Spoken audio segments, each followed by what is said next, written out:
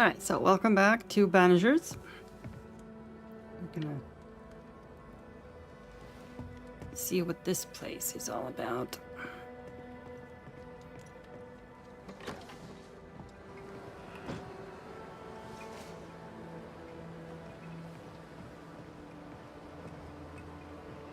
An innocent woman jailed.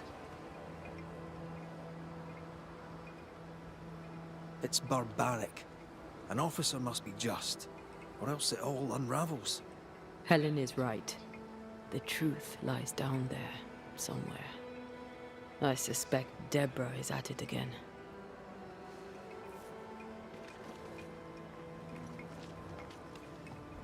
You're probably right.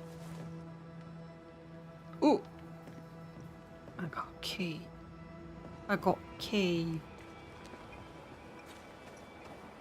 Let's see what's around here. Nobody's sleeping in that.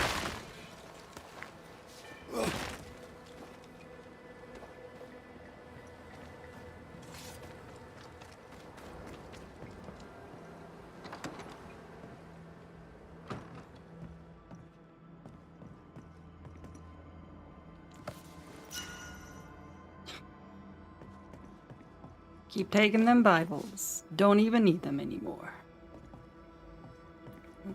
There.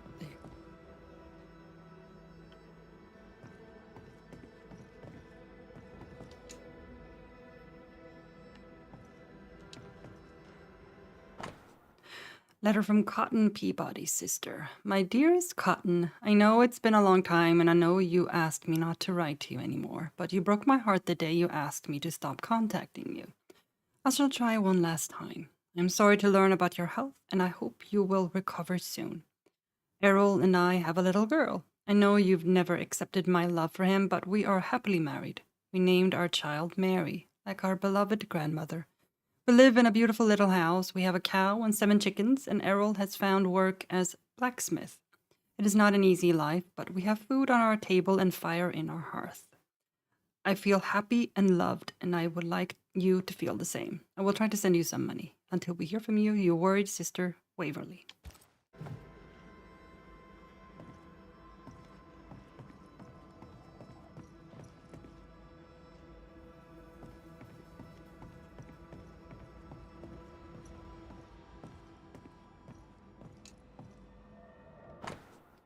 Private Matthews' poetry, Sickness of a Soldier.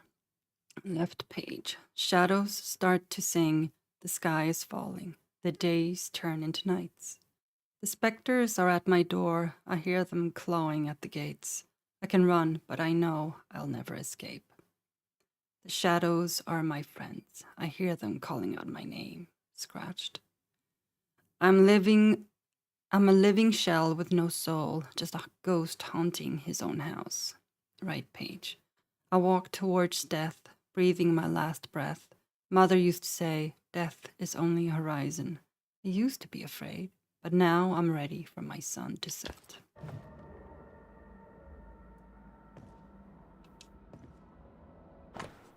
Private Talbot Williams letter number 2. My sweet Ethel. Some of my comrades are sick. I can do nothing for them, squeamish as I am. Matthews spent the night at the nurse's side, carrying spew and buckets. Good man, though he speak little.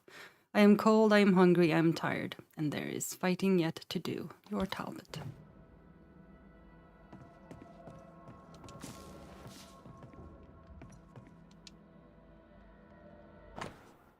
Official document. With the death of Private Forbury, according to Forbury's wishes, and to award his military exploits during the Battle of Bloody Brook, Teddy the Shadow is appointed to be the owner of Forbury's late properties, including his rifle. May the Shadow carry this fine gun with honor.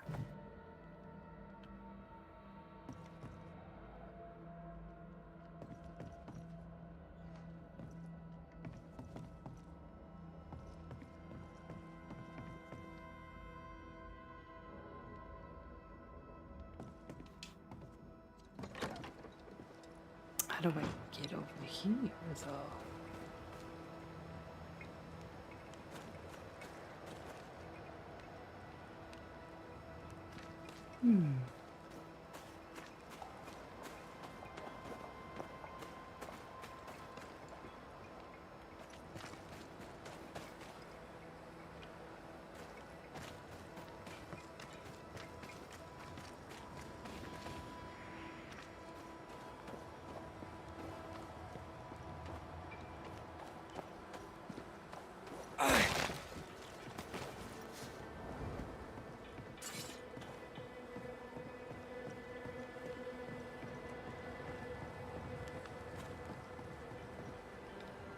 That's locked off.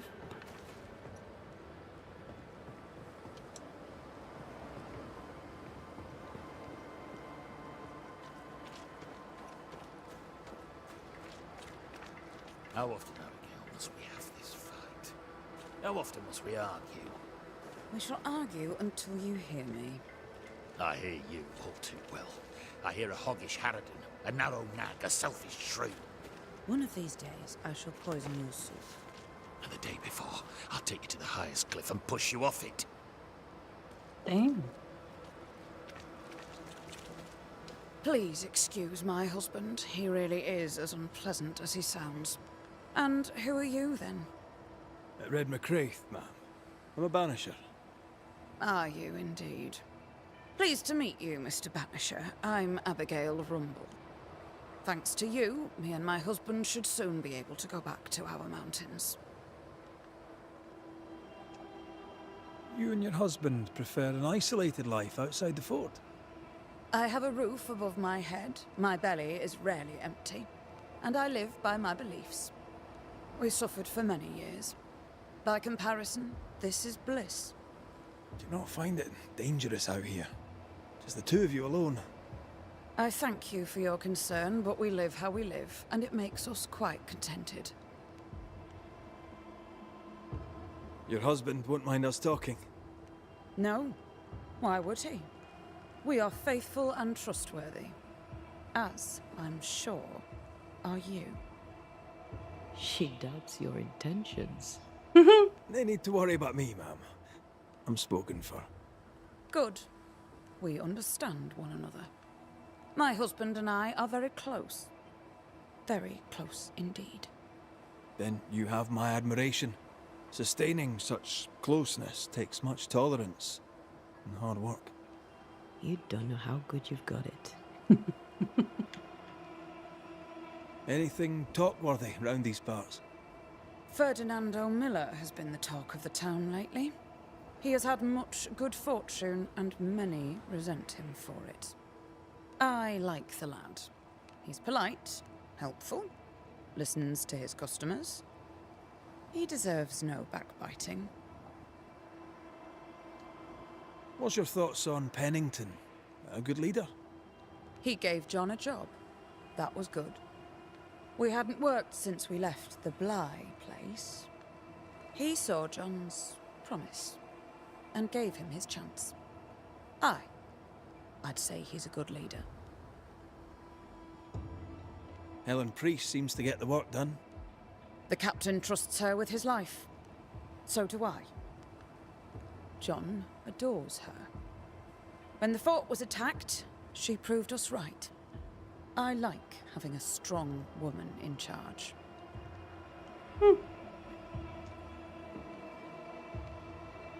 I'll let you get back to your day, madam. If you need anything, feel free to ask. Okay, now where's your husband gone? He was around here.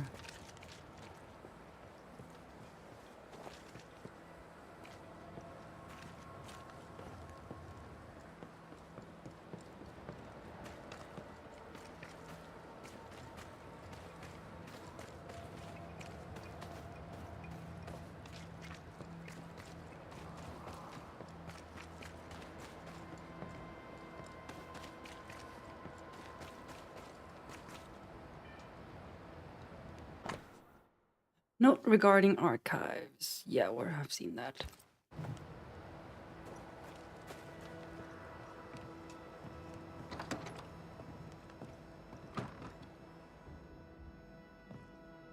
Now, what else do we have here?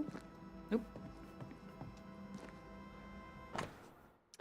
White's letter for Williams's family, June or July 1695. Madam, though you do not know me and I not you, I am told by my commander officer that you are betrothed to young Talbot Williams of the New Eden train band. A good man and brave, it is sad indeed that he is dead. On a sortie into the wilds in search of ammunitions, young Williams and his comrades were beset by enemies most terrible. Alas, it pains me to tell you that they fell. We shall remember young Talbot as a man always quick to volunteer and never complaining, no matter the hardship imposed upon him for his service. There is not a soul in the train band who did not consider him a friend. Yours in our shared sorrow, Andrew White.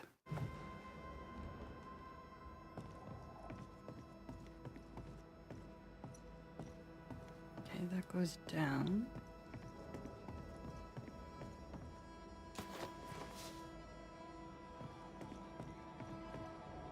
Do we have enough Bibles for Hugh Batchelor? What do you think? Don't ask me. One is already too many. I've already taken a whole lot of them. Way more than I need. Note about the armory. Take note. The building is ramshackle. Access upstairs is restricted. Danger. Objects falling.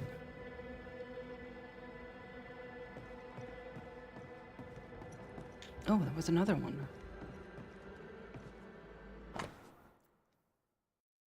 It's letter for Matthews family. June, July 1695. Mr. Matthews, sir. I write in the hope that some day soon you shall receive this letter in which I inform you of the sad death of your son Elliot, killed in recent days upon the slopes of Mount Jericho. On a sortie into the wilds in search of ammunition, young Matthews and his comrades were beset by enemies. It pains me to tell you that they fell. Your son spoke often of his family, by which I mean you, his father, and most particularly his dear sister, with whom he was close. Be both assured that Elliot died a hero.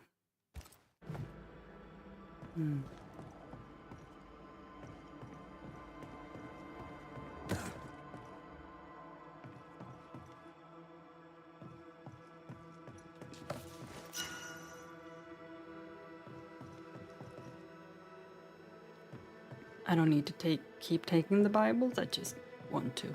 Storeroom. Locked. Can't go in there.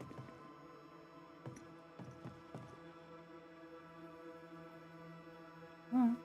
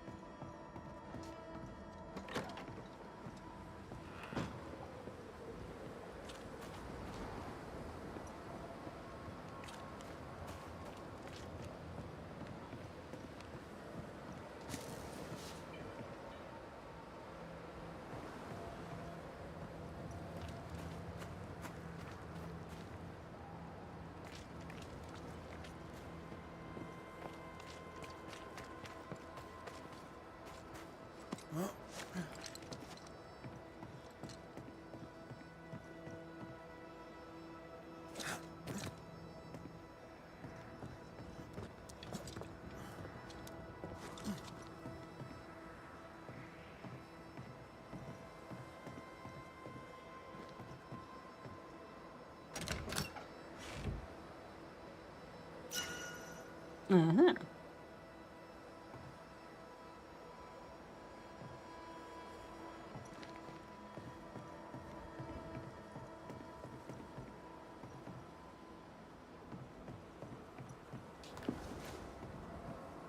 War never changes. Is there any good reason to start a war? Yes, say the kings. No, say the widows. Who cares, said my military teachers, for we are soldiers, paid to fight, kill, and die. Was there a way to avoid war with the Indians? Maybe. But there has been too much betrayal and too much blood spilled to ever settle peace again. We failed, as a God-loving and rising nation, and I could be disposed for just writing this by people who never saw the dead bodies of the women and children, colonist and native alike, and the burnt ruins of their farms and villages at rainy dawns. I was among the soldiers who were sent to Bloody Brook after the massacre to count the bodies. I was among those who fought at the great swamp fight of 1675, and I take no pride in this slaughter. My dreams are haunting me. I really hope this new command I took in this new Eden town will keep me away from any new war I would be asked to win.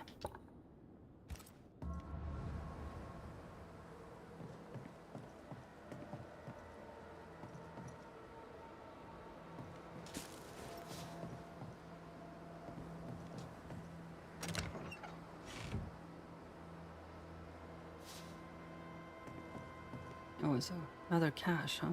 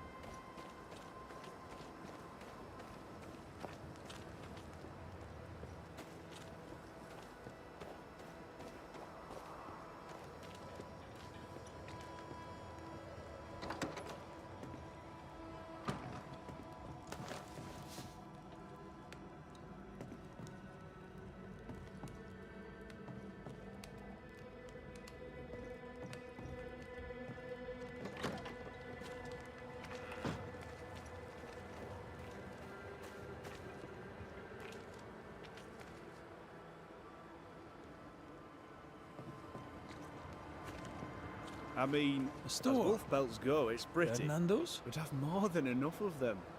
Folk in Boston are not short of wolf pelt. What do I do with this? You're a merchant. Sell it. I'd sell sunshine to the Spanish, but that is not the problem. We've more than enough wolf. Bring me a bear, and we'll talk. A bear? I could get 40... No, 20 pieces of 8 for a bear pelt, if it were in good condition. I'll pay you half that. Half of 40 is 20. I'm the one risking my life out there. I'll take the 20. It's a fabulous plan, and I'm so pleased you thought of it. An excellent plan indeed. I see only one problem. There is no bear. Not out here. They're all gone. Gone to Boston, perhaps, to sell their pelts. Well then, when they return, they shall be naked and rich, and I shall sell them wolf. Good day to you, miss. Miss? I'm the Hunter Flora Abbott, and I never miss. You? It is rare, but I've been known to miss. Red McCraith, Banisher. I heard about you when you first arrived. Is your friend not with you? She died. She's with me in spirit. Sad to hear it.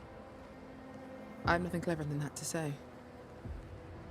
If you need anything, well, I probably can't help. So you hunt for the fort? Are you part of the train band? I serve, in my way. Before the curse, I traded with the people of New Eden. Meat and fur, bartered for whatever they had that I needed. How did you end up in New Eden? You won't mind me saying that you're not like most people here. And yet, I am a New Englander. Born on a farm not far from Boston, but always preferred the wild. So I came to New Eden. In time, I came to love it. It's cursed, and I'm still here, aren't I? What do you know? Tell me about your day-to-day. If I did, would you listen? Talk to me of Captain Pennington. I've worked for worse. I'm able and I give him no trouble. In return, he makes sure I get none. He respects me. That makes him an excellent judge of character. Don't you think? What can you tell me about Helen Priest? Not my favorite person, if I'm honest, but in the fight against the dead, she's an asset. How are you yourself? I do my work and do it well, though few notice.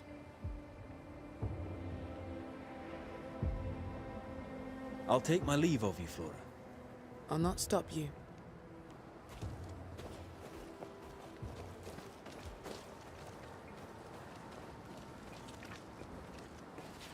Good day, sir. Nathaniel Sather at your service. What can I do for you? That Mr. Sather remains to be seen. Red McCraith, by the way. The Banisher. You seem a chatty fella. We see precious few new faces around here. You'll forgive me if I use you for fresh conversation. Tell me about yourself. Share your business. Tell me what's important to you. I'm from Boston. I love it very much. So much more lively. A fine mix of conviviality and anonymity. I miss that life. The music, the colour and the splendour, the dance of commerce. The flower sellers' forget-me-nots. Oh, the forget-me-nots. I very much wish to go home. What are you doing here then? I'm the shop boy. When the store moves, I move with it. Old man Ingersoll opened up a general store in Boston back in '78. Then he married Bathsheba. I came with them to New Eden intending to quickly return, but Mr. Ingersoll died. I extended my stay. They took me on when I was just a boy. I've no family. All I have is my Thomas, my closest friend. You have, as my granny would say, the power to talk the back legs off a two-footed donkey. But I bet you listen too. What do you hear hereabouts? Oh, little of interest. Pennington has signed John Rumble to the train band, which means nothing at all to me. I believe John was down the flooded mine. That can't have been fun. Maybe the militia will be good for him. Huh? You never know who'll take to soldiering. You say that, and I defer to your experience, but I'm sure it's not for me. What can you tell me about Captain Pennington? The captain. Have not a single bad word to say about that dismally antiquated, superannuated old man. His depth of experience is inspiring, although I shudder to think what those experiences have done to him. But we should respect our elders. We should listen to their point of view, and then ignore it as we look to the future. What do you think of Helen Priest then? I'd put her in charge if I could. She's bright, trustworthy, thinks for herself. She's not married to old doctrine. People here are desperate. They're sick, they need courage. And Helen Priest fears nothing. More generally, how fares Fort Jericho? It's cold. Our clothes are inelegant, the walls are drab. There's no music, no conviviality. There's no gaiety. Boston isn't much of a city, but I miss it. I wonder what I could make of this place were I allowed. You can paint a turnip red, but it still won't be an apple. True, but stack enough red-painted turnips about the place, and even the dour Scotsman shall surely crack a smile. I must go. Thank you for your time. And I for yours. Take care. No Ferdinando here. Ah, there he is. The husband. You're new. From where have you sprung? Name's Red McCraith, a Banisher, come from across the deep blue sea. You look a landlubber to me. You should feel right at home. John Rumble. I've met your wife. Fine woman. She is that high. Count yourself lucky. Are you a married man, Mr. McCraith? Marriage wasn't for us. But I suppose you could have called us man and wife. No, you could not. Marriage is a union conceived by men. Men are fallible.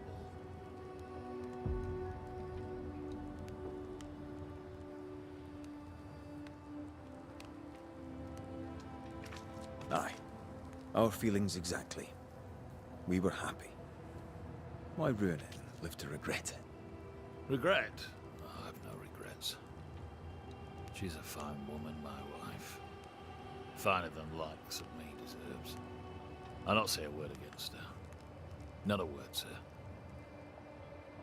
No, but he'll speak a lot to her. What's the word round here? Look around you. We're barely hanging on. You'll have to be Miller to enjoy the situation. The merchant? Aye, the freedman.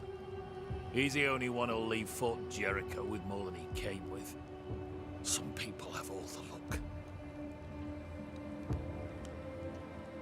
What can you tell me about Captain Pennington? What about him? I don't know. Is he a good commander? Do you like him? Does he have secrets, that kind of thing? If, say, I thought him a blockhead, then I'd not say so. If, say, it was my wife's stupid idea for me to join the train band, I'd not say that neither. Can you tell me anything about Helen Priest? A bold woman, clever too. I'll be glad to take her orders. I'm interested in Sebastian Priest. Do you know him? I did not, but I know the lieutenant's name. We all do. He died a hero. Call comfort to Helen, no doubt.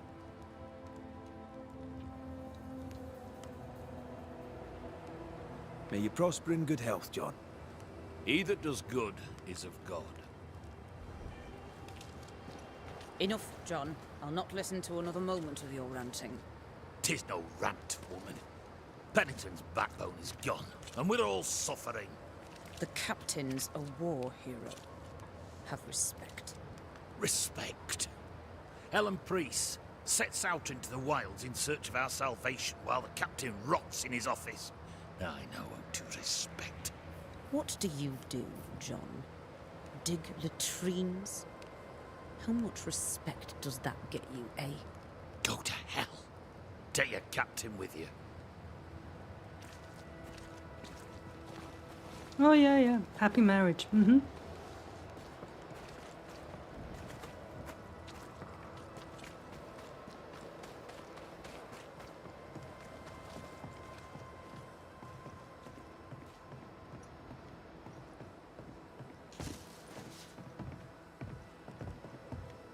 Greetings.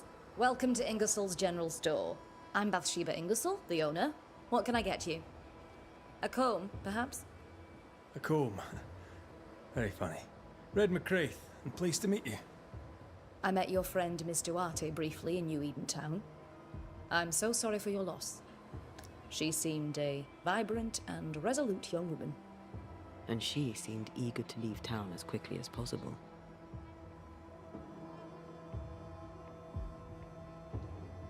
Tell me about your store. Tell me about you. The original Ingersoll's in Boston was grand and fine, but it burned in the North Square fire of '91. We moved to New Eden with Nathaniel. But before Natty could return home, my husband died. Then came the curse. And now here we are. Welcome to Ingersoll's of Fort Jericho. You never wanted to do anything else.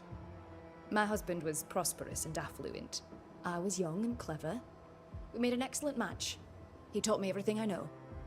The store is my business. My legacy. My story. It is who I am. I don't like running a store. I love it. That's nice. The shopkeeper must hear everything that goes on. Tell me something interesting. Just between us. You assume me to be a gossip monger? What do you wish to know? What can you tell me about Captain Pennington? He lets me trade. I like the man. He says Ingersoll's store is good for the fort. I very much agree. What can you tell me about Helen Priest? I like her, though she's impetuous. Terse, even. She fancies herself a leader when she should know her place, and that place is below the captain. Thinking about it, no, I don't think I do like her. Damn. More generally, how fares Fort Jericho? Well, it's cold. Folk are hungry more often than not. I've little to tell you won't hear from someone else.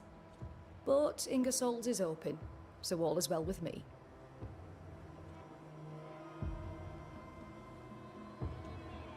Shall we trade? I rather think we should, sir. What interests you? Let's see. Okay, so there's a couple of things.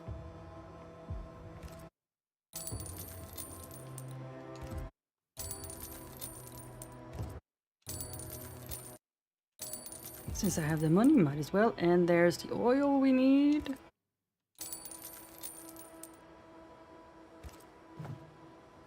There we go. I must take my leave. Thank you for your visit. Do come again.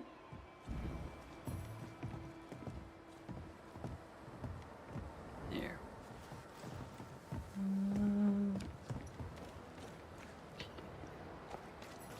What was over here?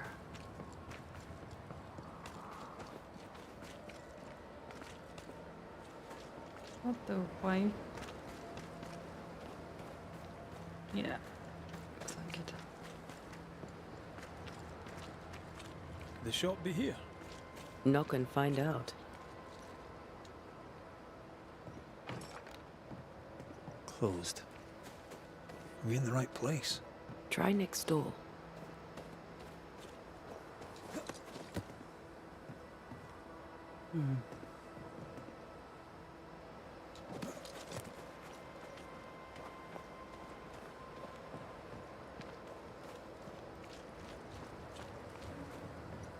Anyone home?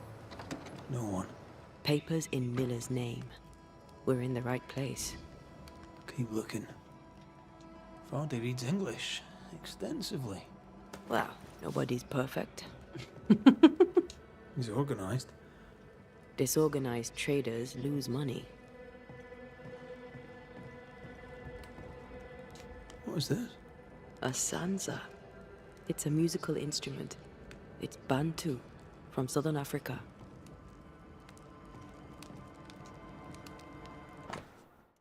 Deed of ownership.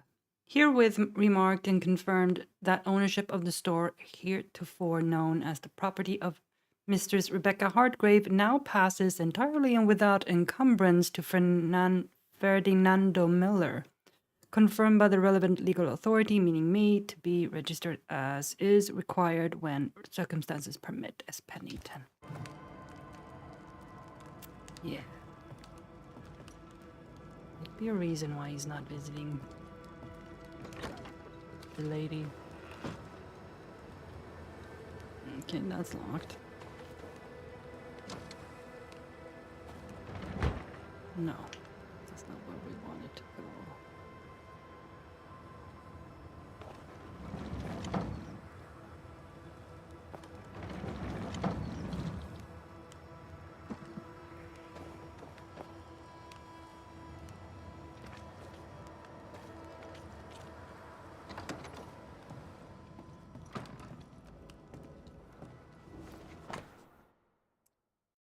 Amulet. A piece of wood carved in the form of an amulet, but not yet finished. He's making protective amulets. He's making useless trinkets. And he works hard to keep it away. What is he afraid of? What don't we know? Let's search the store. Yeah, see, there might be a reason why he's afraid. Why he's not visiting her grave.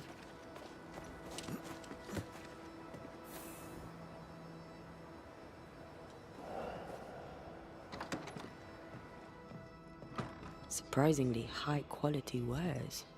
Can't be many left in New Eden with the means to buy.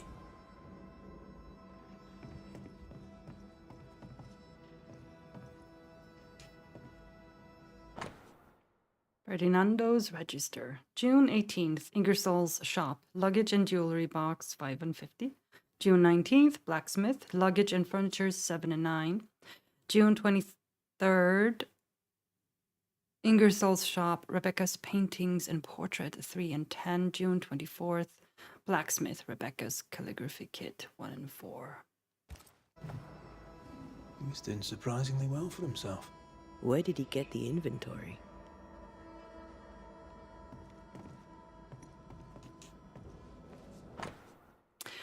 Rebecca Hartgrave's will. Last will and testament. I, Mistress Rebecca Hargrave, in the town of New Eden, being of sound mind and firm intention, bequeath to Ferdinando Miller, in the eventuality of my death, my entire estate, including but not limited to the following items: one jewelry box, paintings and mirror, a collection of books, all baggage and their contents, a calligraphy set, sundry furniture, any and all cash money as held in my possession or in my business or with any bank, etc. Rebecca's will. She was rich. She left him the lot. That's where he got the inventory. Mm-hmm. Aye. The list matches his sales record. Touch my money and I'll drop you. Ah. What are you doing here? Thieving, no doubt. I'm no thief, Mr. Miller. I'm the Banisher. I brought Helen Priest back to the fort. A banisher. Thieves lie. How do you know my name? 'Tis my business to know. Red McCraith. If you are a banisher of ghosts, I have business for you. I'll pay. I spoke to Rebecca. 'Tis she who haunts you. She sent me to find you. She worries for you. Says she loves you. The English have a word for that. Hogshite.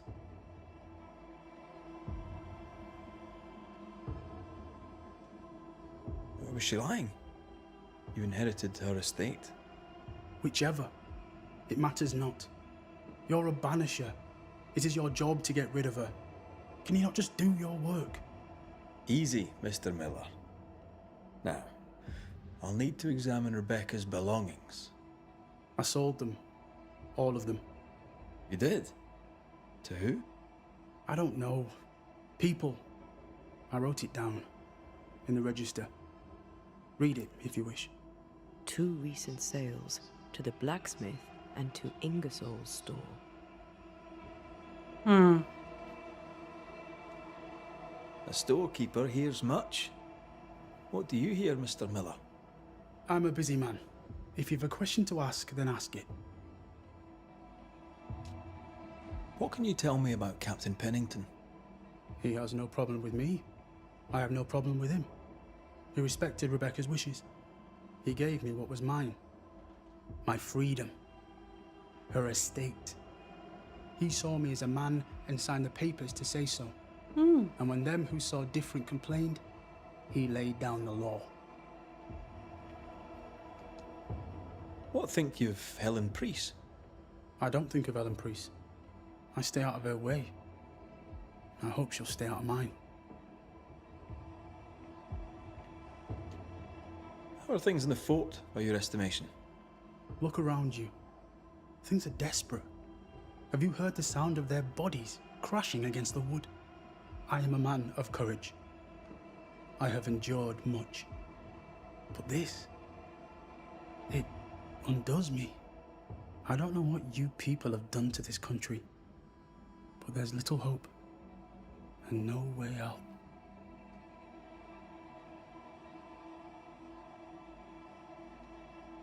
Your stuff looks good. Let's trade. Now, my friend, we are conversing. So you got nothing. All right. You've put quite the effort into protecting your home, haven't you? You poked about my house without my say-so. And? I know my business. So out of generosity, here's the truth.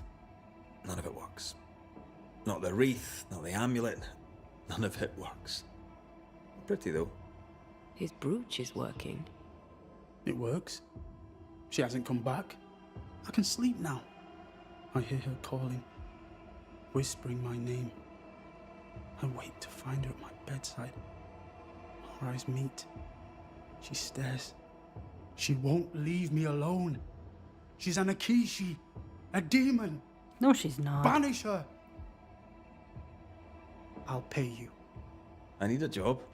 I accept. Farewell to you, Mr. Miller, sir. You know where to find me. If you're buying, I'm selling.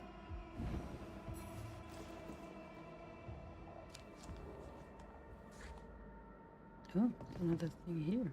Did I miss? Letter from Bathsheba Ingersoll. Mr. Miller, I assure you that this brooch will ease your nightly worries. Sold to me by Governor Haskell himself it was, and he assured me that it soothes the mind and soul, and he is a man who knows these things. I shall keep it for you, but do not take long in making up your mind, or I shall sell it elsewhere, and there shall surely be many takers. That would explain the brooch then. Alright, I read this again. There. Ingersoll store in the blacksmith. Noted.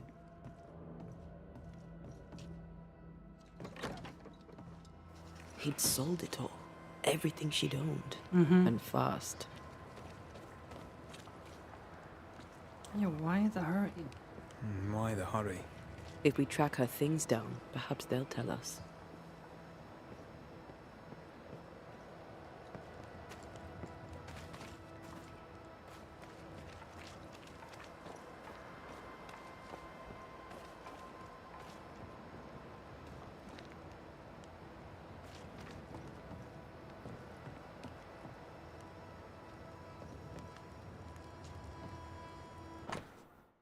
Private Talbot Williams's letter number 3. My sweet Ethel, I have little time to write and do not know if you shall ever read this letter. We are besieged, and what attacks us is not human.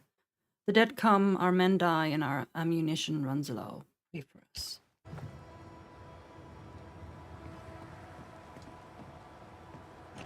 We need to find the key to open this.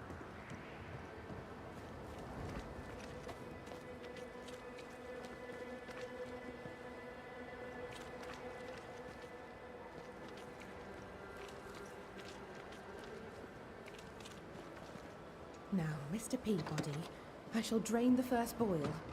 Ready? Same sodding question every sodding time.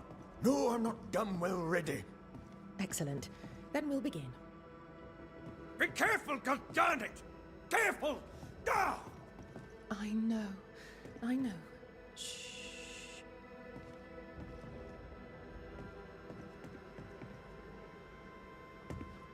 Who the hell are you? Queen Mary Stuart? Well, I've met Mary II, and she's a little prettier than I. I'm Red McCreath. I'm a banisher. The banisher come to gloat at sick old Cotton Peabody. Well, piss off. There's a sudden stink of death in here, Scotsman, and it ain't from me.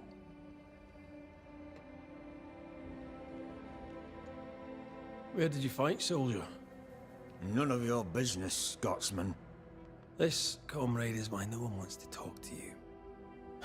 You know, soldier, you're a brawler and a rebel, and if you fought at all, I'll wager you lost. I'm a proper soldier, me. Self-made, too. Left the family farm and signed up to fight them Indians. I learned the hard way, in the blood and the snow. Fought under the captain himself, I did, and followed him here and joined the train band. When did you get sick? What's it to you? I'm not so sick as I can't give some nosy Scotsman what for. Aye. When I'm sick, I get surly too. What's the word around here? No one tattles to me stuck in here. Captain came by once, worried for Andrew White. Seems the old boy screams in his sleep. There's a lot of it about. White's a gate guard, right? What's his story? He sees ghosts in his sleep. He's dreaming. Real ghosts come when you're awake. Tell me about the captain. Speak freely, I'll not get back to him. Let you get back to him. The captain is the best of us, and I'm proud to serve him. Proud, too, to give him my guidance when he'd call. Not that he calls no more. Suppose he has too much on his plate. Time's precious for the likes of the captain, eh? Tell me about Helen Priest. I promise it won't get back to her. Lieutenant's wife. Stood second to the captain herself. Now she's in command. Quite the rise, no?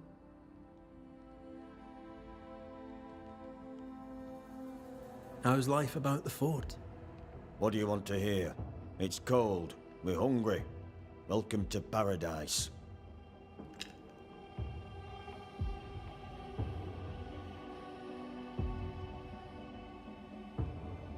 As you were, Mr. Peabody. See you about. Not like I can go anywhere anyways. All right. These look nasty. Poor man. Never a good sign.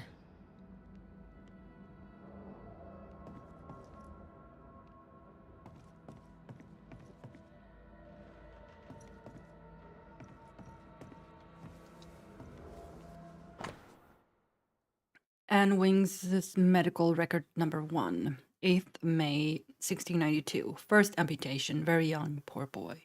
15th June 1692. Mine law knows many herbal remedies and will teach me.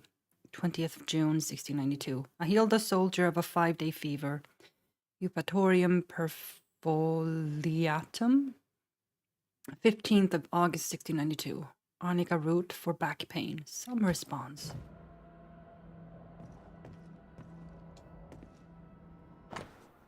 And Wings is medical record number 2, 23rd of April 1689.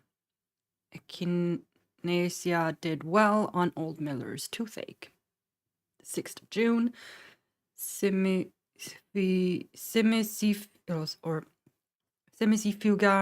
racemosa or myrtle for women's pain. I should not forget this one. 13th September, a rumor of epidemic in the mines in the mountains. I am forbidden to go. I am vexed. 29th of October. I learned today that oil of wintergreen may ease the king's evil. I pray I shall never need it.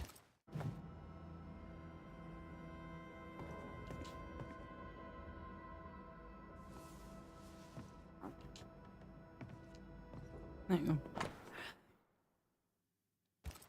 What's the 4th? Is there a 3rd somewhere? So we have 1 and 2.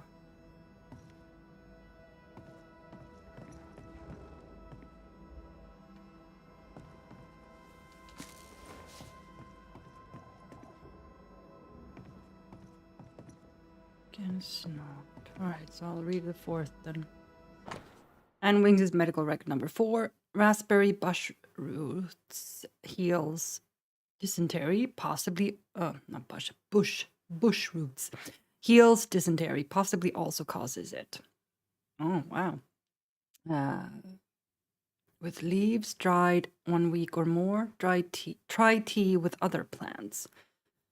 With oil, 2 drops, a sharp flavor. Pale yellow liquid, not pale brown. Maybe also try with a different type of wintergreen. Called Theria procumbens. Wintergreen leaves and wintergreen oil.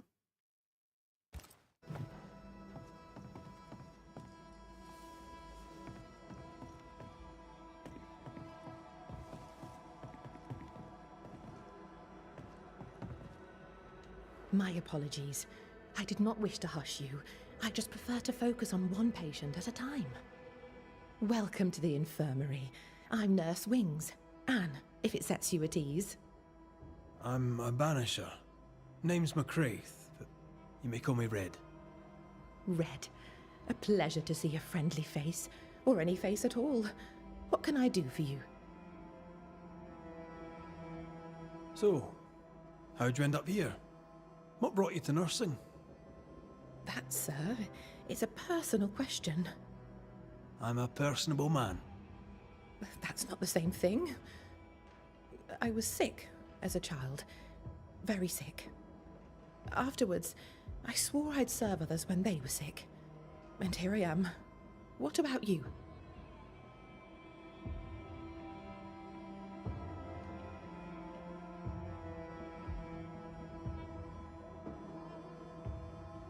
I fell in love with a Banisher. One of the best. Spent the happiest years of my life with her. And where are they now? Antea died in the meeting house in New Eden Town. Ah, that was you. I should have known. I'm so very sorry for your loss, Red. So very sorry.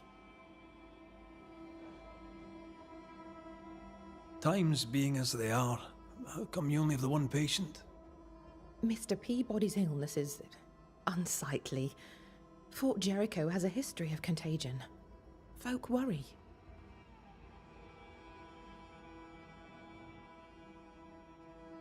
What does he have?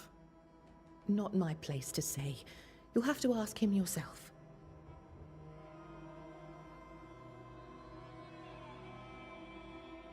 All right. I'll not press you.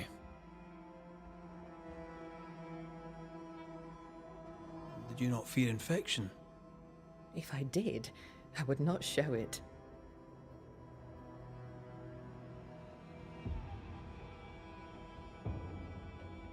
What's the word around here? I don't see folk much. I stay here, keep to myself. No visitors? No other patients? Helen Preece comes when she can. Captain Pennington would sometimes visit Mr. Peabody, but I haven't seen him in a while now. What can you tell me about Captain Pennington? He fought King Philip in the Wampanoag. Led his company well, I'm told. It's not for me to like or dislike him, unpleasant though he may be. Tell me about Helen Preece. The bold lieutenant's widow. He's dead some years now, and she's not remarried. She's as much a soldier as her husband was. A fighter. Commanding, too. Even dead, you can see his influence in her bearing. I think I know how that feels. What about you? How do you feel? Oh, I'm alive and well. I'll not complain. I can be strong for those less fortunate. You're a good soul, Nurse Wings. I do my best, Mr. McCraith. I'm sure you do yours.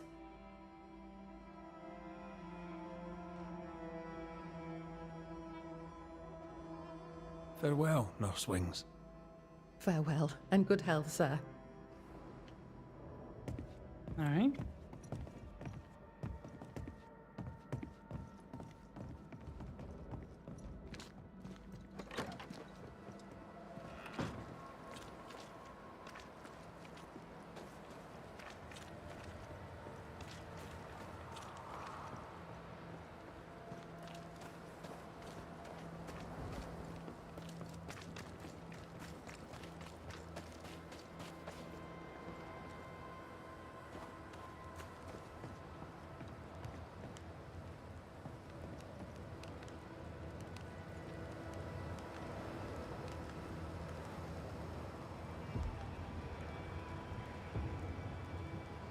You've saved our sorry asses, sir.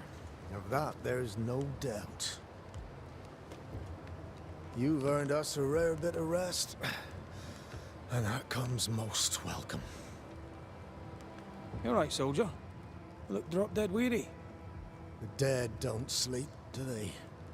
And me being asleep won't stop 'em coming. Your comrades think you're too scared to sleep. You should prove them wrong. I don't give five shites what they think. They may tend to their own duty while I tend to mine.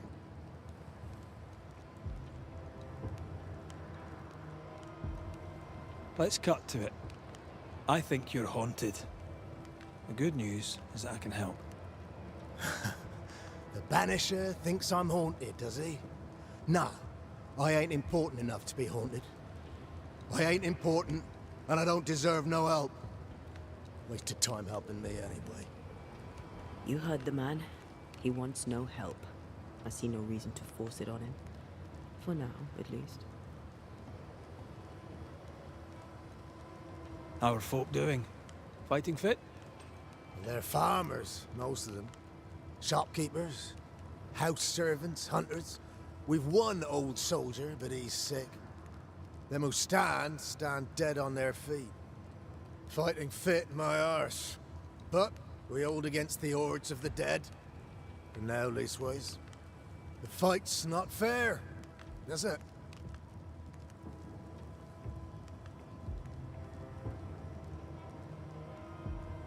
That's wrong. We're doing our best to put it right. Wherefore the paradise of New Eden, eh? What a hole we've made of it. Mind you, if we stop digging, we die. Had any good scuttle lately? I'll spill it if I have it, but be quick. I'm busy. We've known an officer or three, you and me. So, tell me about the captain. In nigh on 20 years' service, I've not met a commander more efficient, nor one so relentless. Ever a pain in the ass, aye. But a good one. But that was then and this is now. He's not the man he was. Still a pain in the arse, mind. What think you now of Helen Priest? Wow, she's like her husband. Only yet better. Command is in her blood. She reminds me of my old mum. The Queen of Topsfield Common, we used to call her. Born to give orders, she was. And you dare not disobey. Did you know Sebastian Priest? I surely did. Good man, hell of a soldier. Had kingly ideals, but did not strut like a crow in the gutter. Hero is an ill-used tag, oft misassigned. But Lieutenant Priest was a hero, and a proper one at that.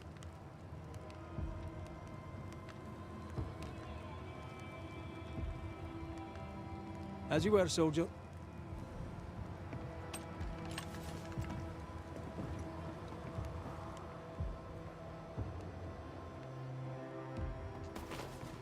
Let's see what's around here.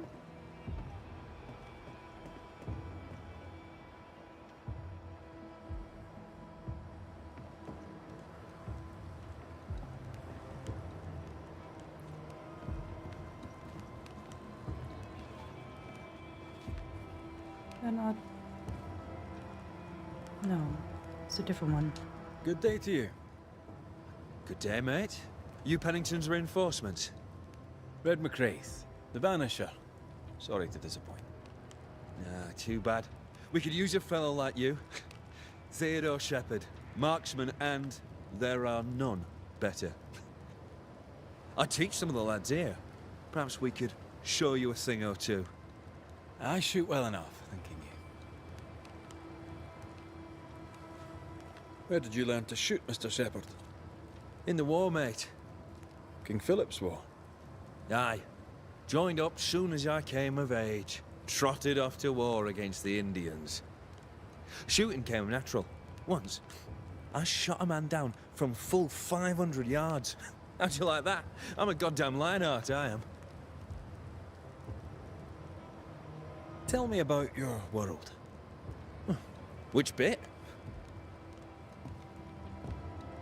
How about Captain Pennington's bit of your world? Captain? I don't know him. He keeps to himself, and I keep to mine. Tell the truth, I think he's losing it.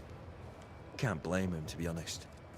You'd blame the curse, but he's always been a close-mouthed so-and-so. Been that way since he lost his wife and kid. Pennington's family died. I didn't say they died. Though, maybe they did. Either way, they're definitely gone, and the captain is the worse for it. Helen Priest, tell me how she fits in your world. They don't let women go to war, but for her, they should make an exception. Pity Pennington doesn't trust her far as he could throw her. I've fought side by side with many a good man.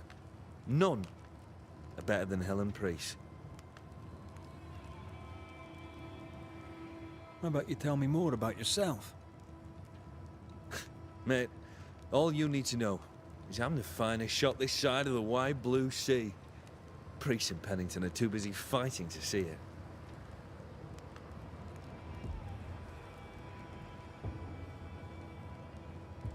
I'll be on my way. And may the way be good to you, mate. Thanks. Okay.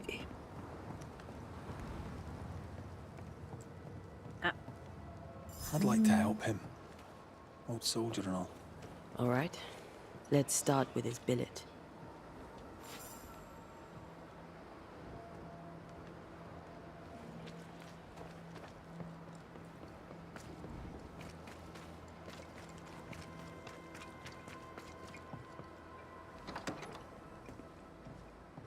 Right. Andrew's things. Where are yous?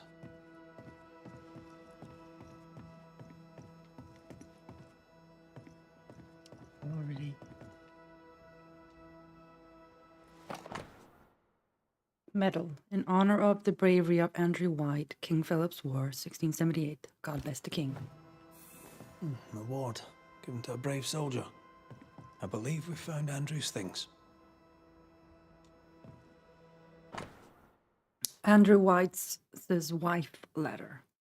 To Andrew White, Fort Jericho. My love, I am sending you this letter so that you will not worry about our situation. My parents welcomed us with open arms. My mother was so happy to see her grandchildren that she prepared a real feast. My father grumbled a bit, as he always does. He can't wait to get back to calm, but he's still very happy to have some help in the fields. He will never admit it, but he is proud of our 2 strong sons. Besides, Isaac and Abraham are quite happy to be back in Providence. They say that the rules are less harsh there, and I can only agree with them. I can't wait to come back to your side, my darling. I'm afraid of what might happen to you. I think it's high time we left New Eden for good. This town is cursed. I've always told you. I hope you are well and that your nightmares are not haunting you too much. Don't forget what the nurse gave you. Despite the distance, I continue to sing every night, hoping that my songs reach you and reassure you as usual. I love you with all my heart, your wife, Corinna White. Aww.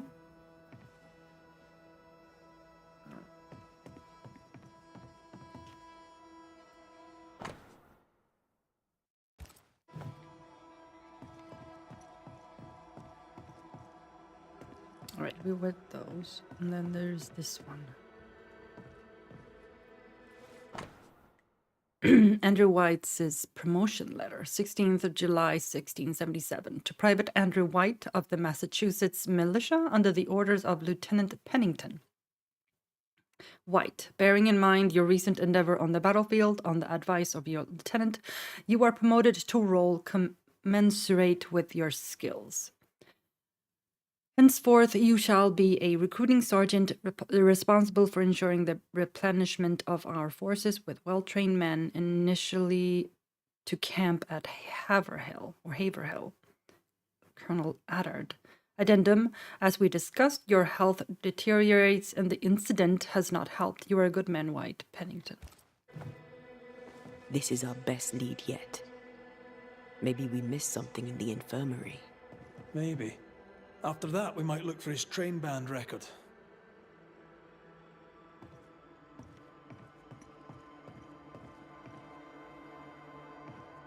Yeah, but how do I get back in there?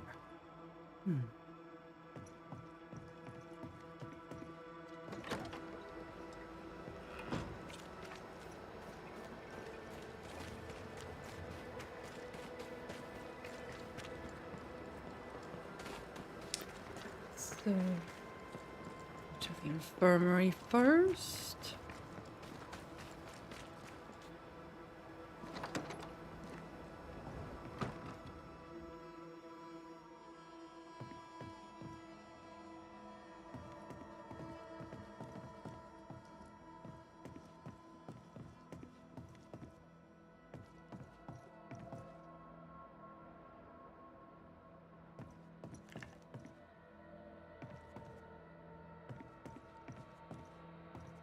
Yes. Ooh. Did I read this?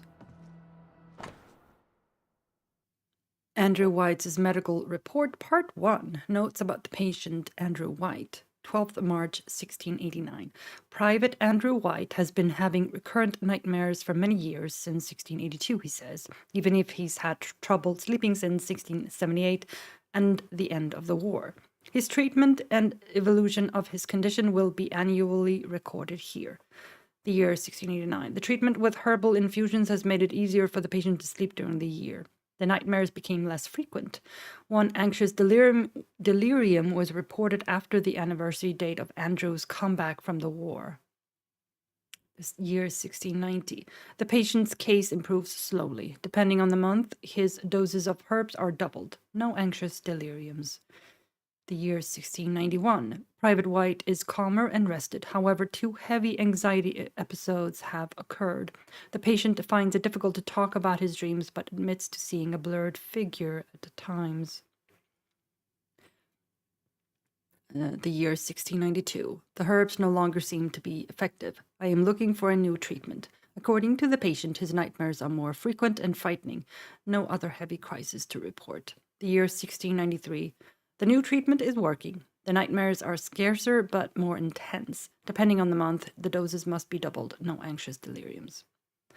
Year 1694. The treatment has lost its effect. Nightmares are more recurrent and intense. The patient is suffering from chronic fatigue. 6 episodes this year. The patient does not dare to talk about his nightmares.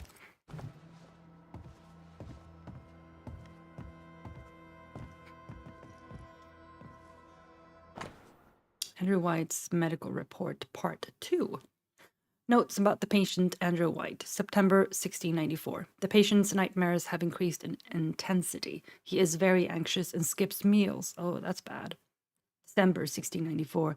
The departure of the children from New Eden and thus of Private White's family has caused him terrible insomnia. January 1695.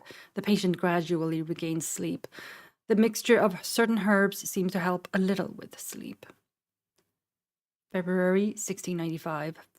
Fewer nightmares. The patient is, however, more anxious. He does not want to talk about the man he sees in his dreams.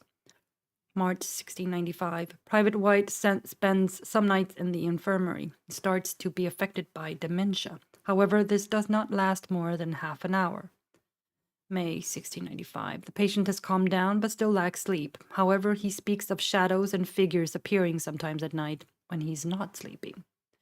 June 1695. The anxious deliriums are much more recurrent. He sleeps very little. Something seems to have awakened old painful memories. Private White does not dare to talk about it, but he seems to recognize the figure that stalks him in nightmares. 13 years is a long time to live haunted. Yeah. White must have a will of iron. Oh, jeez, Kept it lady. himself. Must have been hellish. Any idea who this ghost might be? You may know a soldier by his trail of dead. Could be anyone.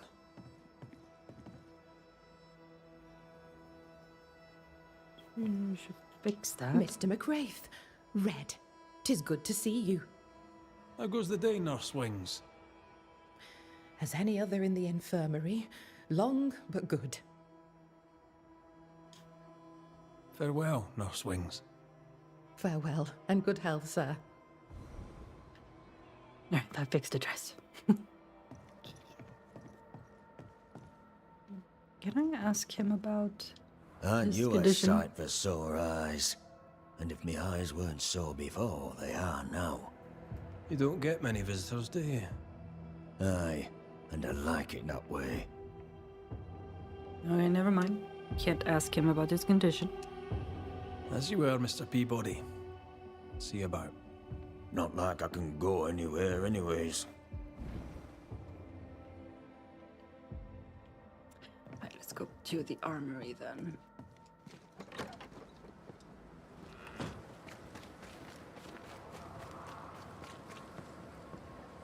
Nope, there's another note here.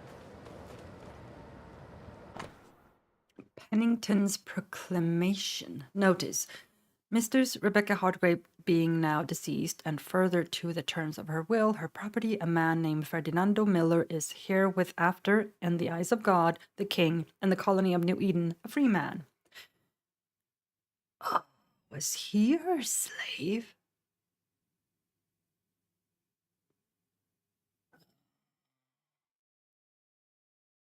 He being now a free man and a person pursuant to the law, Miller receives, as Mistress Hargrave expressly wished, her estate entirely and with all rights and titles therein unquestioned. If any man or woman have problem with this, they may see me at their own risk. Captain S. Pennington. Ferdinando was a slave. Mm. She was his owner. A better deal for her than for him. Sure indeed. She kept that quiet. Mm-hmm. As if it were of no consequence. To her, it wasn't. Pretty empty armory. Looks like someone's been living in here.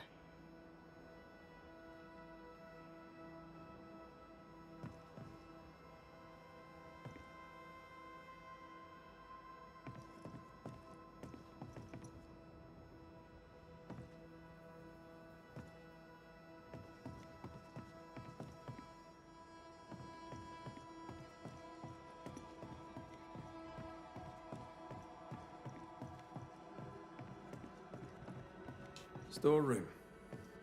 Locked. Yes. Still locked.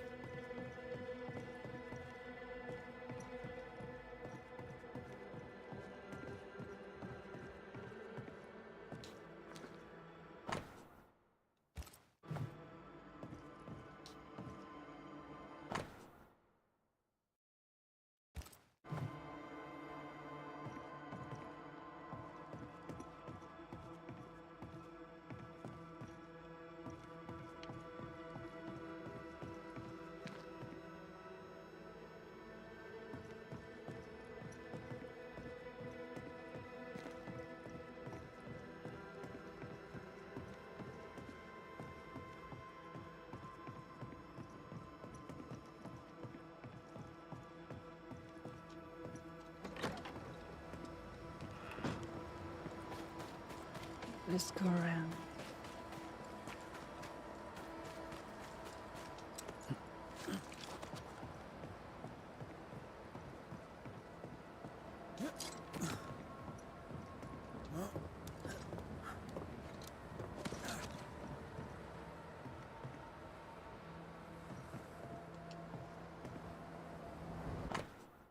Captain Pennington's report about Flora Abbott, June 1695. Miss Flora Abbott has joined the company to fight against the monsters. I'll take every hand I can get. The steadier, the better. Miss Abbott, having demonstrated that her hand is steadier than any man's by shooting a thimble unopposed from a full 200 paces, is hereby contracted to the train band. Those who would complain, Theodore Shepherd, principal among them, can go to hell. You know, kind of like Pennington.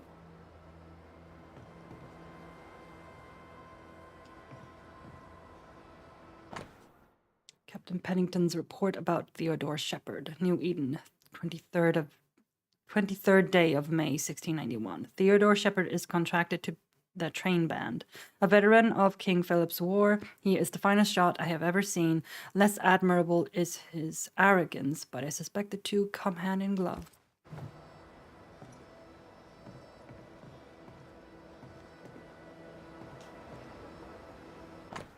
Captain Pennington's report about Ann Wings. A note to them as reads it. Nurse Ann Wings is as fine a nurse as one could want. Born to the trade, she is invaluable. I do not know how the sick and injured would fare without her. Neither do I know how she would fare without the sick and injured. And there's that. Let's see if there's anything else here. Captain Pennington's report about Helen Preece. In case of trouble and or strife, may this report correct any error in the record. Mrs. Helen Preece is a woman of the highest value. Combative and capable, the fort does well with her present. It would do better without. Wow. For all her capacities, she lacks the most basic loyalty. Oh.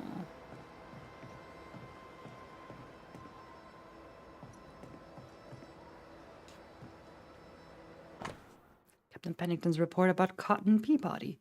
Cotton Peabody may like me, but I do not like him. As long as he does his work and keeps his nose clean and his mouth shut, he'll have no trouble. But I am suspicious of his nature and shall be watching. Captain Pennington's report about Sebastian Preece. New Eden, 5th of June, 1688. Sebastian Preece is promoted and shall serve as my lieutenant. The ceremony was simple but joyful. Preece's wife, impressive despite their recent loss, assured me her husband shall not disappoint. Good. I need a strong officer to organize the quarantine to come.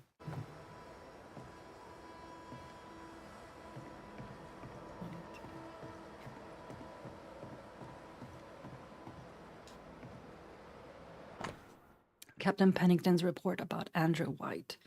8th of June, 1677. Last morning, I took 12 men and rowed out from Portsmouth in search of an attachment from the Plymouth militia, late arriving after a 3 days' mission of patrol. A half-day's ride north, we came across their remains. Only one survivor. As he recounted the details of the Indian ambush their attachment faced, I was impressed by the fortitude of this young private. Andrew White is a promising and devilishly robust soldier and shall join the Massachusetts militia under my command. He shall also be accordingly rewarded for his bravery. Lieutenant Saul Pennington. A metal trinket to mark a life of sacrifice. I bet he'd rather have his sleep bag.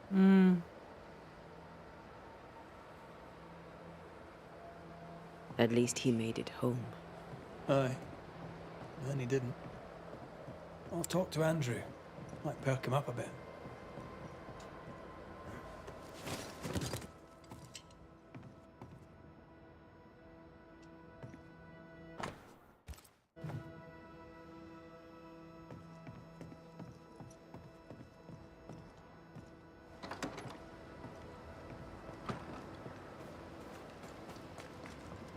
Seems to me he might have... Oh.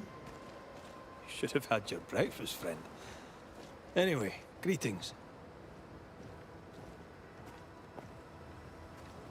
Hello. I'm Antea Duarte. This here is Red McWraith. We're Banishers. Now, who are you and what do you want?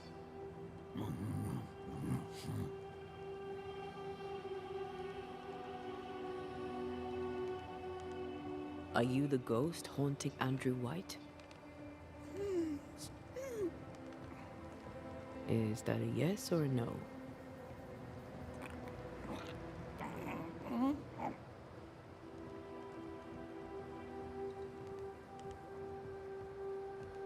Who are you?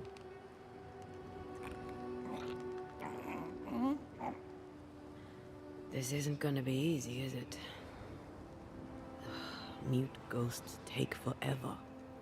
This is pointless. We're hunting in the dark with no light and no spoor. First, you have to find out what's keeping him from speaking. Andrew won't be much help. But if our friend here can't tell us what he wants, maybe he can show us.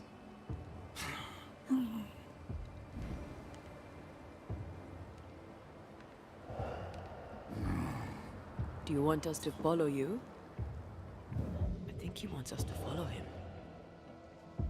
He left stains. Clever. I'll keep an eye out so we don't lose them. All right. Here, we can go on. I'm reminded of one of my first cases. The ghost was mute because the person haunted refused to talk. Oh. So this one is mute because of Andrew? Probably, I don't know. Maybe.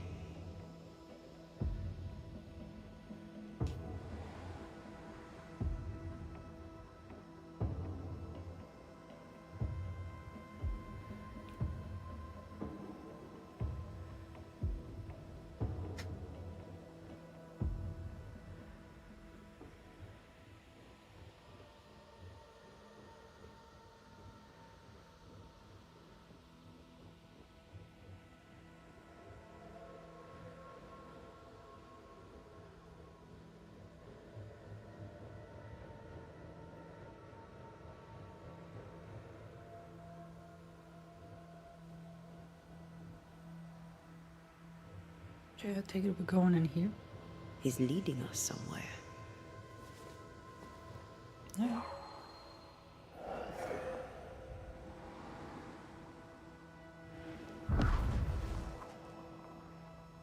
This way. The ghost haunting Andrew seems weak. Drawing out the torture the better to enjoy it? Or holding itself back, afraid to feed too much? If mine had been so kind, maybe I'd have slept nights. I'm jealous. Don't be. These ones are the worst. Years withering, decades even.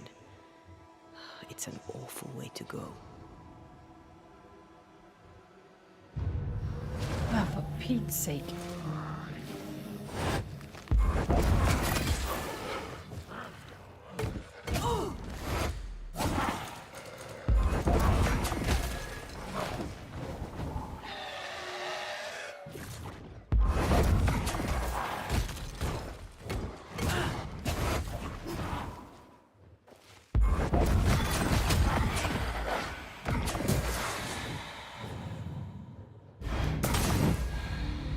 Our friend the ghost could have shown us a safer route. Or he's just playing with us.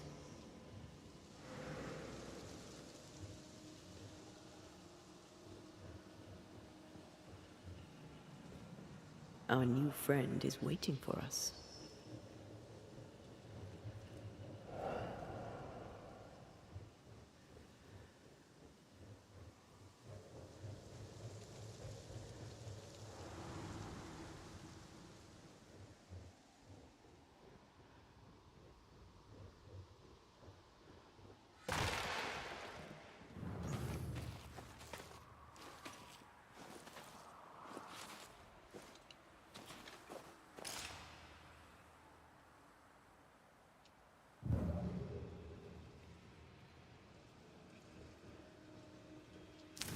Spectral writing on the wall. See for yourself. I'm trying.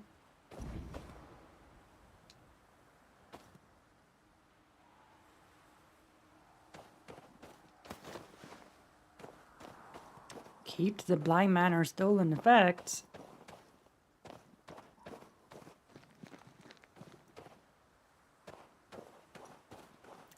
Joshua Gouge gone too soon.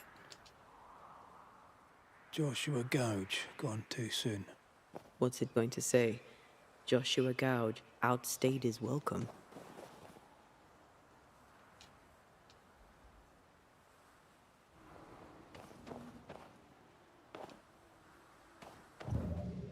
Oh. There you go. I was hitting the wrong button. Of course I was. I never blamed you, my friend. So Joshua is not here for revenge. Up. You must abide. A new friend is waiting for us. Yeah, that's nice. I don't care. I want to read. Forgive yourself, mate. You must not give up. Be strong for me. You must live. Courage, my friend.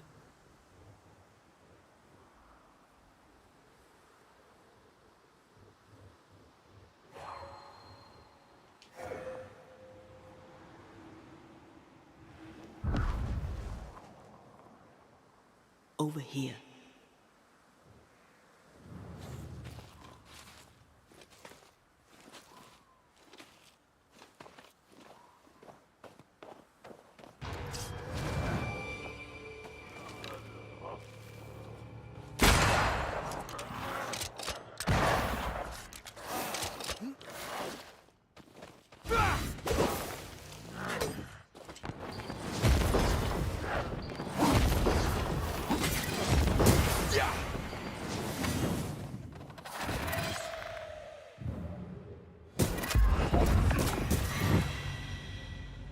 Joshua looks kindly on Andrew. What were they to each other?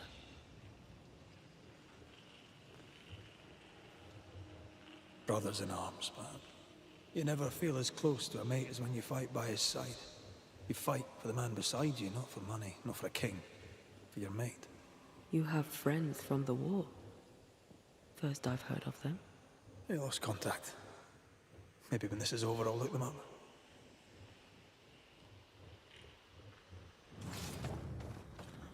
Most young men are taught to dream of war.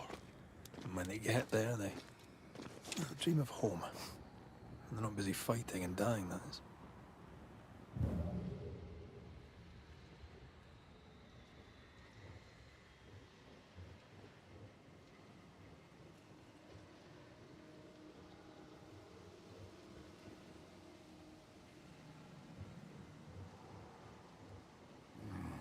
The ghost has something to show us. Okay.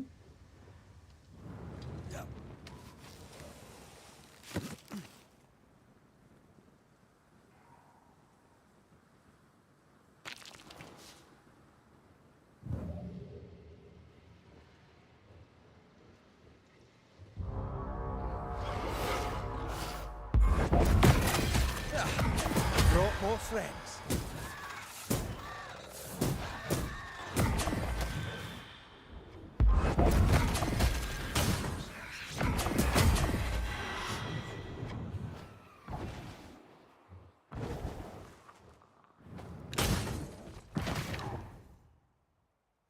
How about this?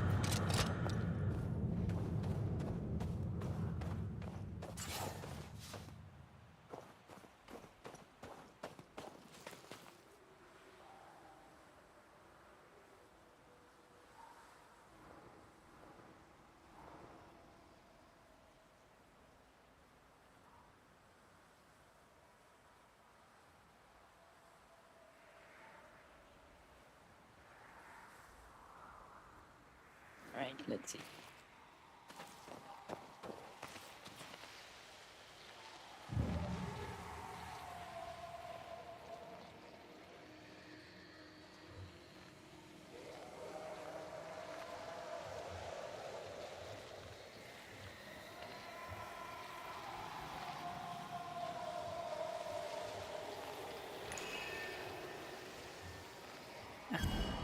Over here.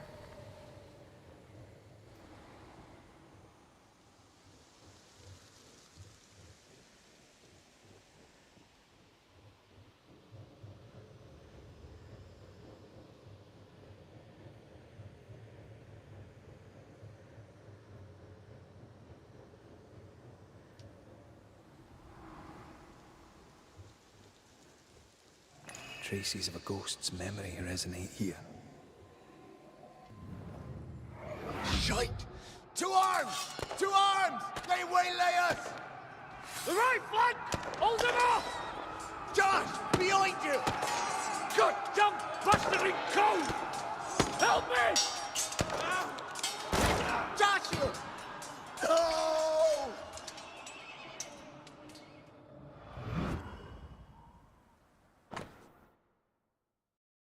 An old pistol belonging to Andrew.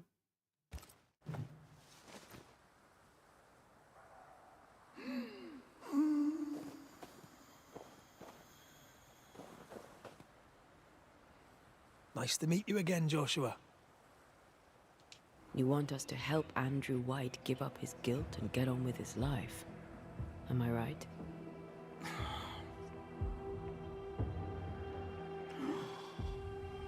We know you died fighting by his side. Is that why he feels guilty? Is this why you can't speak?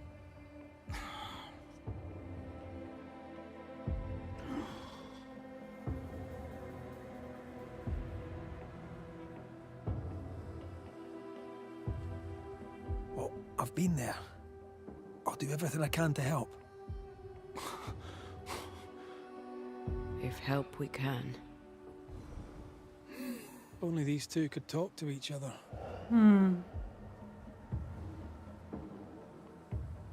Andrew needs to start talking. As long as he swallows his guilt, nothing will change. There's a wall between these two, and we must knock it down. I may be able to do that. Okay, let's see here. Veteran soldier Andrew White suffered from night terrors but refused to talk about it. Believing White haunted, Red went searching for the truth and learned that an incident from Andrew's past still weighed heavily upon him. Before they could ask White about the incident, the Banishers were interrupted. The Banishers were interrupted by a ghost. The spirit had difficulty talking but beckoned them to follow him. There was something in the woods he wished them to see. The spirit, the Banishers learned, was the ghost of Joshua Gouge, an old comrade of Andrew White, who believed himself responsible for his friend's death. The ghost, however, wished only for White to forgive himself and live a happy life. The Banishers concluded that Joshua's ghost was bound to Andrew by Andrew's silence. For Joshua to leave, Andrew must talk about the incident that cost him his life. A mute ghost, the spirit manifests with a horribly disfigured face and seems unable to speak but for mere grunts. There is an eerie vibe to this ghost, one of kindness and security. The ghost of Joshua Gouge wants Andrew White to put the past behind him. Joshua Gouge was killed in battle with Andrew White by his side. The ghost of Joshua Gouge wants old comrade Andrew White to forgive himself and move on with his life. The last of the old soldiers still serving with the New Eden train band, his uniform is weathered and worn by years of war, and so at his heart is he. Andrew White won a medal fighting in King Philip's War. Suffering from soldiers' nostalgia, Andrew White hallucinates.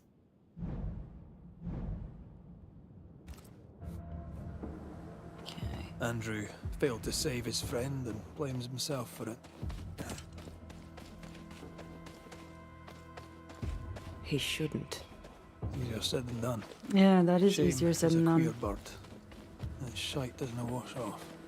None of this explains what binds the ghost here. Something else is going on there.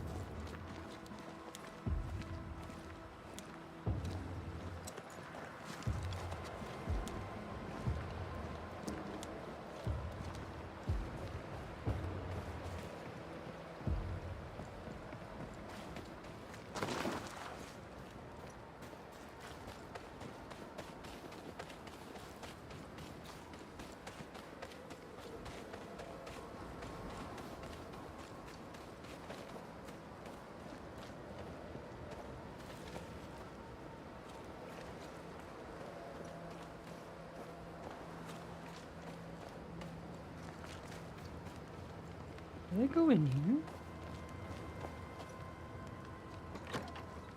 I did not. Nope.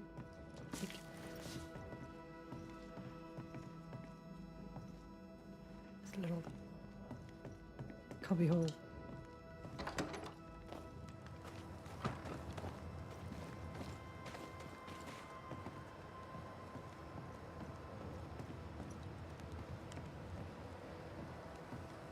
Good to see you living, sir. Keep it short, I'm on duty. I don't usually bring it up, but I was a soldier too. Thought as much. Where'd you fight? Well, first I fought my way across half the Highlands. Later I'd fight wherever my paymaster sent me. Bavaria, Bohemia, Austria. What's your war story then? We all have one.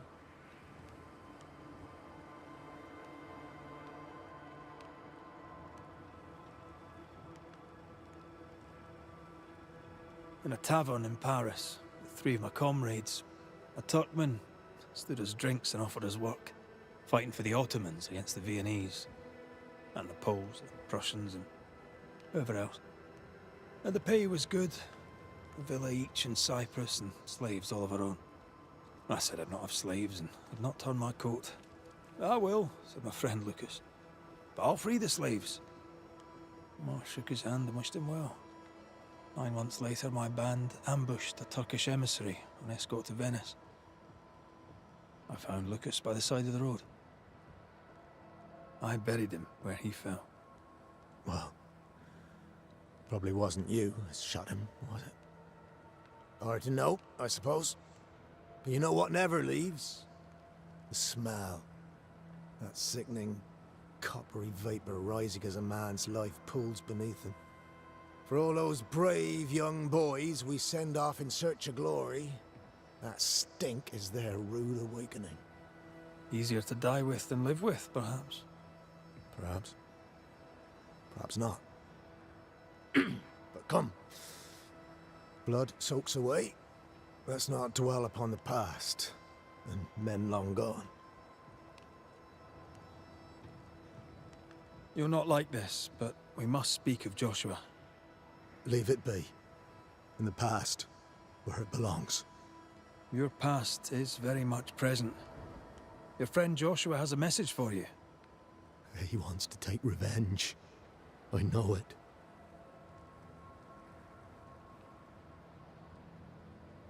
You're no wrong. He wants to give you freedom. He never blamed you. You blamed yourself. Why would he not seek revenge? He's due it. He doesn't see it that way.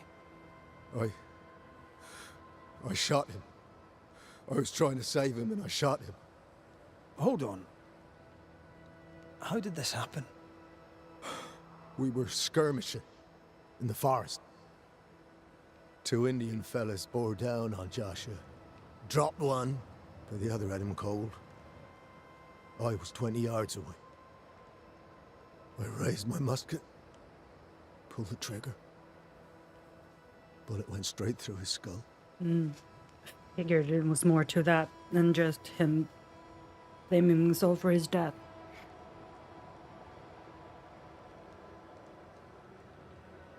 Did you admit it later? I mean, no one would have thought the worst of you. A battle like that, well, shite happens. Shite happens to shite soldiers. I said nothing. I wanted it over. I want it over. I don't want to live. I want to die. Please. Please. Put me out of my misery.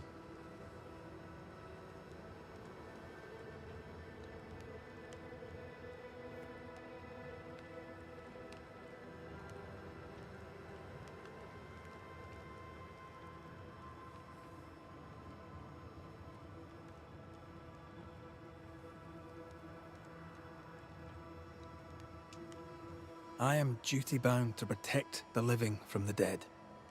Sometimes too from themselves. You can't see it now, but you can learn to live with this. Talk about it. Accept it. You'll come to the point where it stops defining your life and you can set about living in the time you have left. No. You survived. Now you must live. Joshua? Is that you? It cannot be. I saw you dead. It is, old friend. I've tried for the longest time to speak to you, but your guilt took my voice. You must live in peace. I have not the right. I shot you. I was sure my aim was good, but it was not. I shot you. It was an accident, Andrew. You tried to save me. You failed, but you may make amends. Until you give yourself peace, I cannot have mine. Save me, Andrew, save me. Give yourself peace and save me. Joshua, you have spoken. Andrew, you've heard. It's time to end the story. Oh, well, this one's super easy. Joshua Gouge, you've lingered in silence for too long. You can go. I can. Thank you, Banishers. Thank you, Andrew. Time to say goodbye, boys. I'm sorry, my friend. I've carried the weight of your death as far as I can. The debt, if any, is paid. Live your life. Farewell, Joshua. You've done your duty and more. Farewell, old friend. Farewell.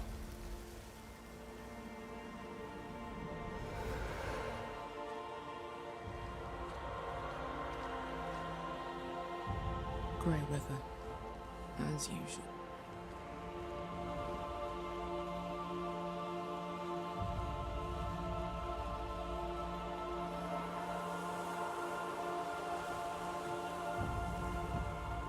Nurse Wings, one of those. Andrew White, 2 of those. Oh, must remember to set the Eden aside for the captain. I'm good for nothing after that. Thanks for your help. I'll not forget it. Aww.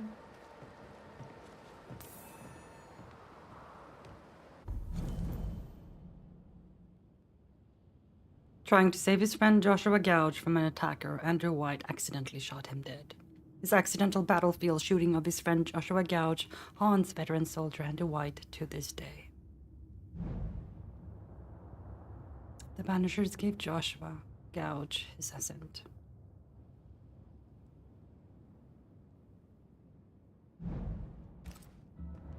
Don't you have any ghosts to chase? Oh.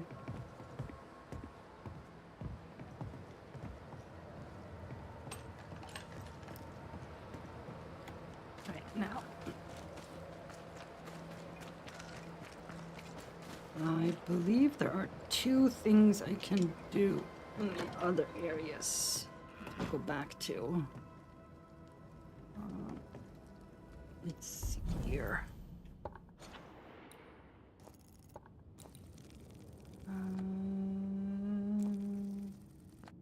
Was one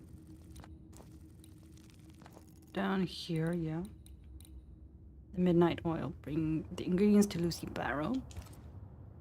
And then there was another one up here. Right. Where is it? Here. This one. With the iron shortage. Yep. Okay. Let's do the Lucy Barrow one first.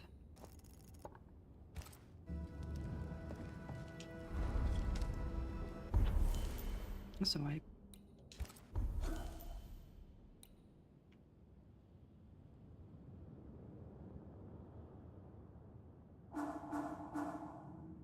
let's see here.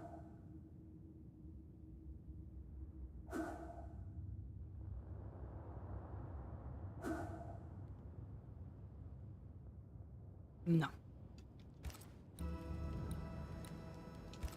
Do we have anything here we can do?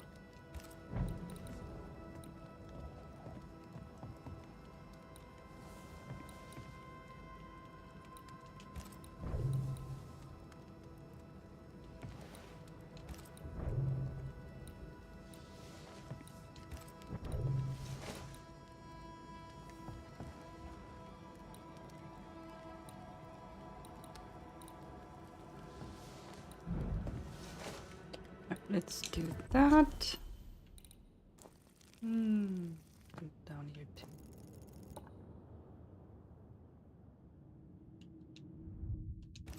Here, let's see Lucy Barrow and then see Nellie after that.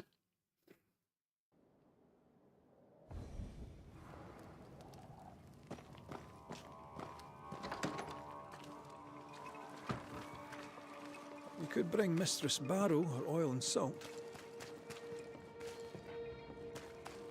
We could, and we shall do just that.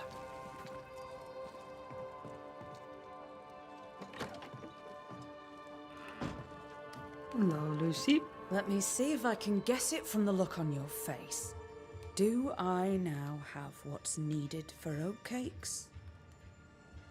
I do. I shall make oatcakes. Yay! You, Mr. McWraith, are a gentleman. And when I trade with a gentleman, I'm sure to make them pay extra. For you, I shall make an exception. Thank you. Appreciate. You got anything? Would you be interested in a trade at all? What do you need? She still got nothing. But I am favored. I'll take my leave of you for now. Have a good day, sir. Sweet. Alright. It's done. Let's go back up here and then see Nellie.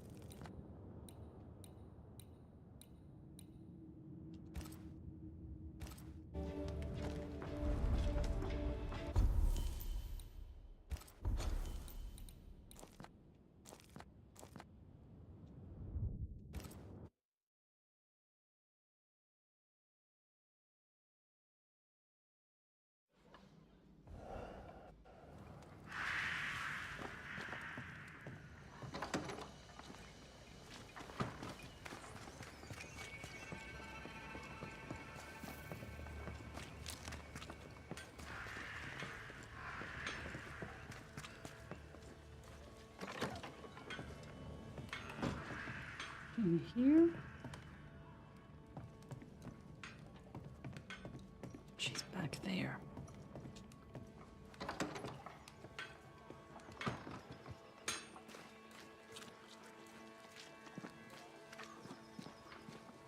Good day, Nellie. All the better for your presence, Mr. McRae. I had to dig a little, but I found you some iron. Will it do? It will. Give me a little time and I'll make you something useful. You just wait. You'll love it. Let's trade, Mrs. Heaton. All right, let's.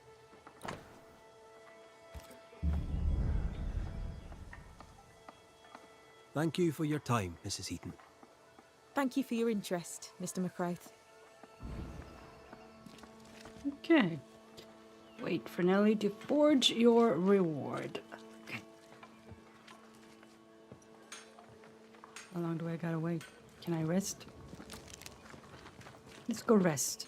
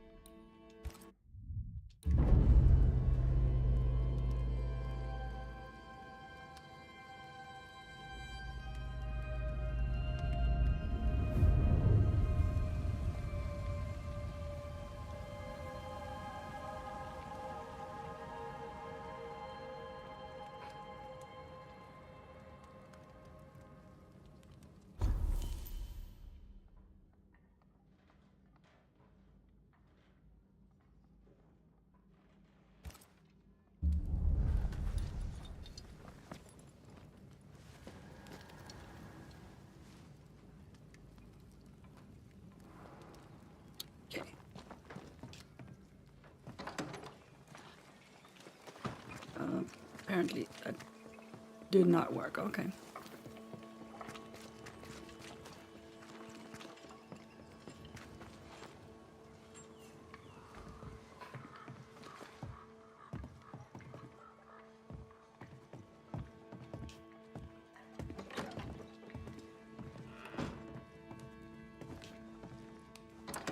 Guess I'll come back then.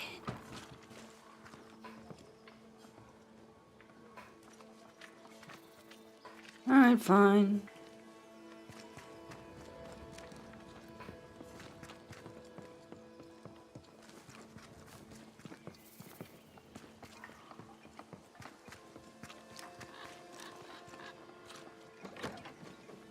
Let's go back up north again then.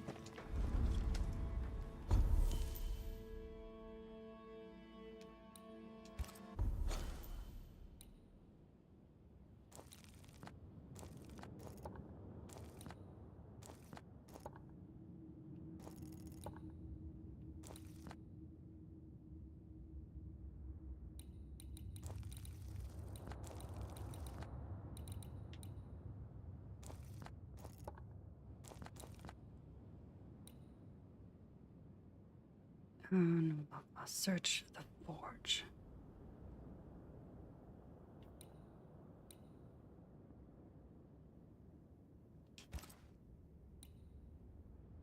There's another act.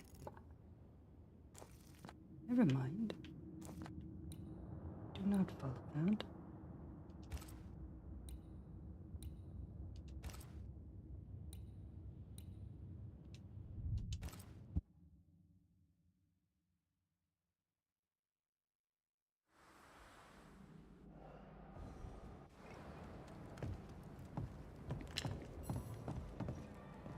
Excuse me.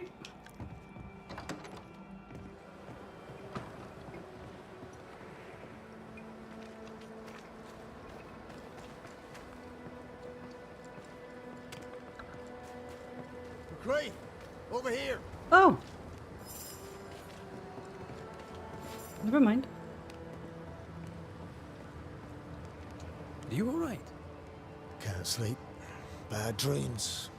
Screaming of men long dead who should be sleeping too. Reminds me of another soldier I knew some years ago. Haunted as hell, he turned out to be a promising banisher.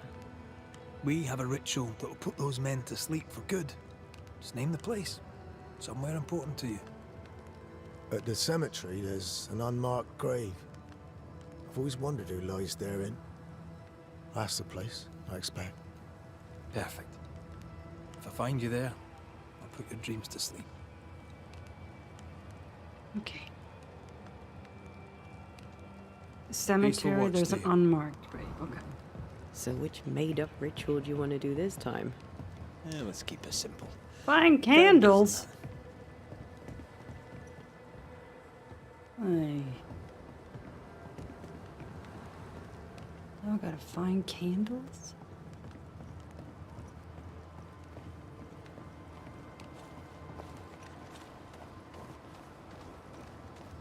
I mean, I guess I could buy some candles. That would work. Banisher?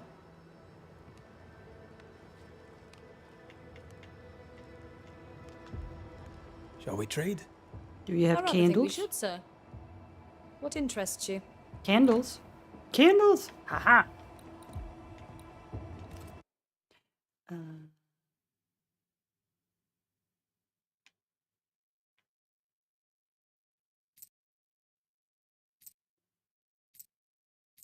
five, please. Thank you. Alright, there. And then Ferdinando Miller sold you a few things recently, right? May I have a look? You may, yes. Though I doubt they'd be much use to you. Unless you've got a knack for art. Mr. Miller mostly sold me paintings. You can't miss them, they're the only ones I have. okay, good. I must take my leave. And may God go with you. Alright, the paintings looks like it's the ones over. Just let me go. Thank you. Looks like it's this one right here. Halfpenny, 1, tuppence, 3 and 6, 3 florins, half a crown.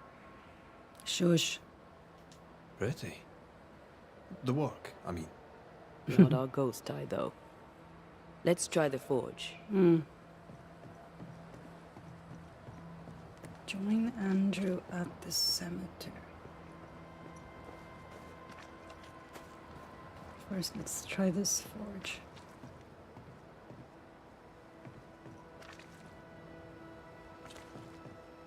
There was supposed to be a calligraphy set. That might be in here then.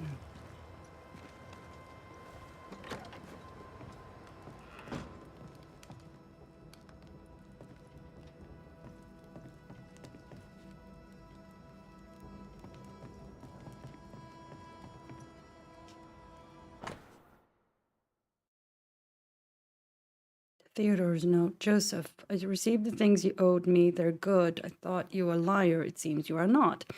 Rebecca's slave, Ferdinando, was not satisfied with his dead mistress's fortune. By Pennington's order, he's a free man now, and a merchant to boot. This shite shall be the end of us, mark me. Oh, fuck off. Anyways, we are quits, you and I. Until next we shuffle cards in the barrack with the men. I'll fleece you then once more, Theodore S. Nope. So Shepherd owns Rebecca Hardgrave's things now. He'll likely keep his things in the barrack room.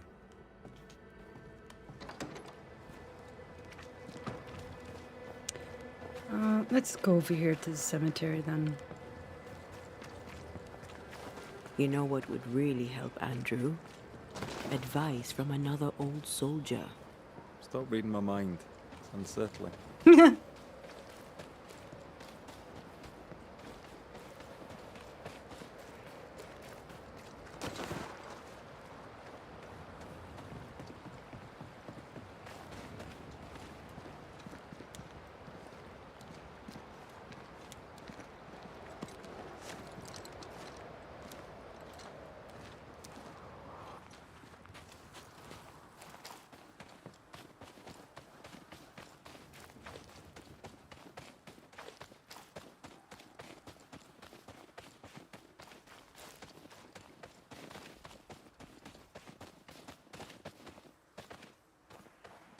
What's this one?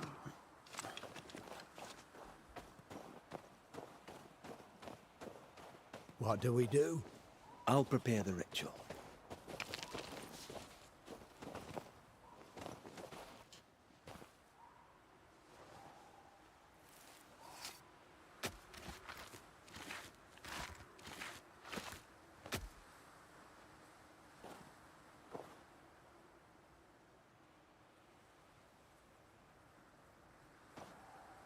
Right, that's done. Now we wait. What do you want to talk about? I envy you, Scotsman. You've seen war, yet you walk light enough upon the earth, as if you bear no scars.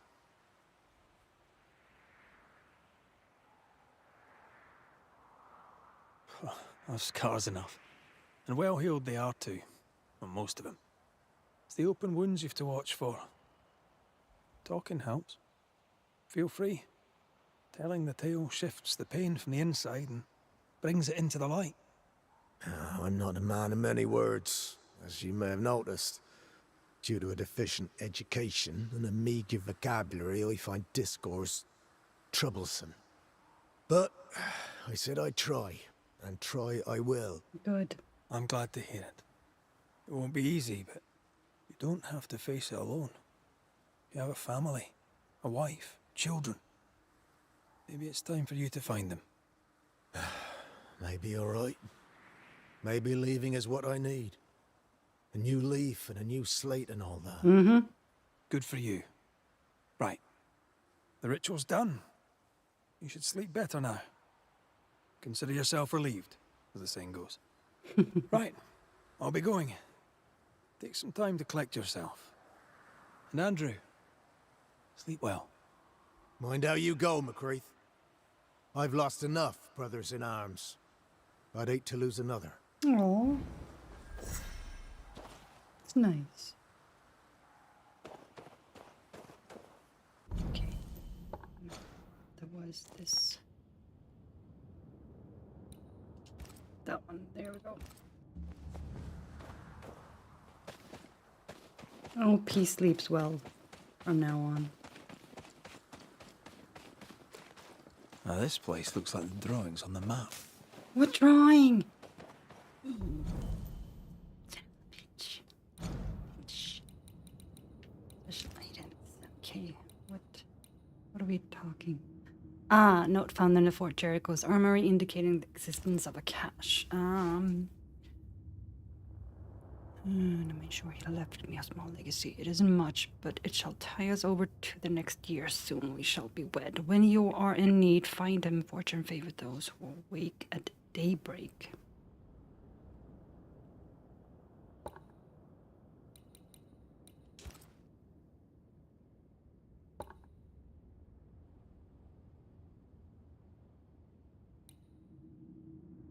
Map found in Fort Jericho's outpost, marking a spot near a towering waterfall. Well, that's not it. That ain't it. And picking a specific spot at a mine. Then we have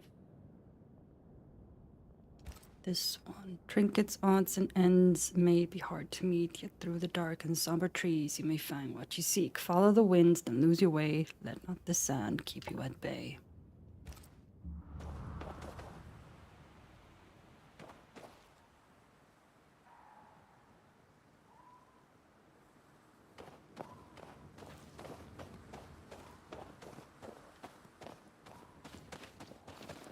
Up here, perhaps?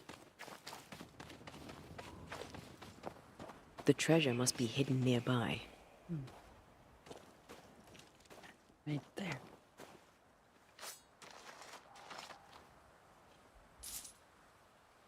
There we go.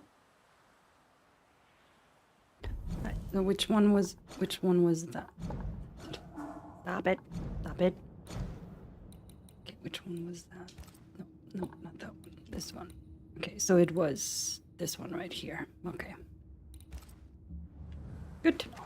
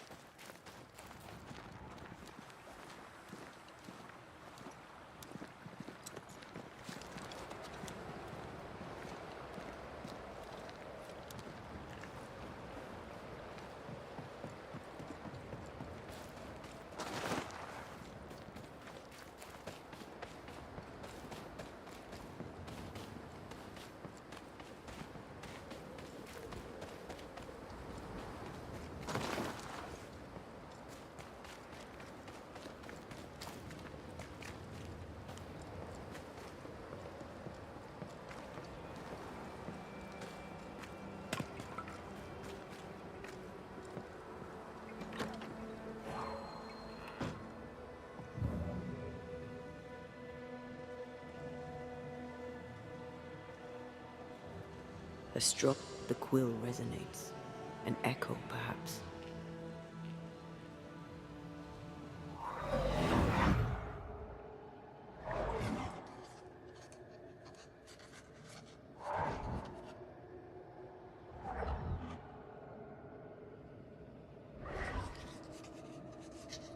I've only recognized my name in the list. Distant family, but I can't disinherit them.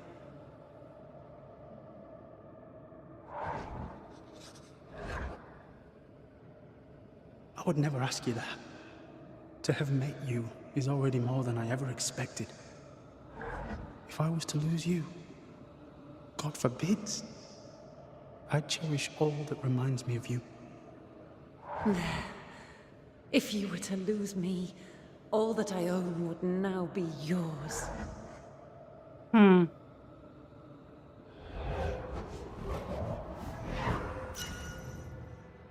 He claimed not to love her. Why lie? Maybe he didn't lie. Maybe he didn't lie. Maybe he pretended to love her. Let's see what he has to say about it.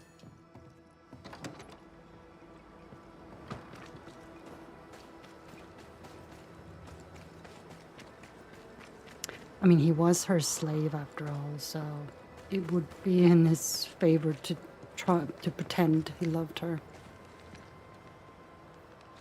To keep her, happy?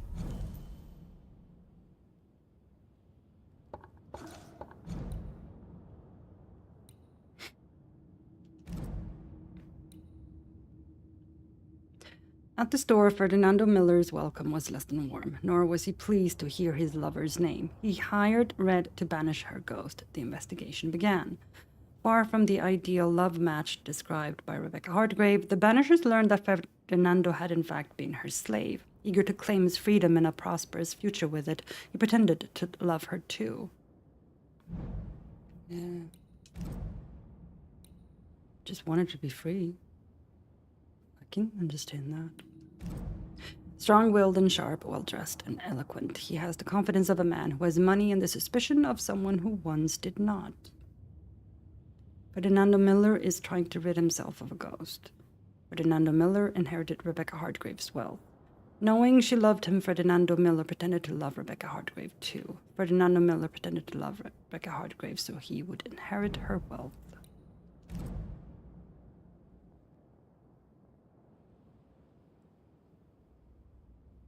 Ferdinando Miller was enslaved and Rebecca Hardgrave was his owner. Still don't know how this is gonna play out. Banisher?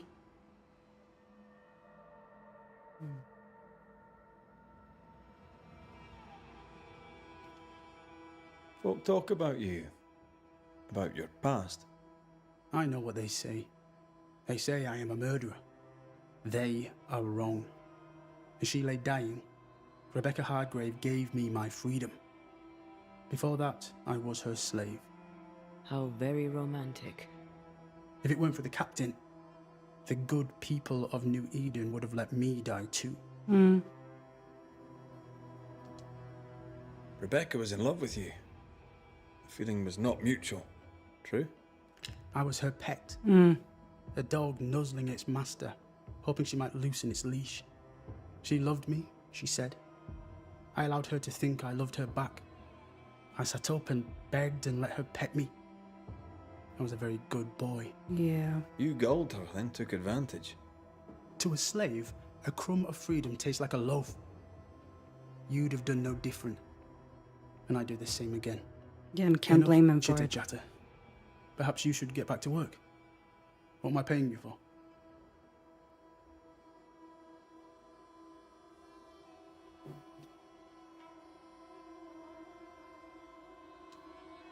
I'm a banisher, Mr. Miller, not a rat catcher. Ghosts were human. They're emotional, full of hopes and fears about the past and the future too. To find out what ties the ghost to the living and end the haunting, I must know the story.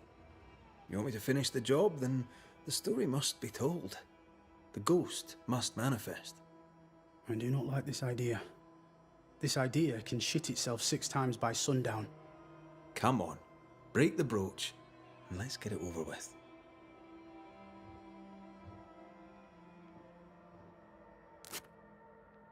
No choice remains. Let it be done. And I'll be done with it! I do hope he didn't kill her, though. You're here at last! Step no closer! I don't understand. Are you not glad to see me? Now, Banisher! End this! Not now. You need to hear the truth, both of you. That reminds me. Rebecca, you omitted to tell us that Ferdinando was your slave. That you owned him. I loved him. I was a slave! I was not free to leave. What kind of love is that? What are you saying? We loved each other. Love? No. I told my master what she wanted to hear. I gulled her with a lie. I thought you a fool. I don't know But what's no, happening you with his believed me eyes. because you wanted to. Yet you didn't believe me, did you? Not entirely. That's why you never freed me. I loved you, and you loved me. It was but a piece of paper. A piece of paper and a guarantee. I needed a guarantee. You That's don't not know love. what love is. You know only fear. You feared being undesired, being unnoticed, being alone. True love requires you to let go. Time to give this love story an ending. Okay, his eyes are normal again.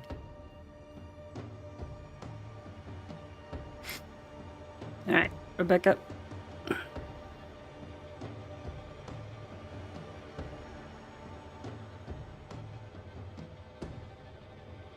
I'm not gonna blame him since he apparently did not kill her, so why would I do that?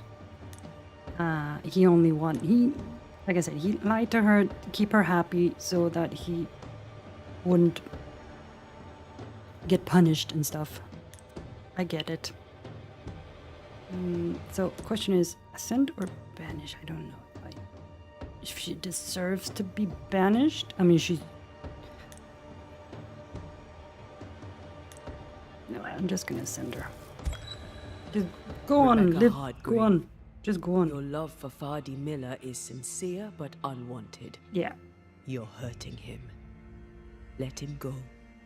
Is it wrong to wish to spend your life with the man you love? No, but did the spend man your you life love with him. doesn't love you. Now your life is over. He was mine. I wanted He to wasn't keep- your toy. Was I wrong? You don't own him. Mm-hmm. You can't own him. Let go. Find peace. Peace? She gets peace? After all she did? Oh, I you get should get peace, but you get your freedom. I was wrong. I'm sorry, Fardy. For everything. Go in peace.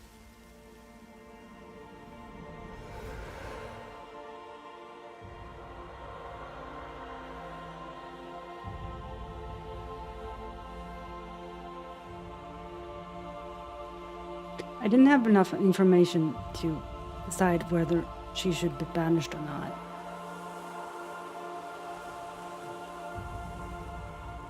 She herself doesn't seem to have actually done anything terrible to Ferdinando, except for thinking She he- deserves no peace. Oh, honey. She put me through hell. Did she? You don't care, Banisher. I Just do. one more mad master in a madder world. I don't know. Did we find anything out that tells me that she was awful, really awful to him, and that she deserved to be banished? I don't know. Yeah, except I mean, this is bad, but it's not like banishable. I wish there was somewhere in between ascending and banishing.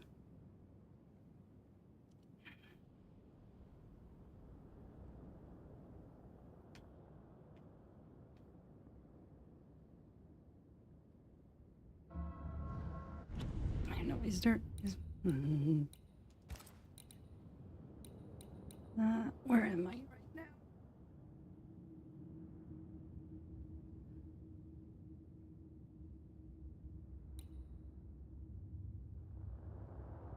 What was this?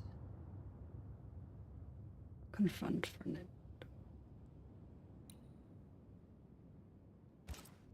Okay, let's do that. I don't know, maybe I should have banished her.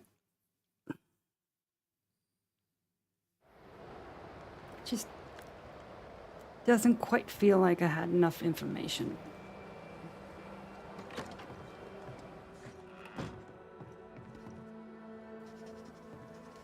Banisher? Folk talk. I know. There. And she lay dying. How very romantic. If it weren't for the captain. Rebecca was in love. I was her pet. She loved me. You got... To a slave. Enough. I'm a bat. Alright, do it now. No choice remains. Let it be done. And I'll be done with it! You know, maybe she was really awful to him. You're here at last. Step no closer. I don't understand. Are you not glad to see me? Now, Banisher.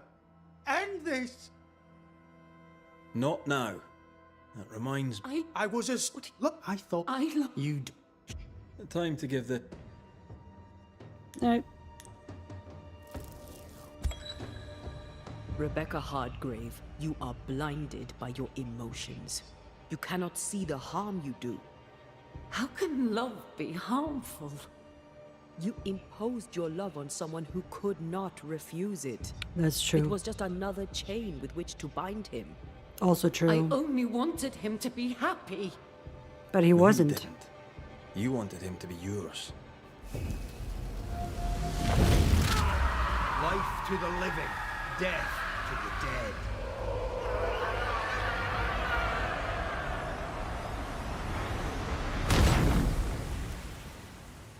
Alright. I felt better about that one. My own master at last. There you go. You understood. I misjudged you. Yeah, I'm sorry about Thank you. that. Take this for your trouble. Can I help you? You'll forgive me for this, but being a merchant here in New Eden seems a difficult calling. Why? My father was a trader. At his elbow, I learned to count.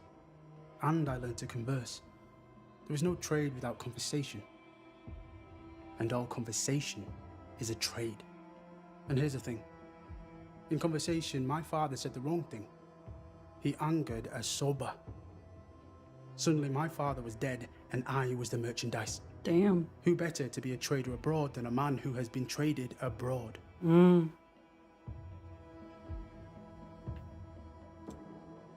Farewell to you, Mr. Miller, sir. I'll always be glad to see you, my friend. Come to me if you need anything. Okay. Alright. I like that outcome better. Okay.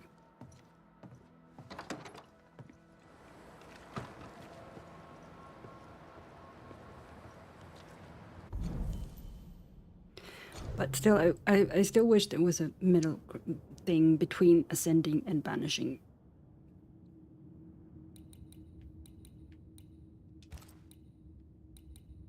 No, that's not what I wanted to do. This is what I wanted to do. There we go. That's better. Okay. Red and Antea banished the ghost of Rebecca Hardgrave. Ferdinando Miller was pleased and grateful. Yep.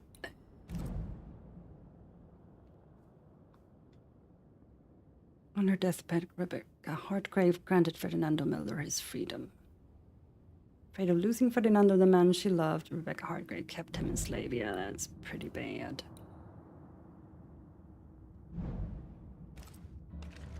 Alright. Okay, felt better about that. Oh, alright. I need another navigator somewhere.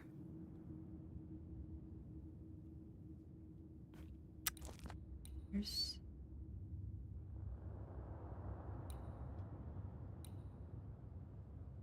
Oh yeah, I have that. I have the key for that.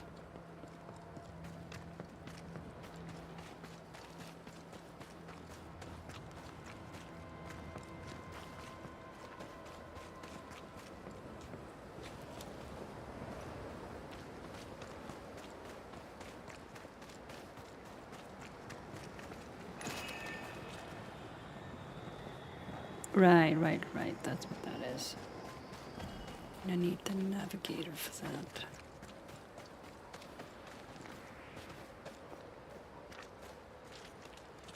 I think I can get it here. Is it here somewhere? Maybe? Perhaps? Perchance?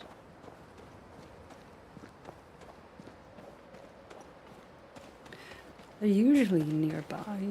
Yeah, there it is.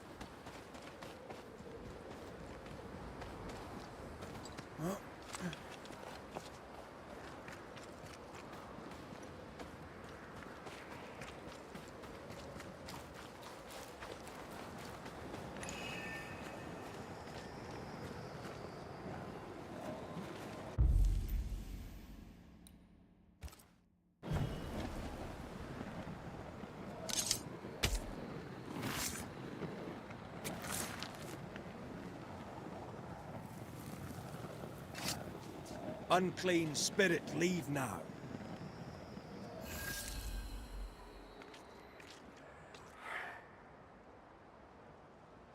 What are we getting? Hawkeye.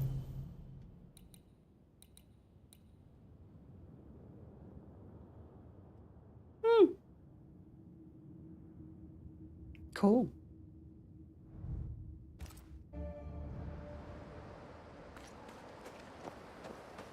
Anyway, moving on.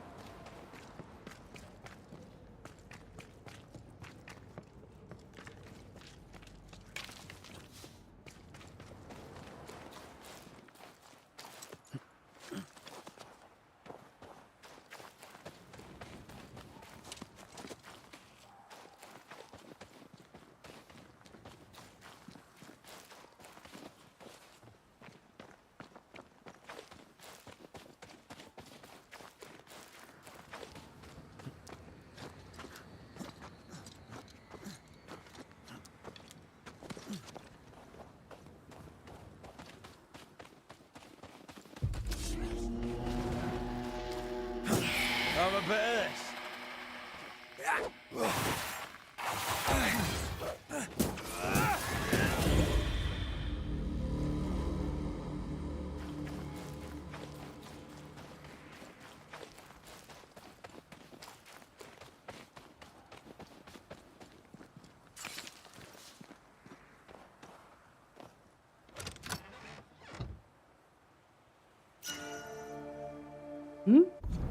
What's this?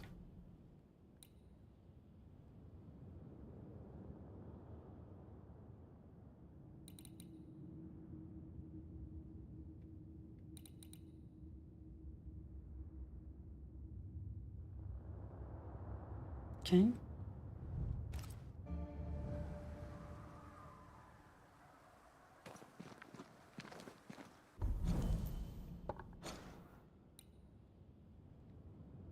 Alright, there's question marks here.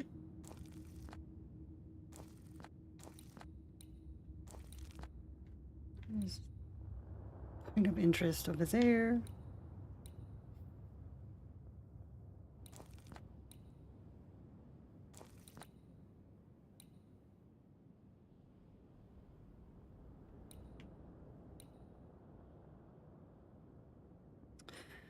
Right, I'm gonna take a quick break. I'll be right back.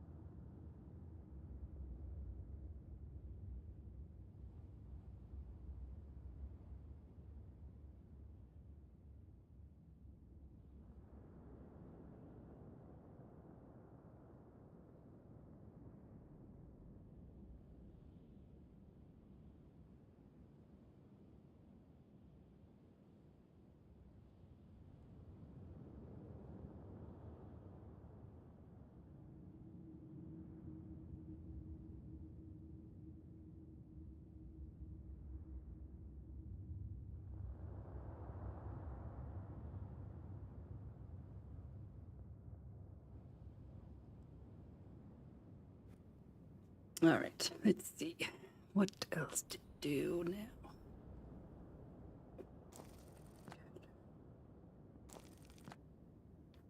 Do I go over here and see what this is? I mean, I could. Or do I go over here and see what this is? Let's do that.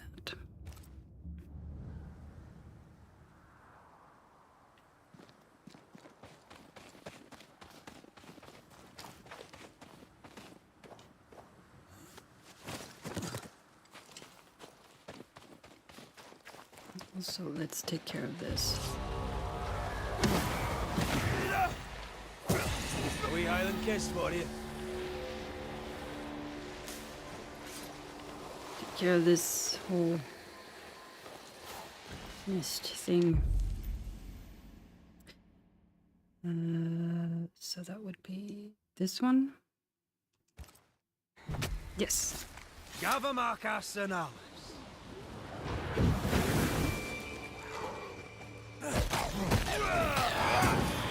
Have some of that.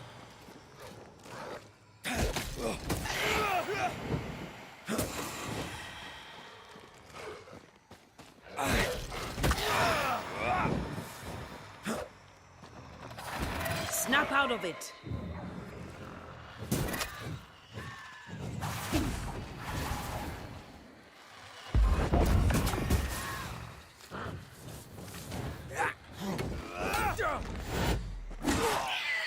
specter's seen a corpse and it wants it for its own. Son of a bitch.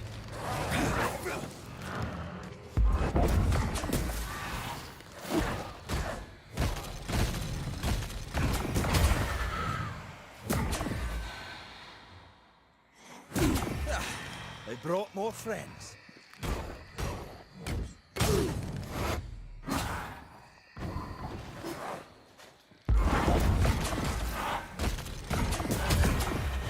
Reinforcements!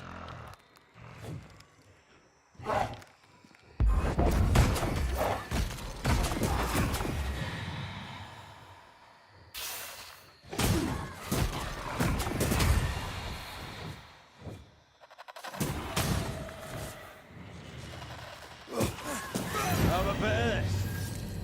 Nice. Nest defeated.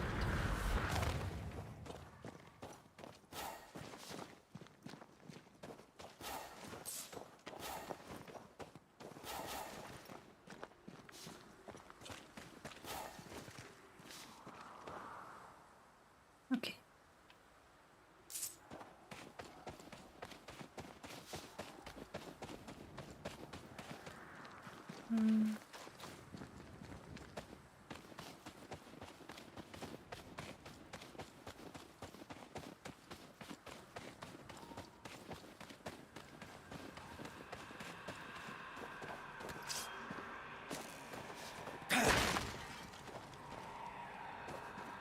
Okay, where is it? Ah, there you are.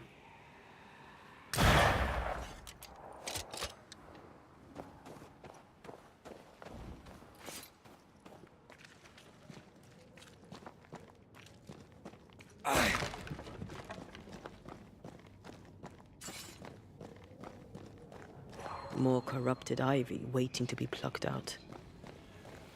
Ah.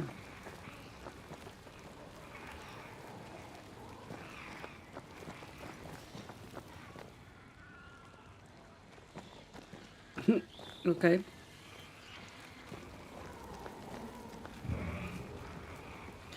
Okay, so there's one there.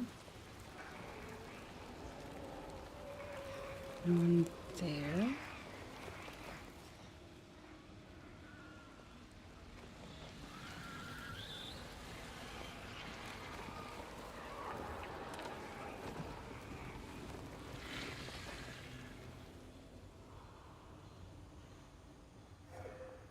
Is it just those two?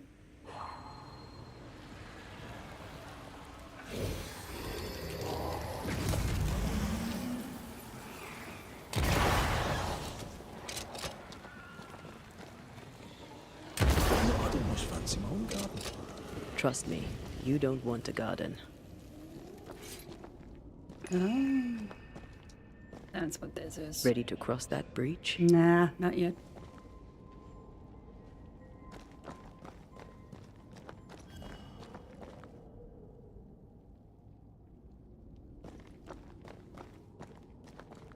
Right, so I found that.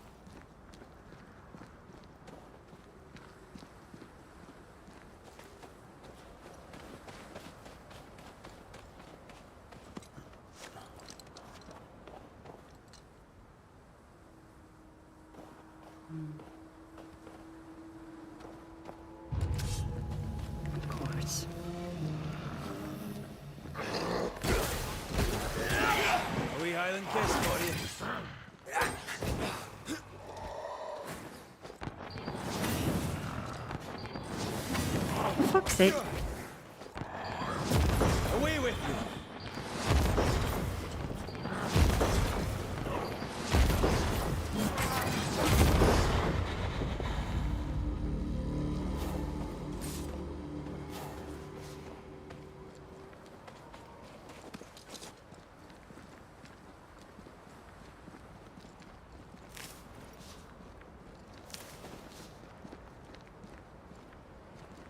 Well, that was nothing. Alright, moving on then.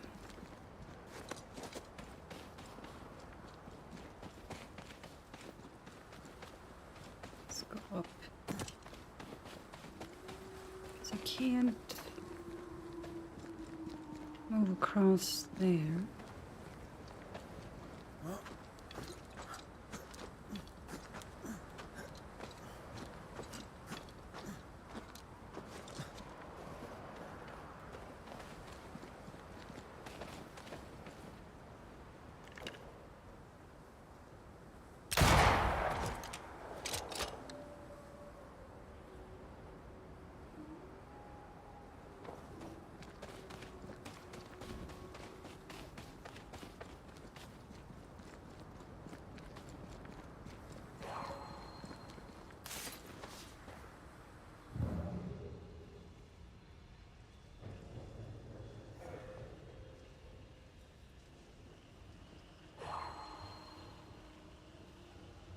Something around here. Oh.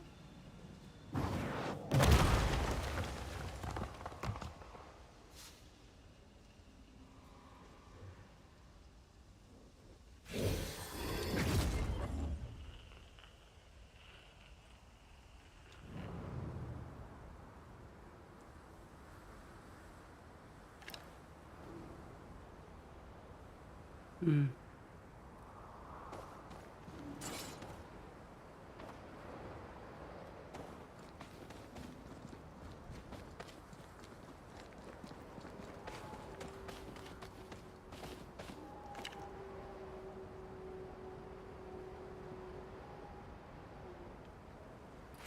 Guess I can't quite go there yet, huh?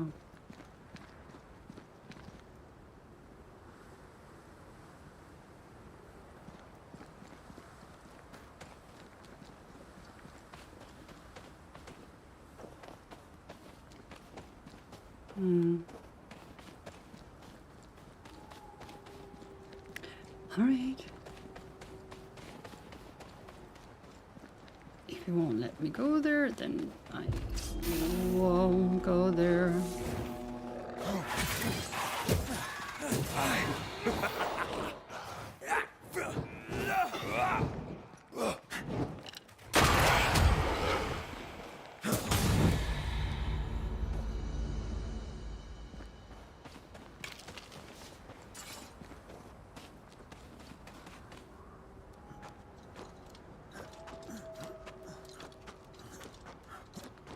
I guess I gotta wait.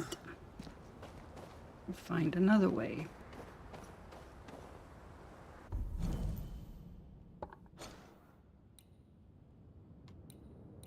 Guess it's beyond there.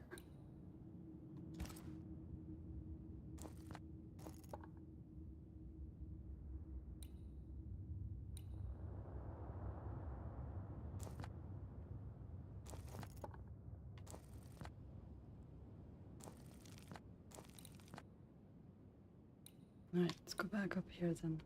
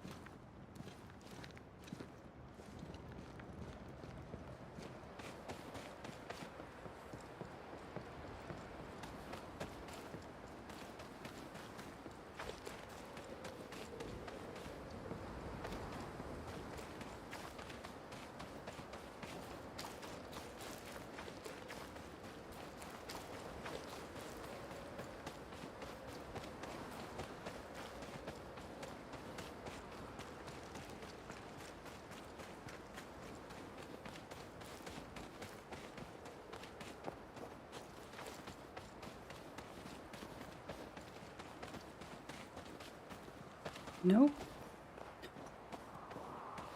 Okay, it's gotta be over here. It's just being a little weird.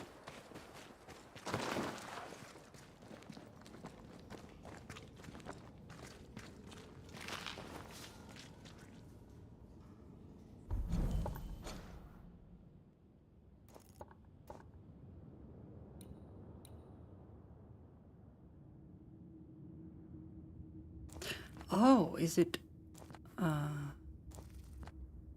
it possibly be up through there? No. Or maybe. Actually, maybe. So maybe I have to go up there.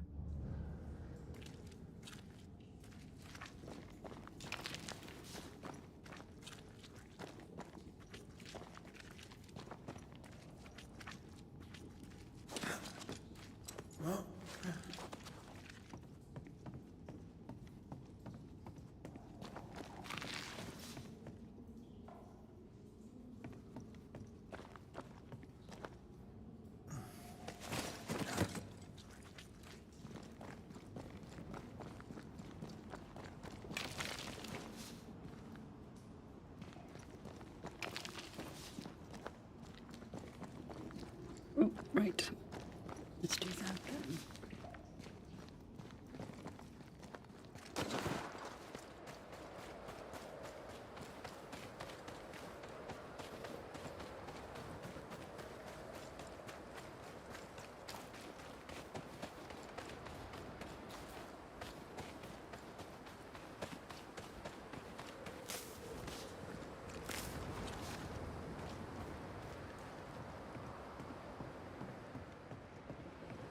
Ready for another ride? Up we go.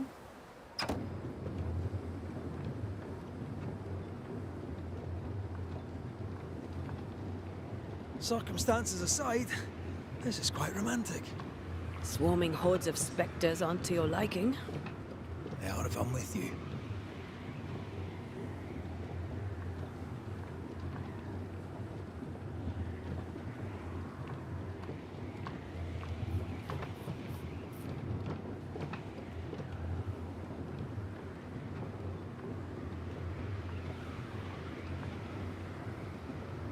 Not a fan of this breeze, mind. Not as romantic as you'd thought, eh? Maybe now's the time to ask you to marry me. Try it, and I'll cut the rope.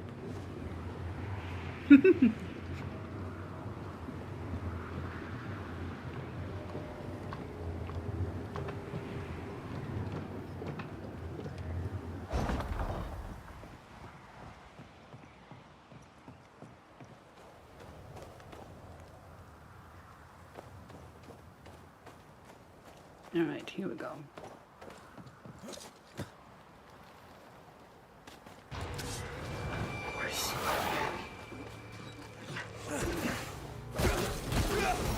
Die, you bastard!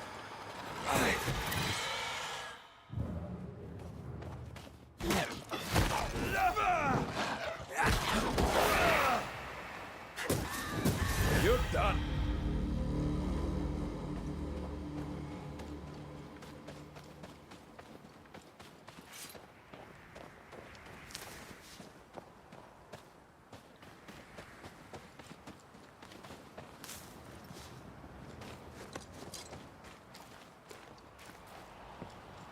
What a beautiful view. Every morning I wake to a better one. You trying to charm me, lady? I'll warn you, it should definitely work.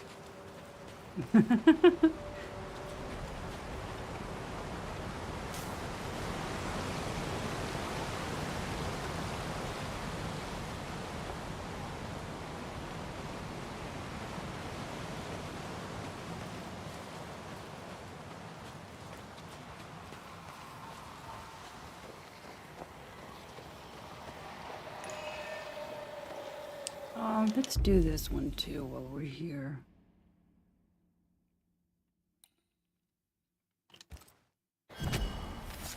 My voice commands you! Unveil!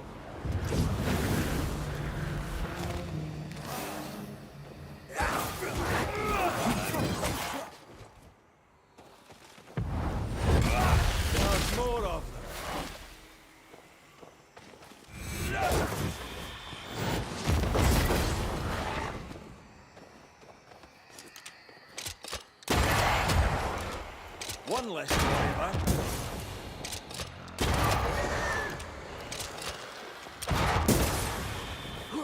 Ah! Ah!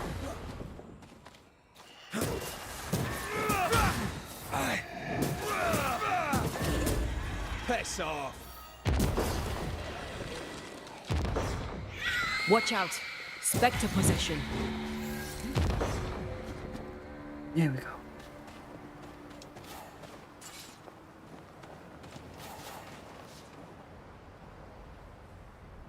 Okay.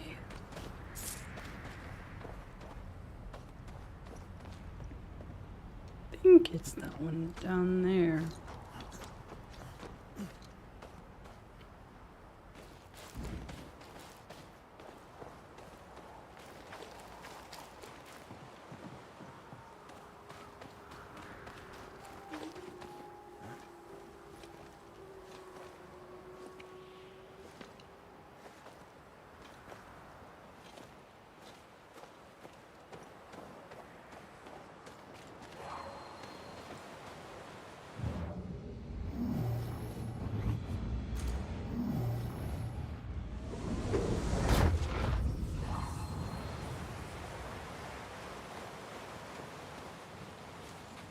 Here we go.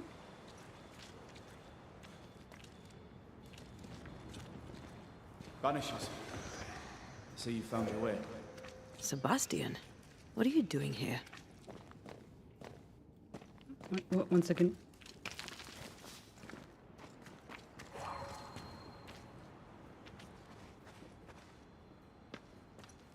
Okay, just checking. You never know.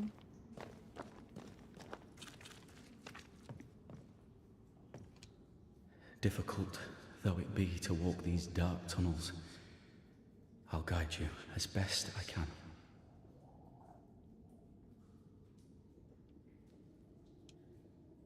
Thank you. When you're searching for the source of the wrath of the hordes of the dead, it's nice to bring a friend. I fear their anger justified.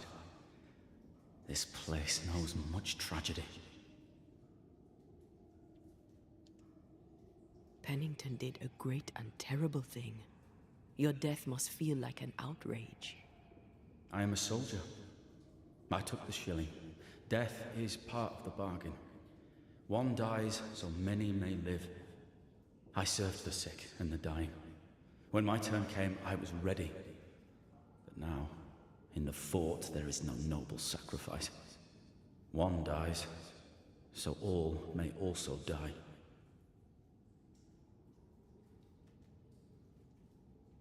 Tell us a little more about Helen. I'm not sure what more I could tell you. My wife is a strong woman. What you see is what you get. Every day I feel blessed to have a partner and best friend by my side. I had never expected her. When she came into my life, I came home to myself. Made me want to be a better man. Oh, I know the feeling. She gave me a handkerchief. I died clutching it. A symbol of our love. She was and is ever in my thoughts.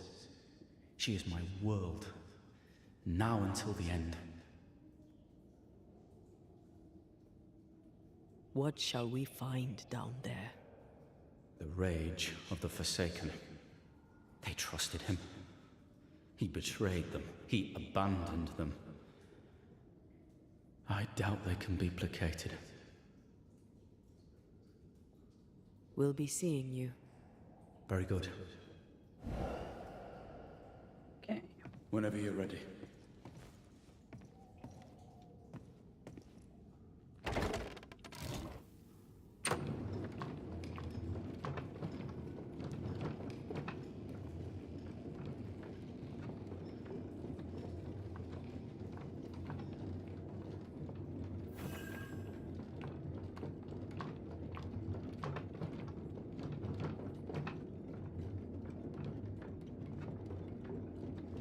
Not far now, till you find what you need.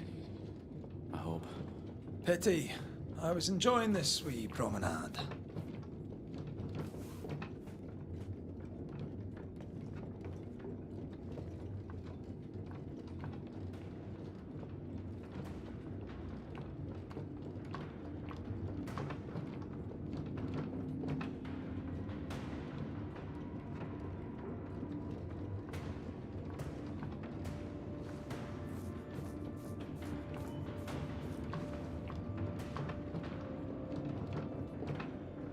This is taking forever.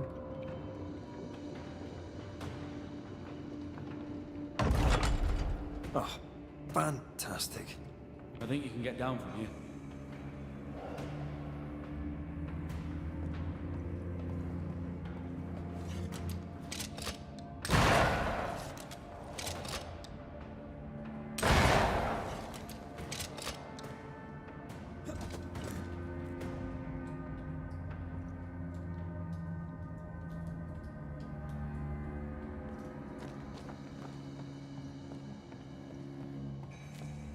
Everything all right? Let's just get this over with.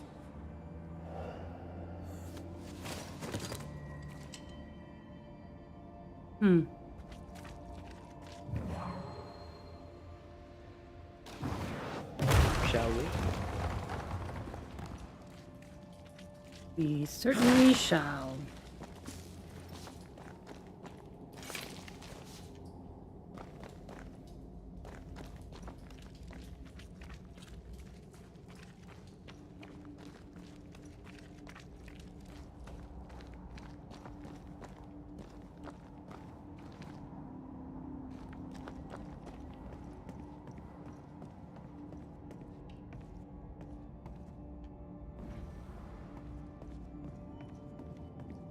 Pennington ordered the barricades fast. I barely had time to bid Helen farewell.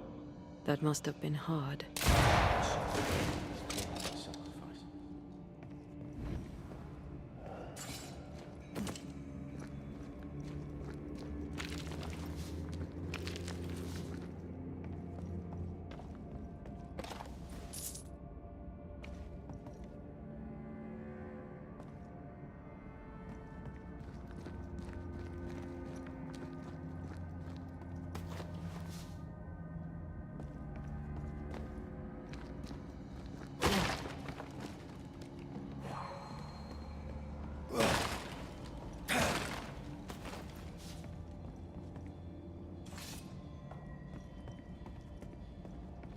What am I sensing?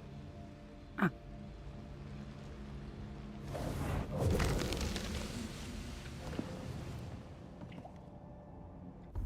The New Eden curse, the loss of the sense of time. I am afraid to read my previous pages and realize I have only written down incoherent babbling for months. I have tried to keep track of time, but carefully noting each essay in a separate notebook. But some days, it is like I am not sure anymore that I marked it the previous day, as if too much time had passed since I added a tick on the paper. Too often in the last weeks, I have found myself by the shore or the cliff of the mill without remembering how or when I went there. And when I ask around what day we are, it is like nobody can give me the good answer, and at least the same answer. This is the curse, all right. Always more insidiously poisoning our minds. I think this is my last attempt to remember what happened to us all. Working is the only thing that matters and help me go through each day. I must not forget to work. Tomorrow I shall throw these pages away, as I promised to do so long ago. I must not forget to go to the hill where the wind is the strongest. Lucy B.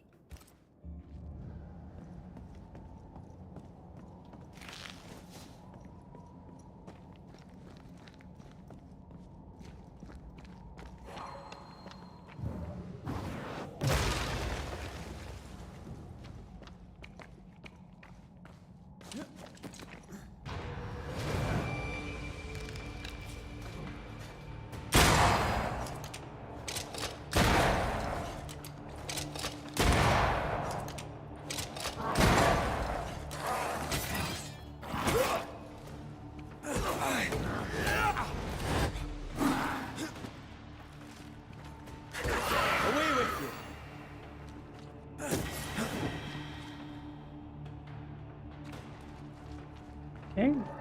How did you... The spirits of these soldiers were angry. Soldiers weren't spared. Those not taken by sickness or thirst died of despair.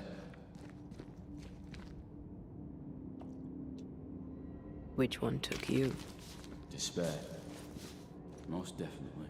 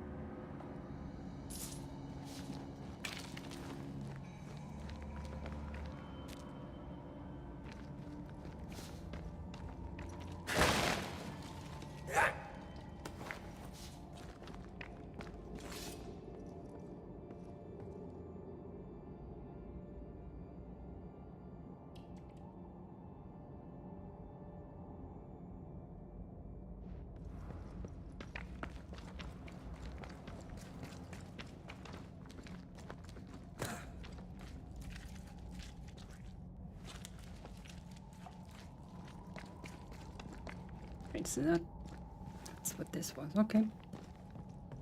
Okay.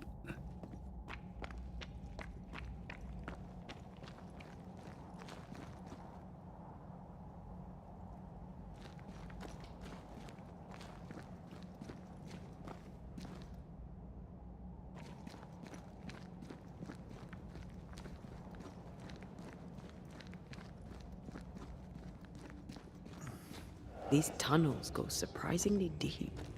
In its heyday, it was quite the operation. You see this lift? It goes all the way down. Oh, dang.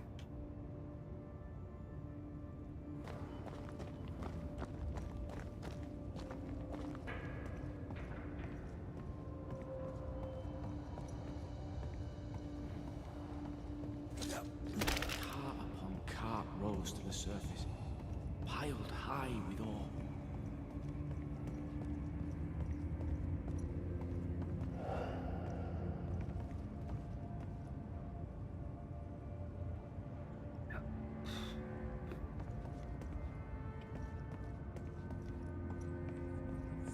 A big place.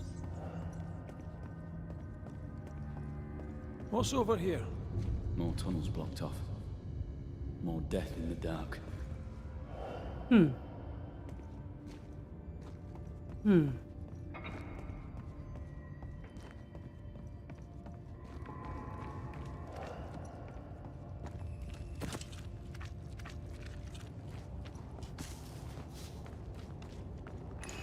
An echo whispering to me.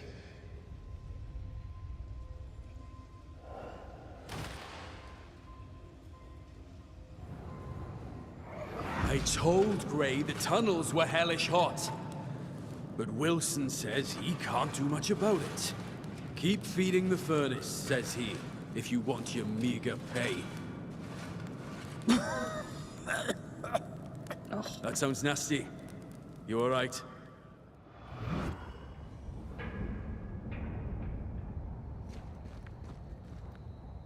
Wouldn't fancy working here with the furnaces running. Mm-hmm. The work men did here was meant to make New Eden rich. Meant to, yes, but did it? Probably for a while. Okay. Have to get rid of that somehow. Oh, there it is. Can I?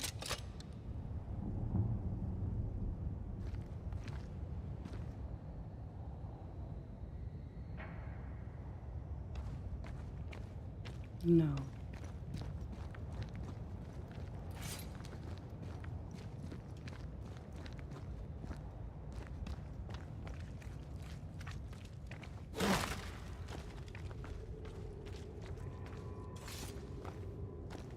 Did the miners abandon their work when sickness hit? They worked till they could work no more.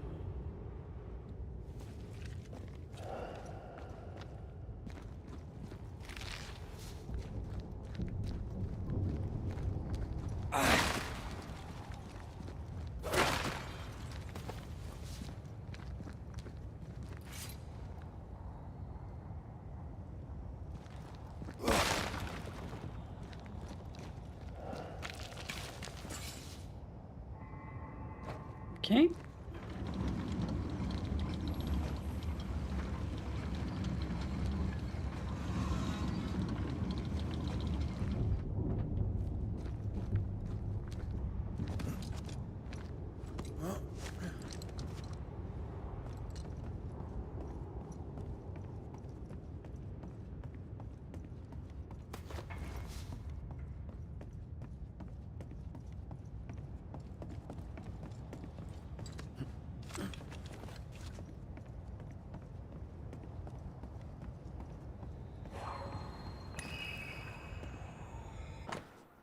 Letter from a miner. Sweetheart, I write to you direct because your mother told me you were sad to hear my most recent news.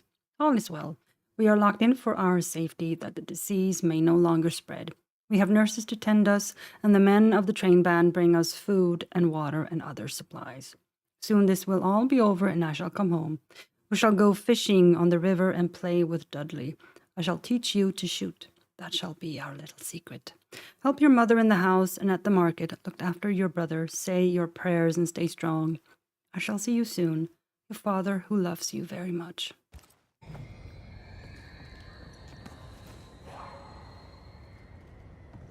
Right, that's the minor. To make you angry.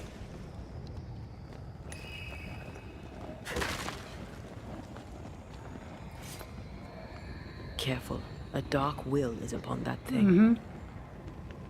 And here's I think I only have one, right? Yeah. I need two more.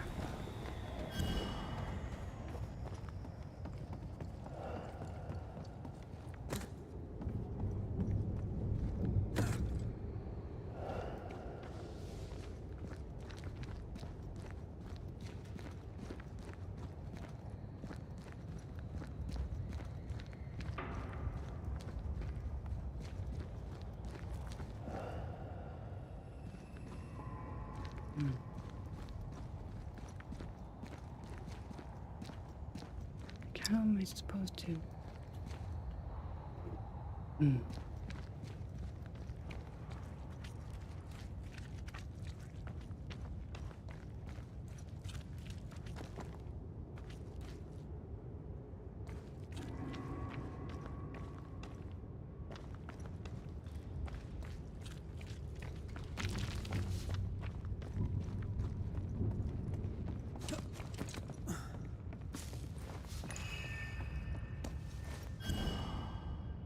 There's the second one.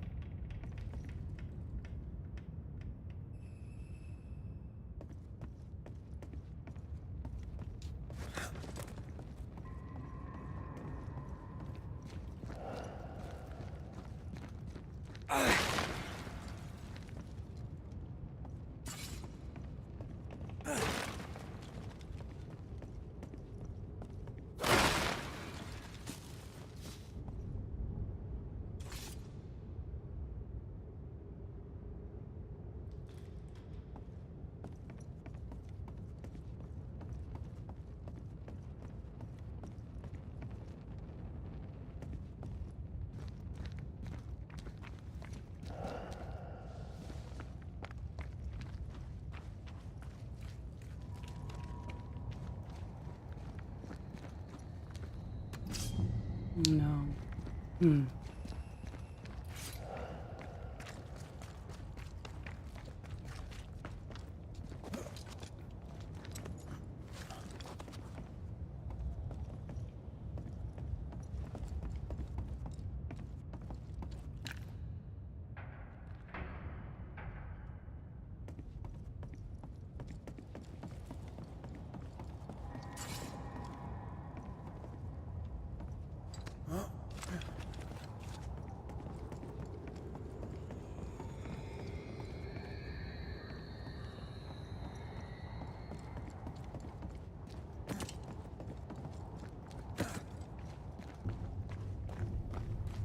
Oh, well.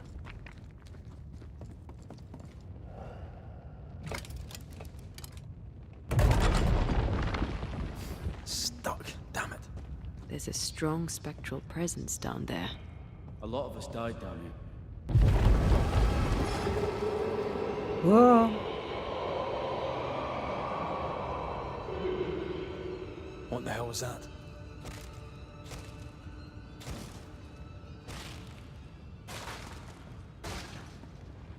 Uh-oh. They're coming.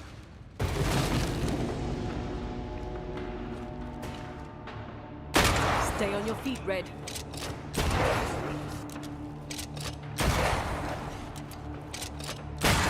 There's more of.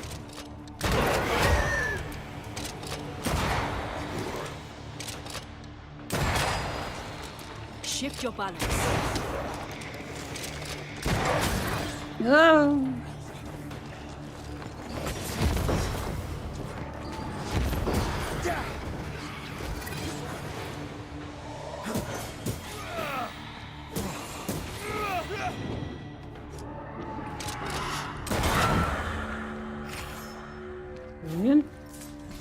Nice of you to join us, Sebastian. Care to explain what the hell we just heard? I can't. What now? I say we push past the blockade. Follow me, please.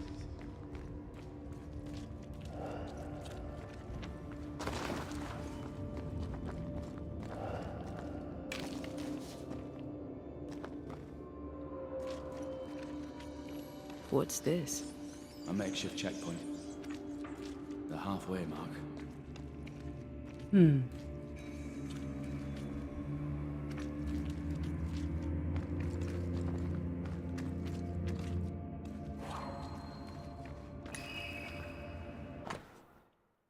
Survey of the powder crate stockage.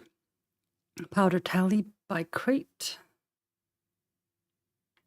Arrival 12th June 1688 morning, number 3. New arrival 14th June 1688 morning. 14th June, number 4. New arrival 16. Arrival 16, number 2. New arrival 19. 19, number 4. New arrival 21st. 21st, number 3. New arrival 25.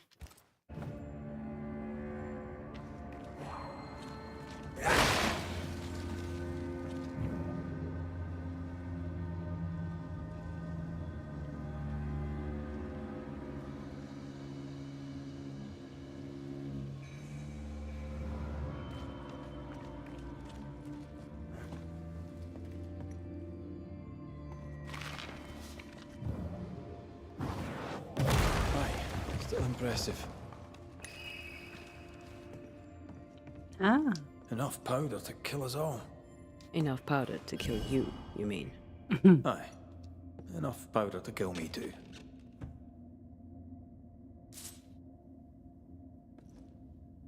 Okay, now I have that at least.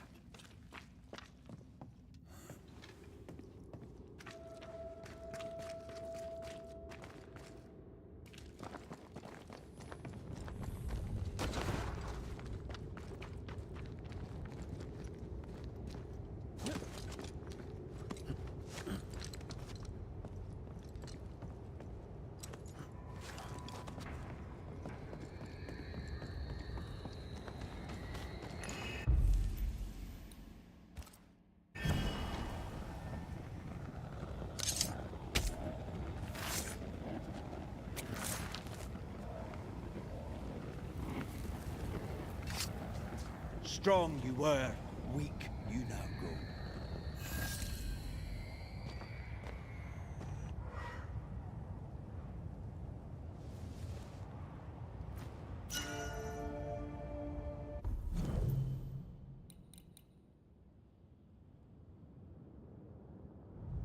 Yeah.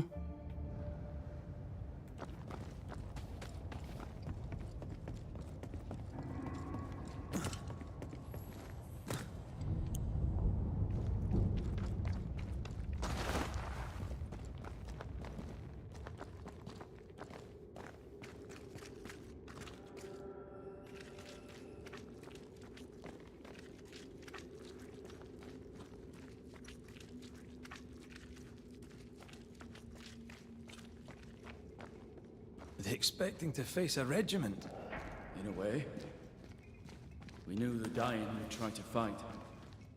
We had to keep them from infecting the rest. Charming. Can't blame a man for wanting to make it home alive. No.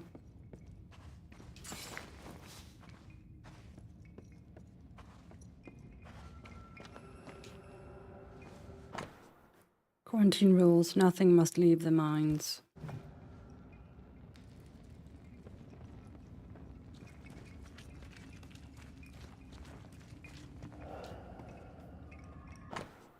Checkpoint log, registry log, 13th June 1688. Reception at entryway 2. 5 boxes of ammunition, 2 loaves of bread. 2? You got 5 boxes of ammunition, but only 2 loaves of bread? Coffee, 3 blankets, exit from entryway 2X.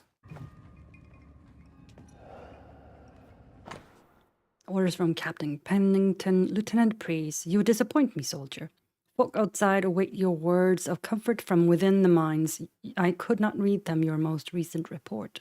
We face a formidable crisis, and each must play his part in preventing the spread of the disease. If they will not, you must persuade them. This is the mark of a leader. After this letter reaches you, I will wall up the mines. The quarantine will hold, and so will you, son. Remember your training. When this is over, I look forward to welcoming you and all those you've saved to reward you for your courage. You are the last line of defense, Sebastian. Be brave, be strong, stand firm. Why would Pennington cut off the food? Yeah. He decided we weren't worth saving. Damn him to hell for it. Reason enough for a Spectre to rage. Press on. The living quarters are ahead, if you insist.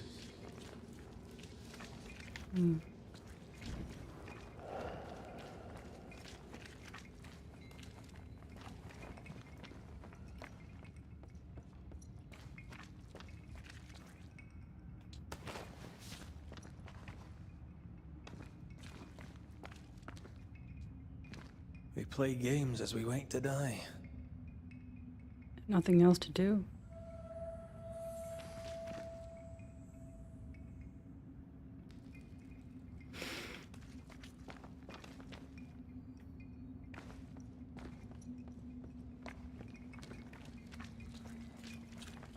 Silence and the campfire. Just what Dr. Duarte ordered.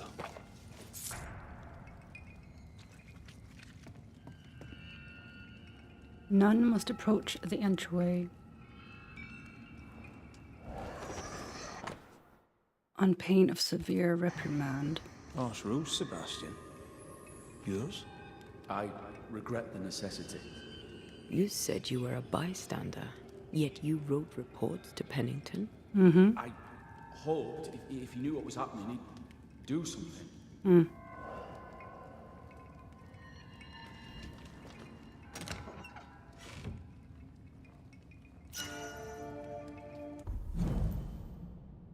Black belly.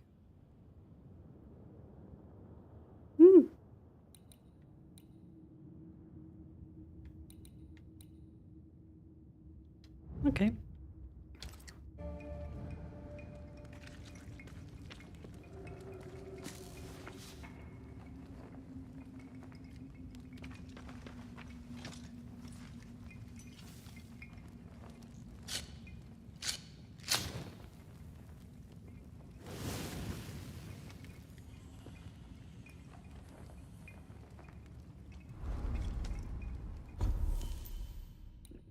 All right, let's see about. Ooh.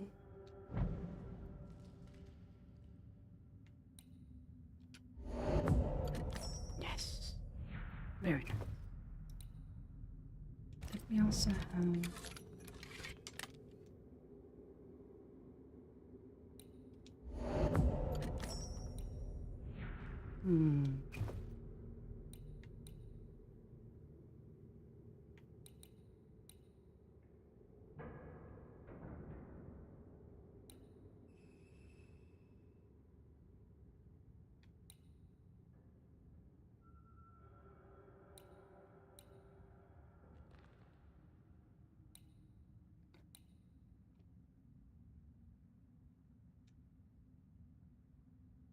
No.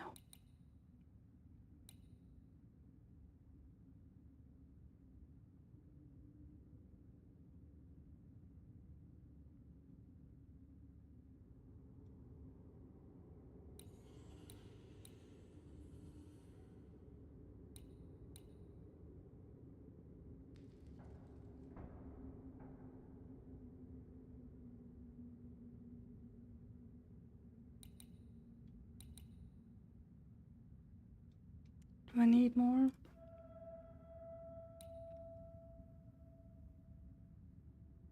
Oh. Oh, that was my fault. That was my fault. Okay.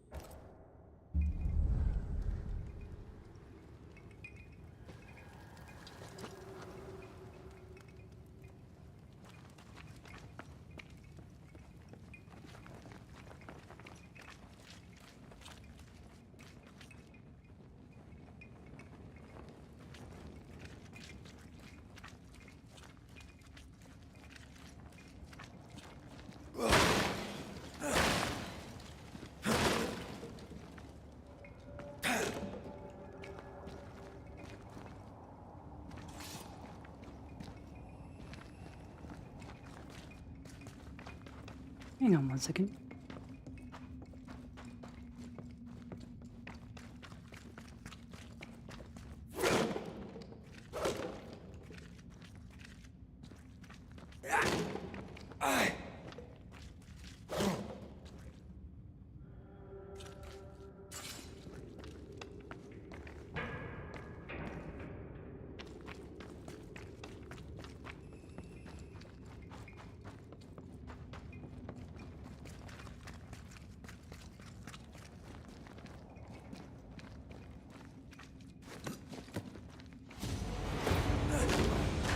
This isn't over yet.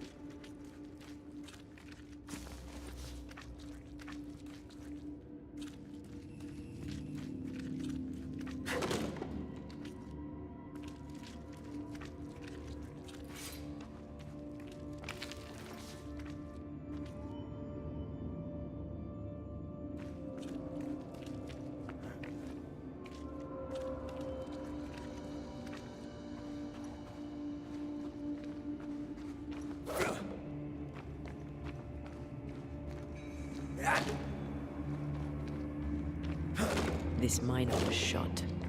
Was there a mutiny? There was. Failed. Why did you not mention this before? My heartfelt apologies.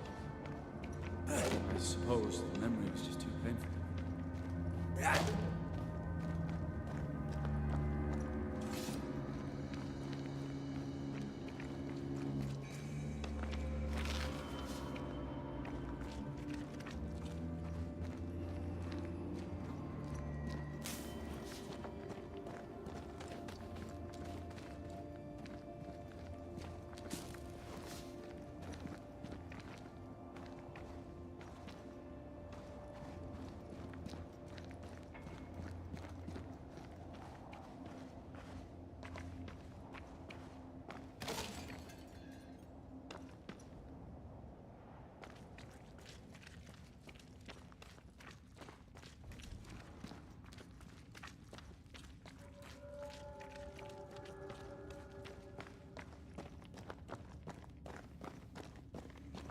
What is that? This is no ordinary spectre, that's for sure. Those are big chains. Perhaps in our pain, screaming to be free, we made chains. More importantly, how do we break them? I see a weak link. Okay.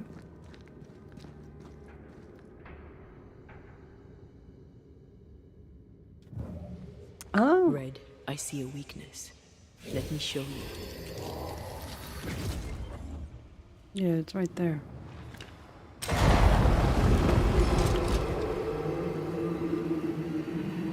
Whatever's down here did not like that. Sure didn't. Any more weak links? Or was that just it?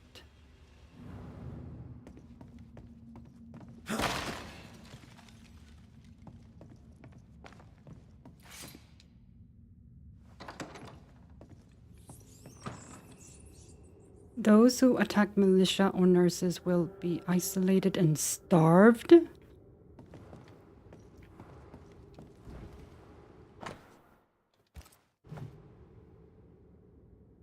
That's very cruel.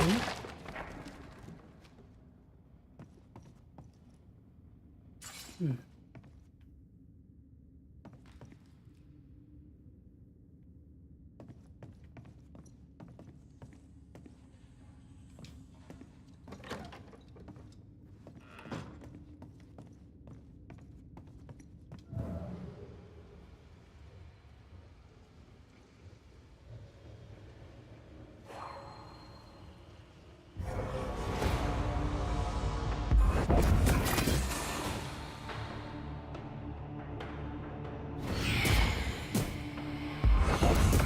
have another in sight.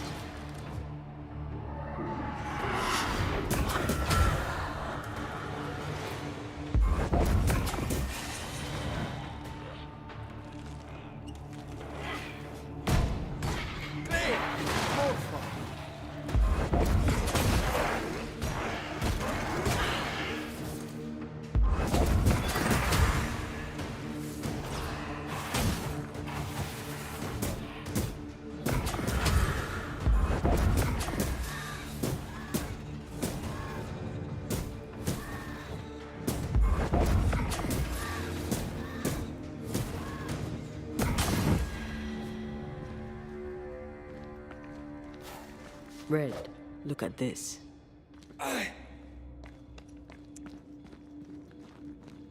One second.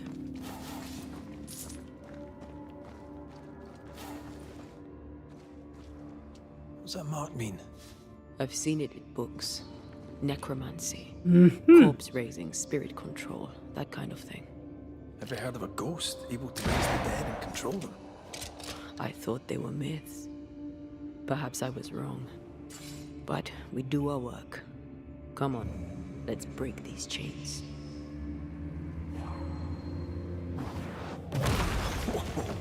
I know.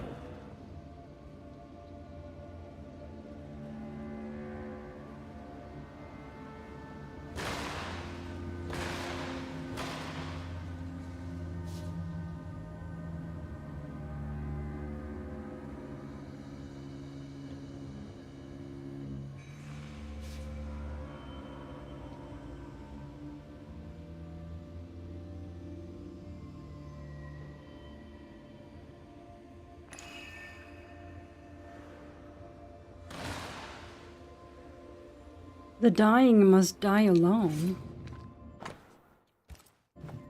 These are awful quarantine rules. They told us to stay put for a few days, and we listened. When days turned to weeks, we made do. Now food's running low, and they've bolted the doors. We must act now, before it's too late.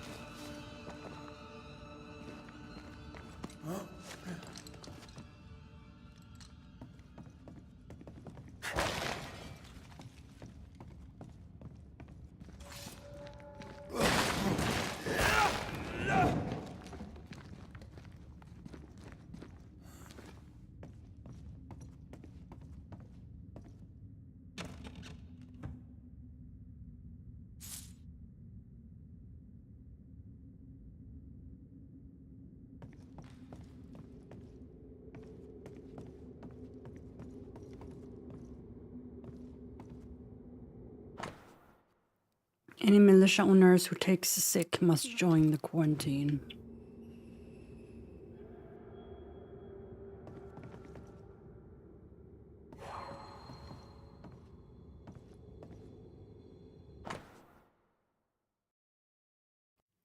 A rudimentary saw covered in blood and badly damaged.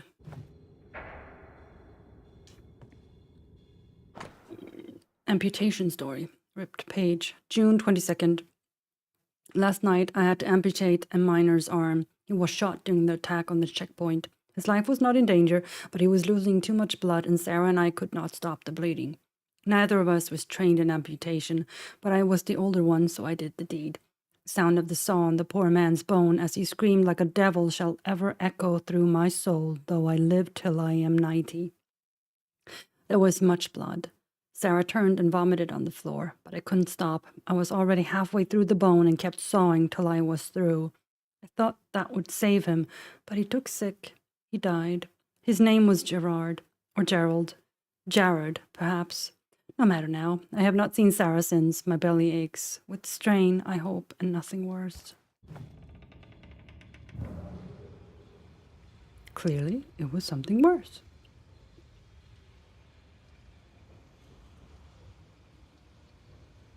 Oh.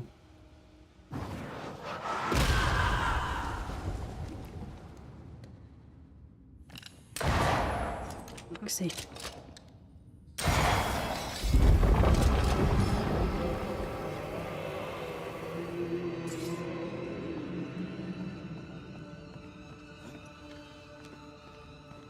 Okay, that's the second chain.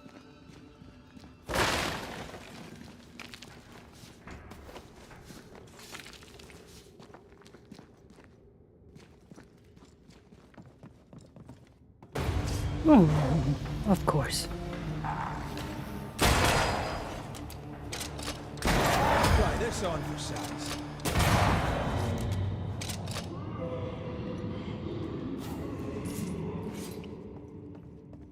Don't fret. We're coming for you. This creature, I don't think you're ready to face it. Turn back. Nah. Why? I don't know. I thought maybe you should be. See you, whatever is down there.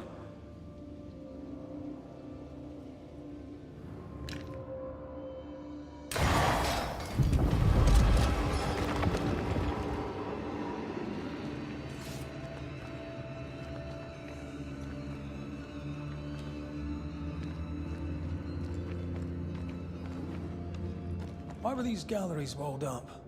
I don't know. The walls were there when we got here. As if our predecessors had a reason for blocking it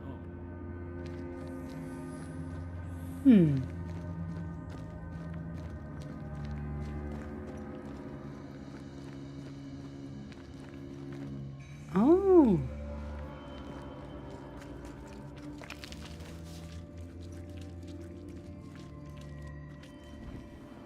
Okay.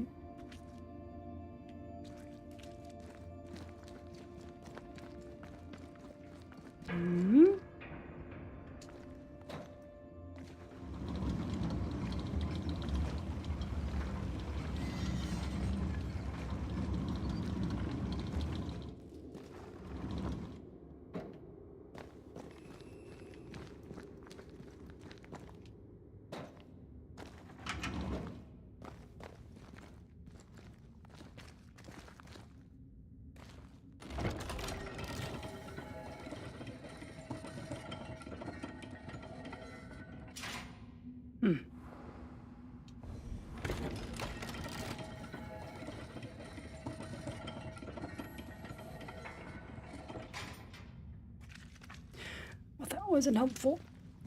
Not at all.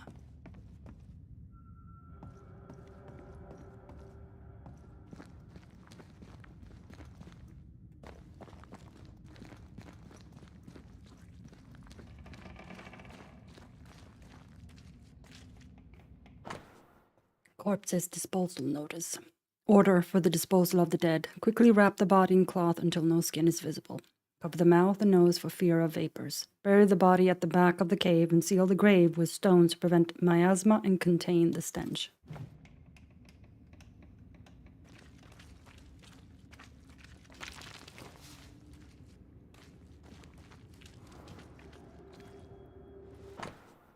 Personal letter. To my love trapped in the mountain. I hear the food is bad, so I packed this loaf of bread and shall beg Terrence to make sure it finds you. It must be terrifying to be alone in the dark with the sick and dying. I know you care for them well, but please think of yourself. Think of us. When at last they reopen the mines, I want to see you walking out. Sebastian Priest's last reports to Captain Pennington have been read to the public, and heartwarming it was too. So he lied. It soothes my soul to know everything is going well. Rough though he may be, the captain cares. I'm sure he'll stop at nothing to save as many as he can. No, he didn't. I am proud of you. Every day I pray the captain announces your imminent return. Love you, Jolly, your Abram. Pennington thought everything was fine. No, he lied. He lied. He manipulated them all. He must face justice. We want proof. What more do you need? The captain must pay.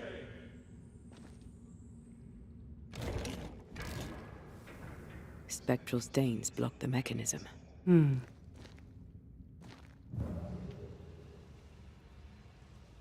Up there.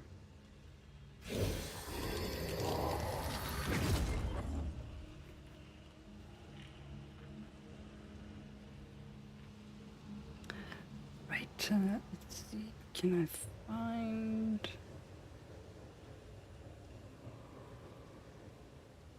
No. Hmm.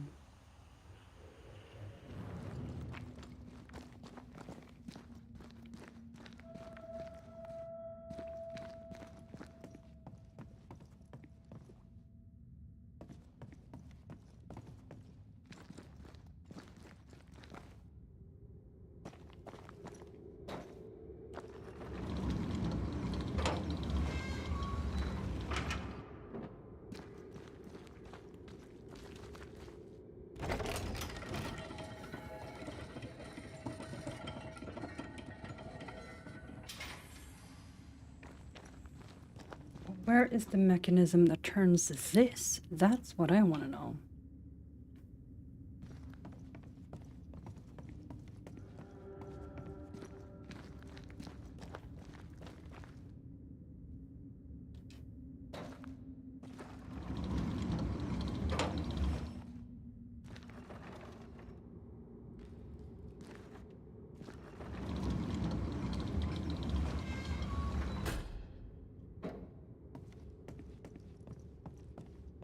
Oh, okay. What is lurking here? Time to work, Banisher.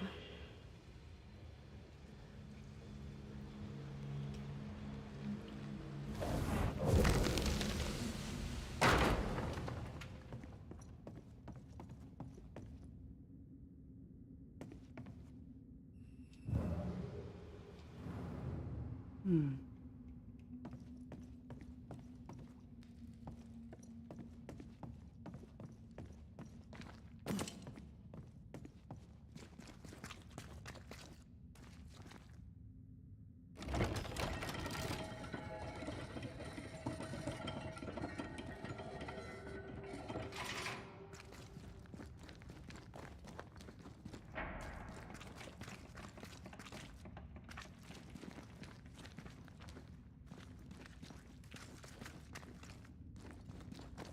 Hmm.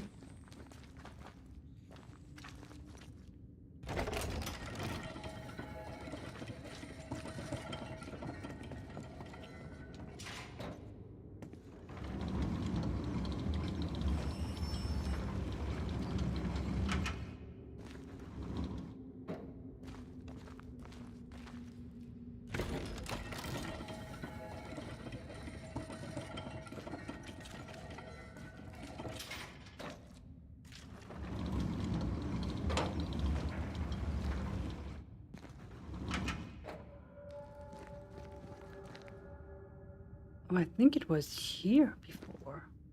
Hmm. Yeah, this is not gonna work, is it?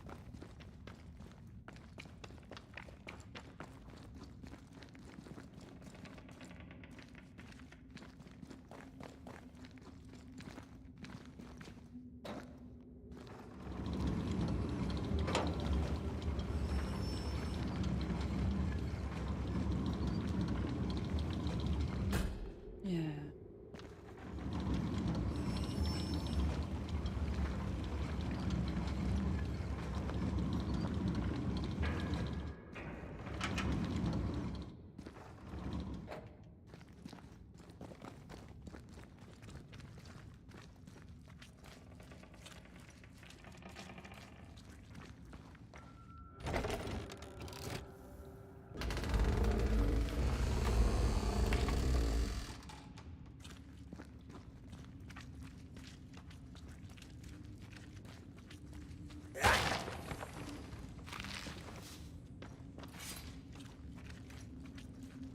Oh, hello.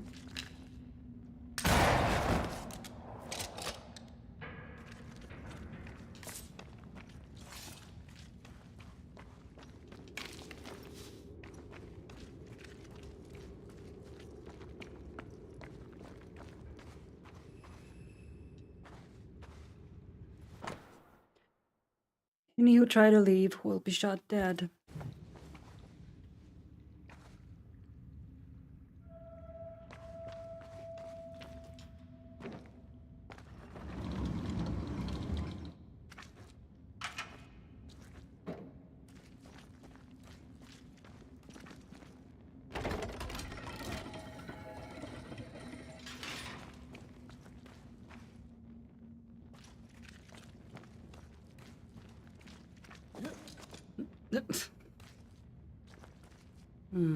Okay, that leaves to back there. What do we find out here, though?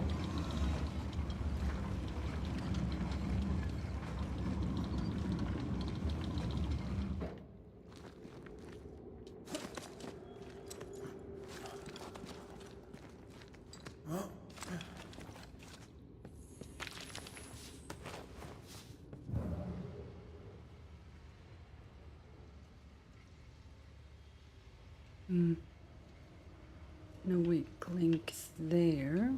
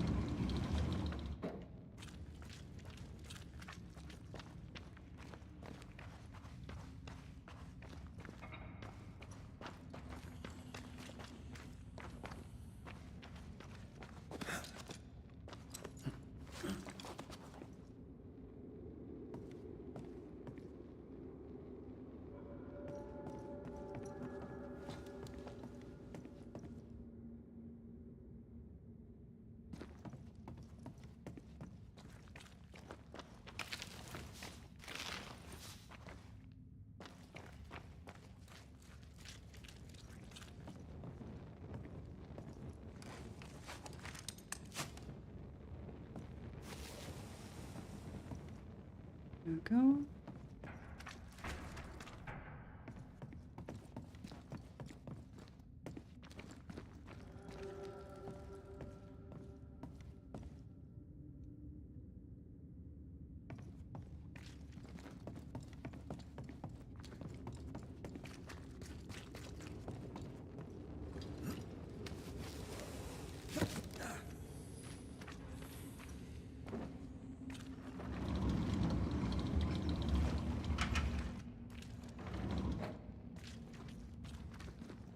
No?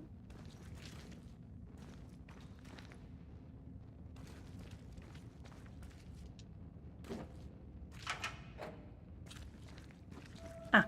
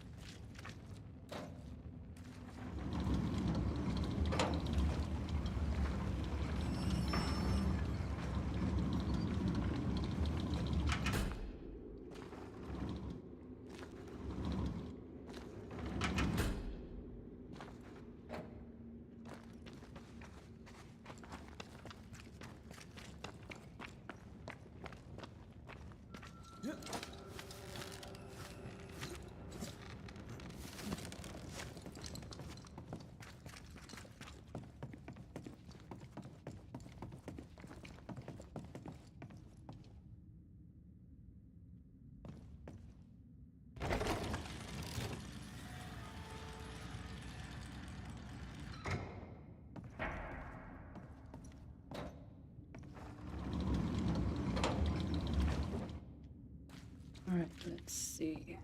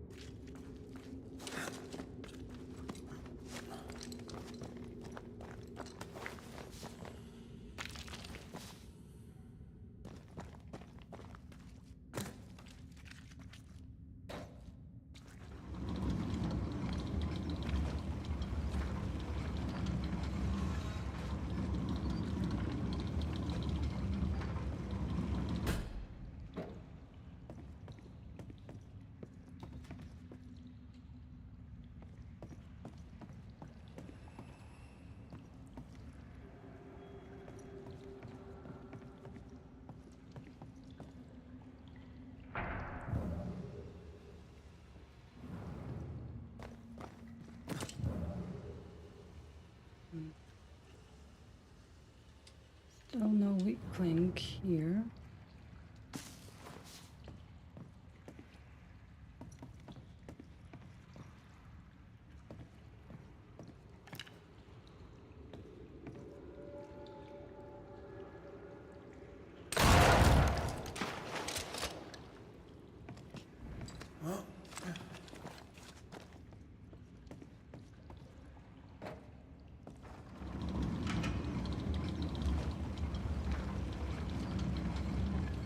I feel an echo ringing.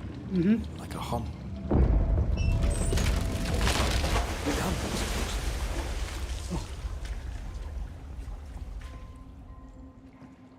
Guess we ain't going back there.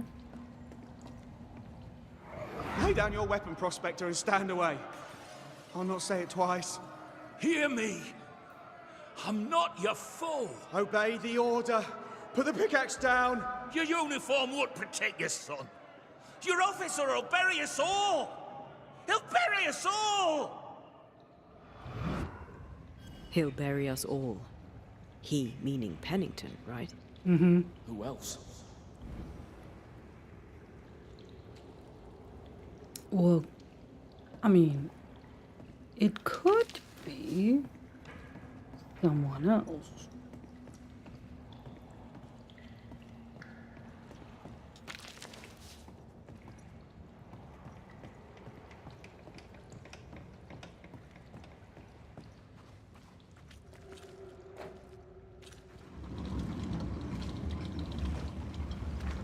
Okay, can't do anything about that. Now, let's see. Where is this weak link? Well, it sure as fuck ain't here.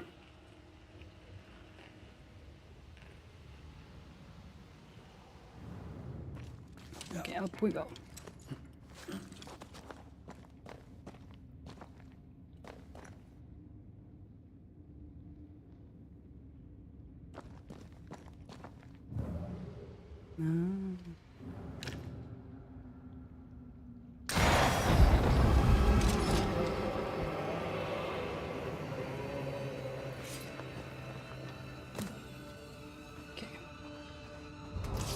They will come.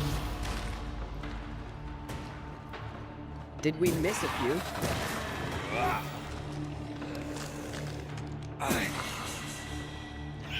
Possession incoming. Sebastian, what is this place? It's nothing. It's only... The people were angry. And for good reason. Rebel camp. There's something about the way Sebastian keeps avoiding answering.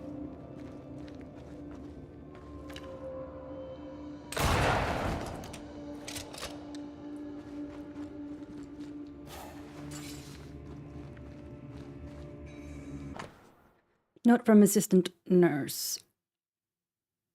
3 strips, 1 bottle of spirit, 1 decoction against fever, 1 box of needles, and 1 spool of stitching thread. Come back in 2 days at sunset. Rock in the shape of a bird.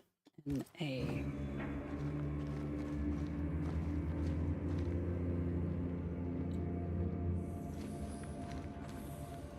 Voices from the dead ripple here. We change the guard when they bring the food. The old ones scarper while the new ones are still busy with the victuals. While they have their hands full, we take them.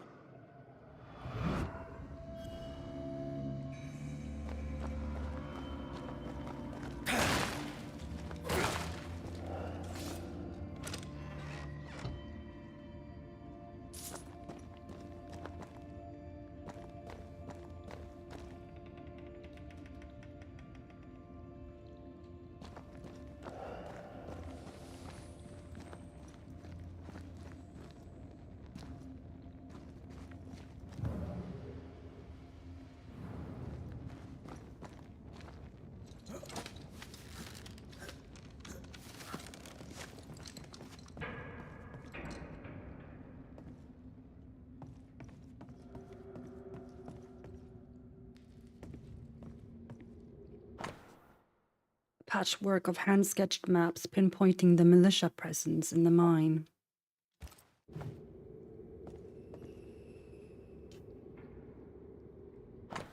A hand-drawn map of militia checkpoint with plans for sabotage. Weapons, sabotage plans?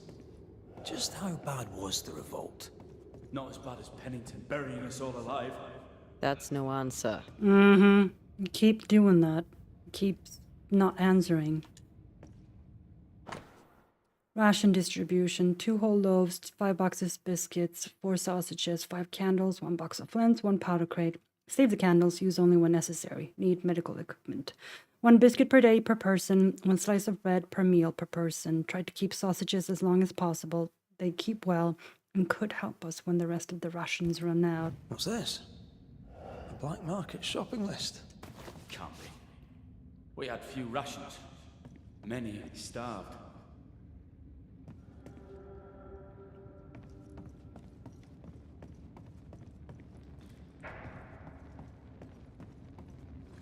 Alright, I'll be back for that thing up there. I just want to investigate more here.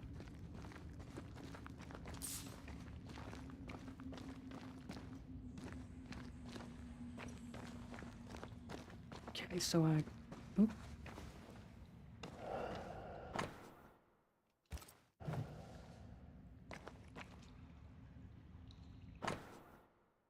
Soldier's Journal. June 2nd. For the good of the wider colony, Priest has locked us in. We spent the afternoon organizing the rations based on greatest need. Who has the greatest chances of living? We count 36 patients, 7 soldiers, 3 nurses. Pretty sure I can waive my advancement goodbye if I don't involve myself. So here I am. I already missed the sun. June 8. Priest kept the dying away from the rest and forbade us to check on them. We could hear them deep in the mines. They are quiet now. They have been quiet for some time. It is hard to fight the sullens, but God is with us, and we have food enough to last us a little longer yet. We shall come through this, those of us who are not sick. June 15. Most of the week I guard the entryway. There was a fight. A sick miner broke Nurse Jolly's teeth. Oh, jeez. 2 militiamen killed him dead on the spot. Tempers fray. Those miners still fit to work have downed their tools. The furnaces are cold, but the men boil over. They steal, and we punish them. Priest looks out for us, carving us out the lion's share of the rations, the better for us to do our work. Dying, hungry men do desperate things. They'll surely come for us. June 22nd. Come they did. Bloodbath. 9 men sent to isolation. Jolly started coughing, so Priest had her dragged away too. We no longer leave the barricade at the entryway. Priest spends countless hours hunched over his reports, writing and rewriting. I don't feel good. My skin feels hot. My lungs burn. My blood feels leaden. I pray it is the dust and the darkness. I wish to see the sun once more before I die.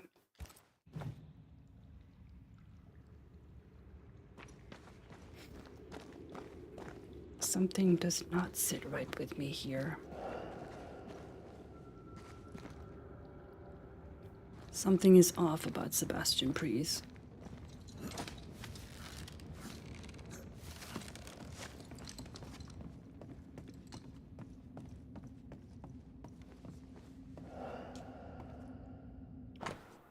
Lieutenant Priest's stolen report.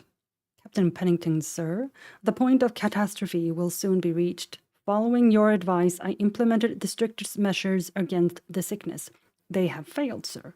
I now believe the disease unnatural. Even with complete isolation, new cases appear.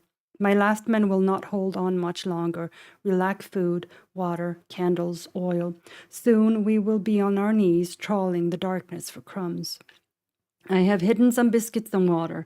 In 2 days I will refresh myself and sneak out of the living quarters to reach the closed entrance.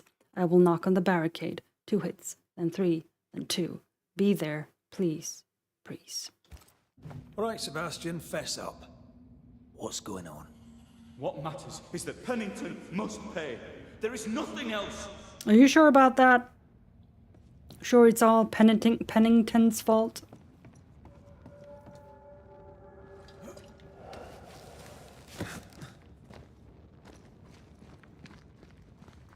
Sure you don't hold some of the blame? Sebastian Priest, in the mine you were to tend to the sick.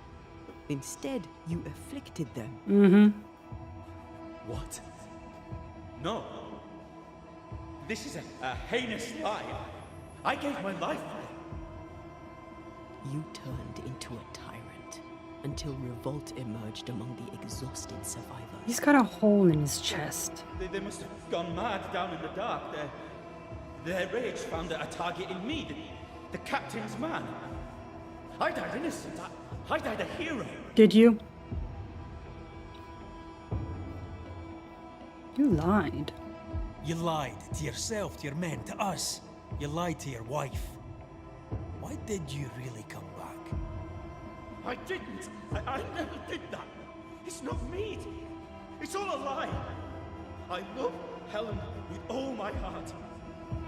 Pennington must pay. You must make Pennington pay for his crimes.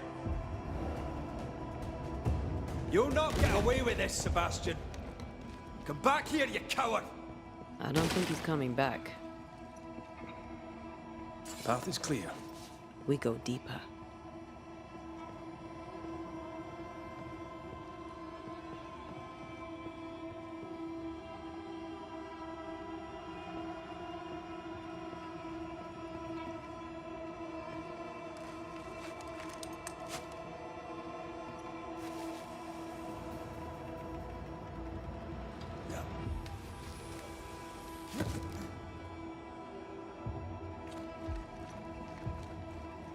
I'm back here now.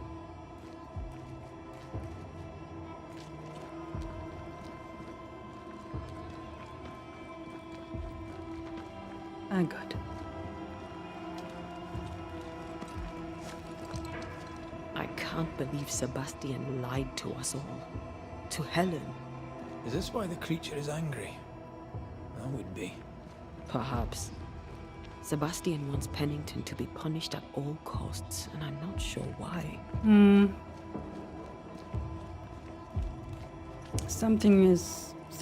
There's more to this whole thing, definitely.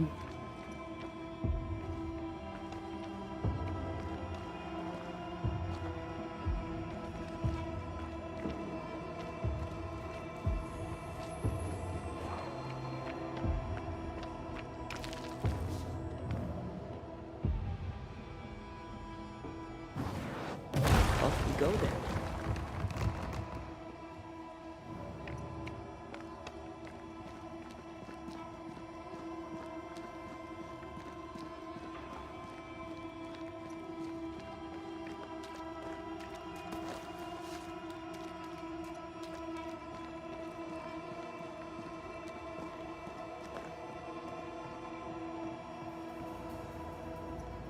Christ, where are we now?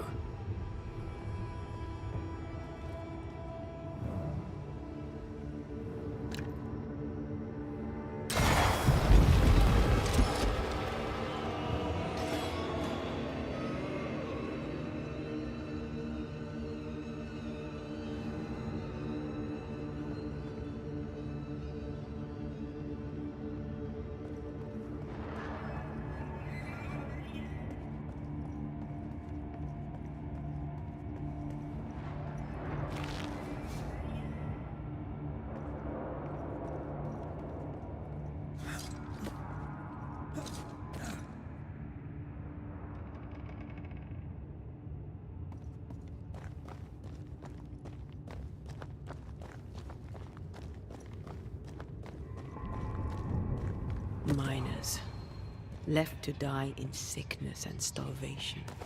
Helen was right. This was an atrocity. But she blamed the wrong man.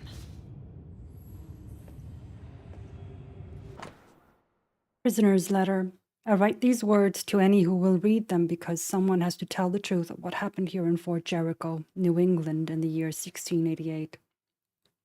I have stolen pen and paper from a guard in what is now my prison, and with it I shall speak.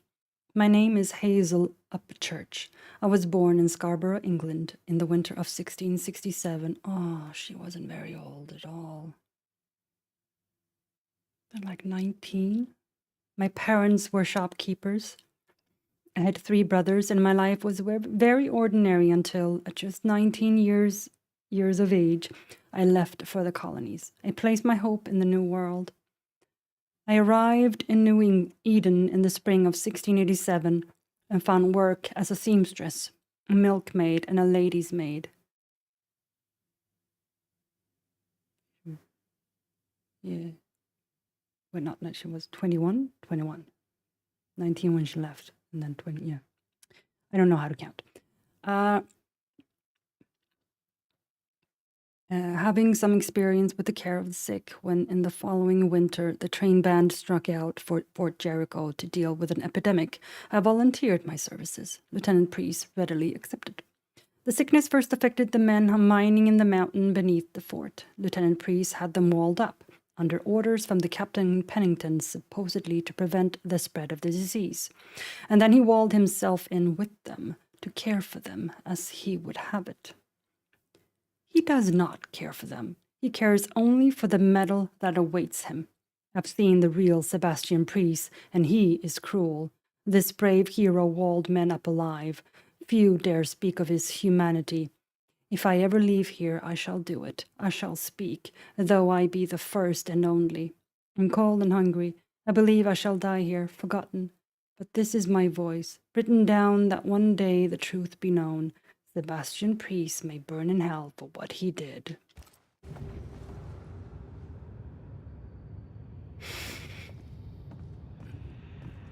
For some reason, he is pinning the blame on Pennington.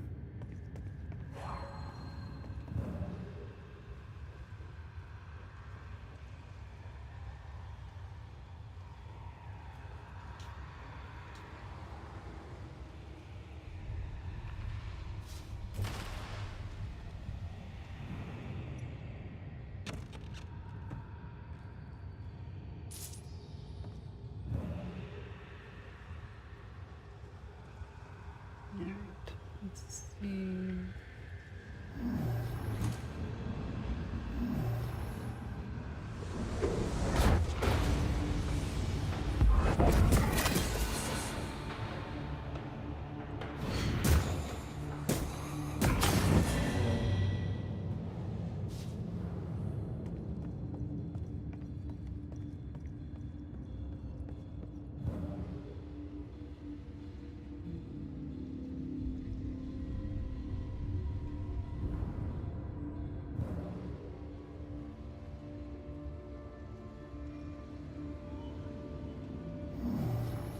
Because that's that way.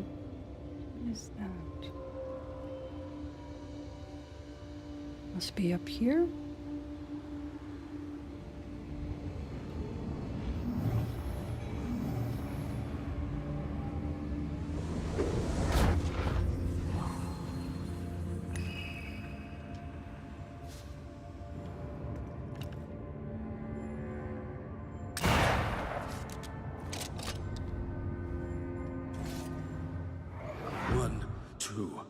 One, two, shite. I lost count there. Oh, there! Oh! God, why have you forsaken me?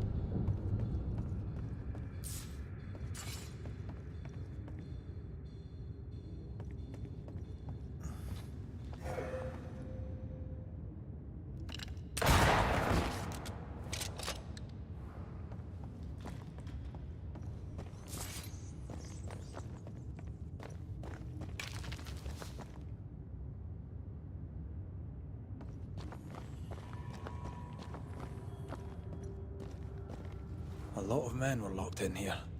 Left to the pit, only restrained by the fear of falling.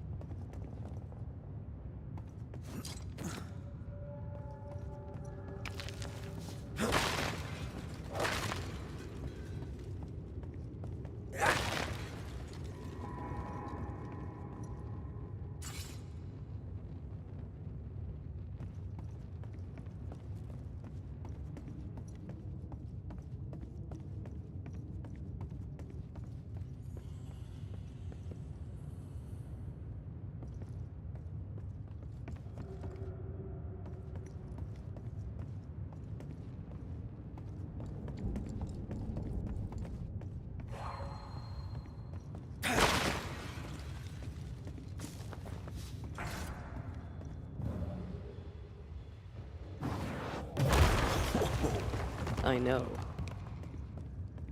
Oh.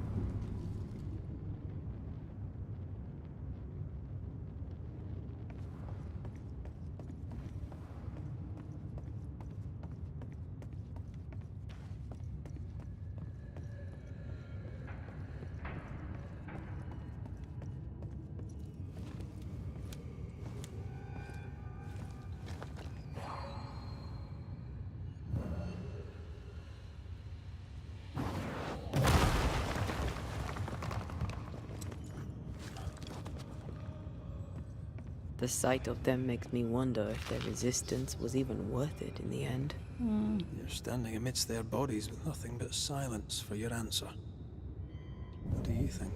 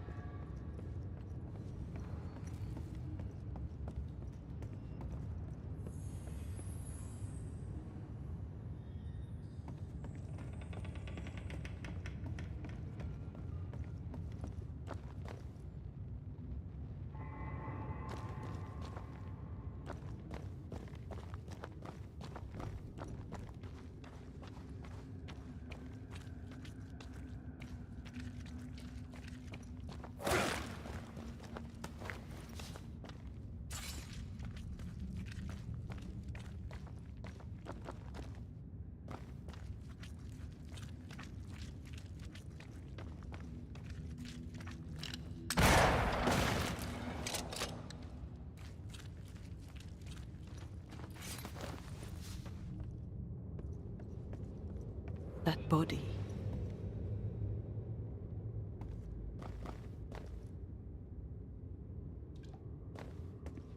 What?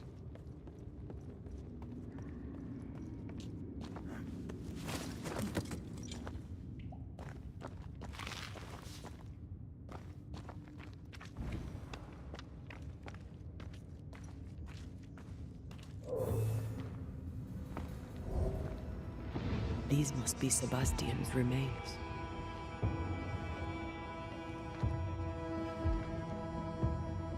Curious.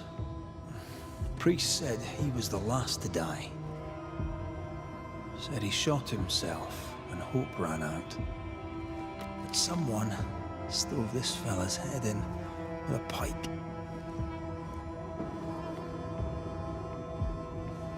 This was no romantic suicide. This was bloody murder. Plus, there's no ghost tie. And look, the mark from before. No ghost tie. So why did he not pale and become a specter like the rest? Sebastian told Helen a story. His prominent chest wound was part of it. But it's a fiction. He spun her a lie. I'm starting to doubt the lieutenant's ghost. I think it's an effigy of Sebastian sent to get close to Helen. Maybe even to Pennington. Not a spectre. Something more elaborate. But what? And why? Sebastian is a doll, stuffed with stolen memory, made by whatever lurks down here.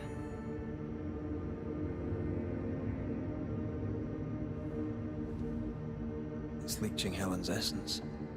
We must tell her. Whatever about Helen. First we need to find the doll maker. Yeah.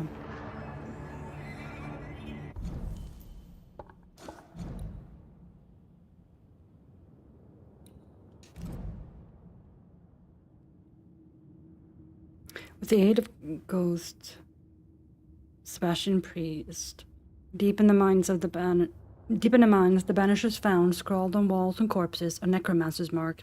Great spectral chains block the way. Strange cries resound in the tunnels. The Banishers also learned that Sebastian Priest was no hero. He led the repression of the rebellious miners. Spectres in the mines bear a grudge against Captain Pennington. Probably wrongfully so. Sebastian Priest's ghost is a hollow husk, created and manipulated by something as yet unknown. Through her beloved husband, Helen is manipulated by a powerful entity. Yeah, there's something very wrong happening.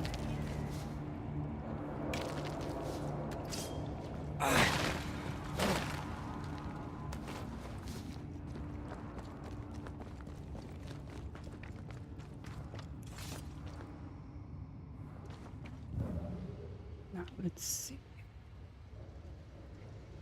Am I able to see where the weak link is? Yes. Am I able to shoot it? Who knows? There we go.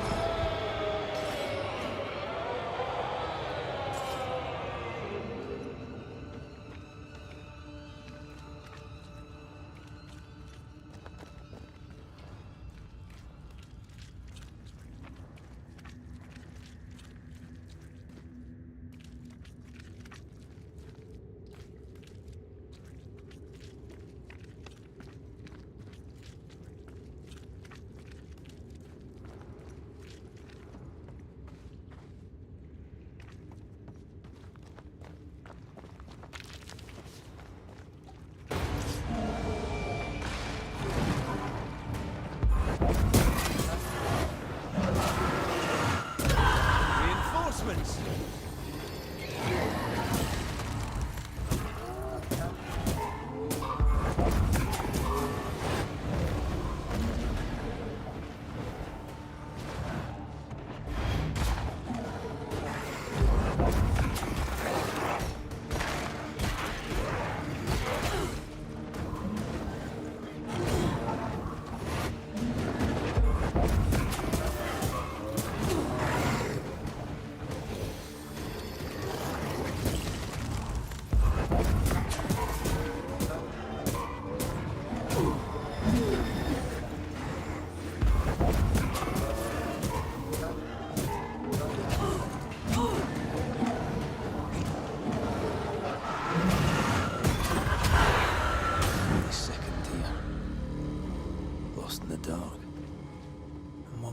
Died. We'll soon be out. Together. Aye. I suppose.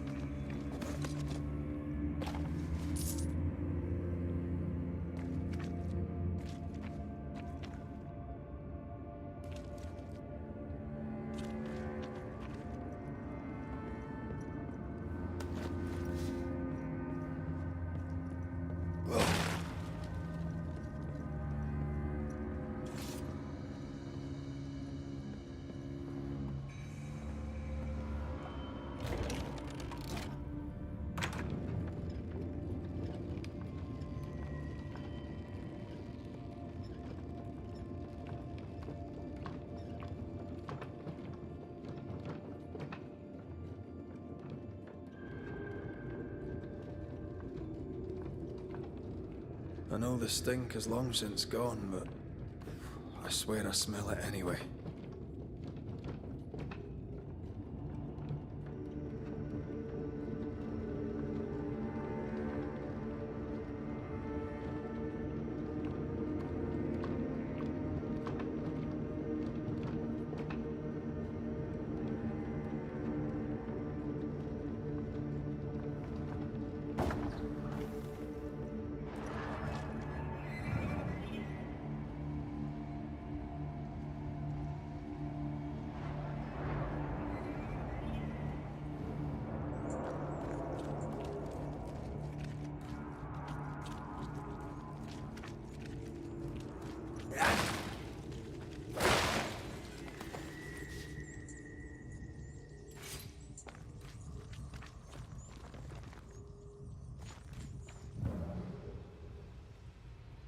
I never again saw the sun.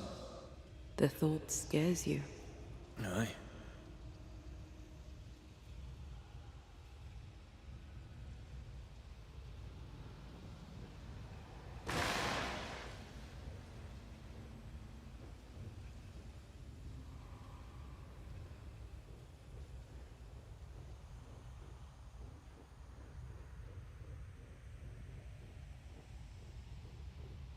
Ah, there's the link. Two of them, in fact.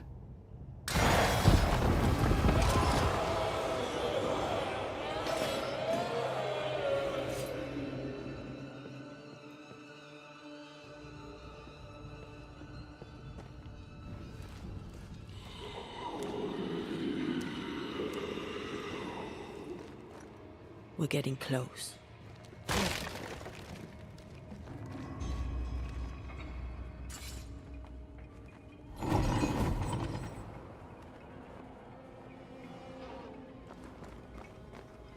A safe harbor, should we need a moment's peace.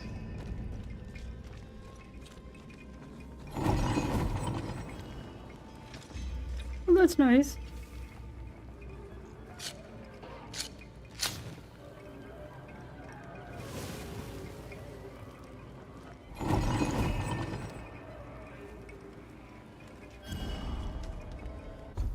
Let's see. Don't think there's anything I can upgrade. Yeah, it's fine.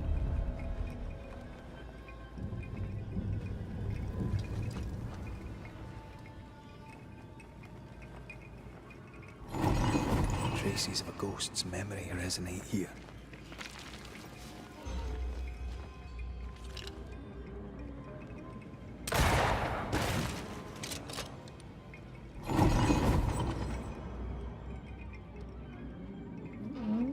No.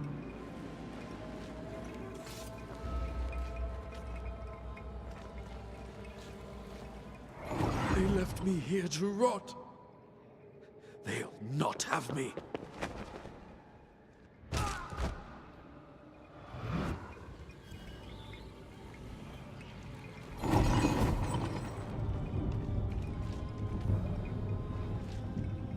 These chains, an echo, I think. Oh, hello.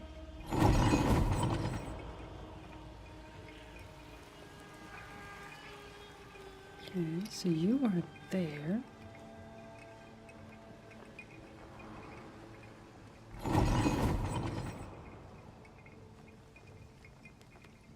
That one is there. The heart's yours. The roots are mine. Okay, so are there like 3 of them? Kind of looks like there might be 3 of them. There's one.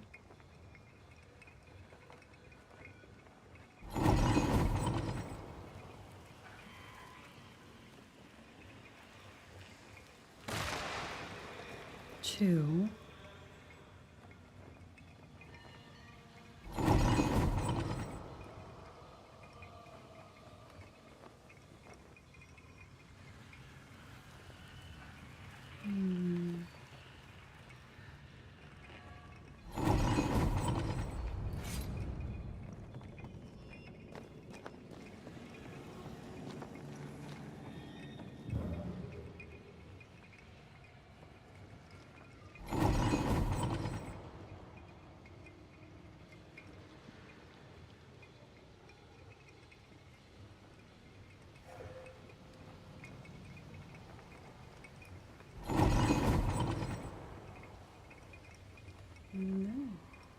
3. There it is. Okay, on the third one.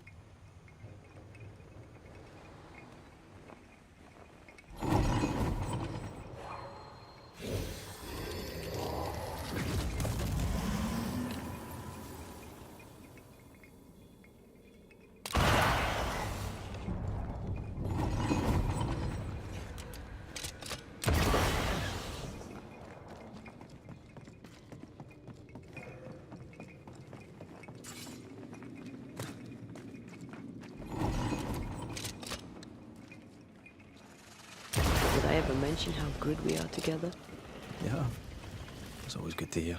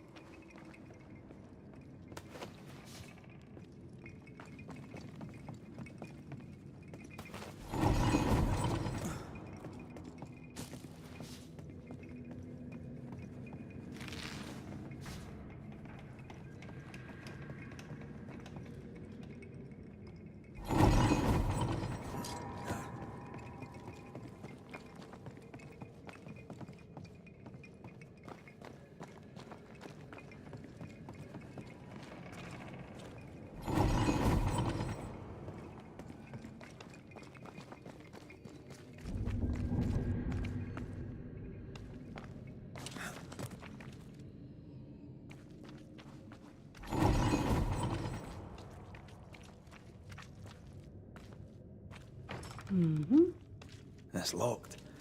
There must be a key.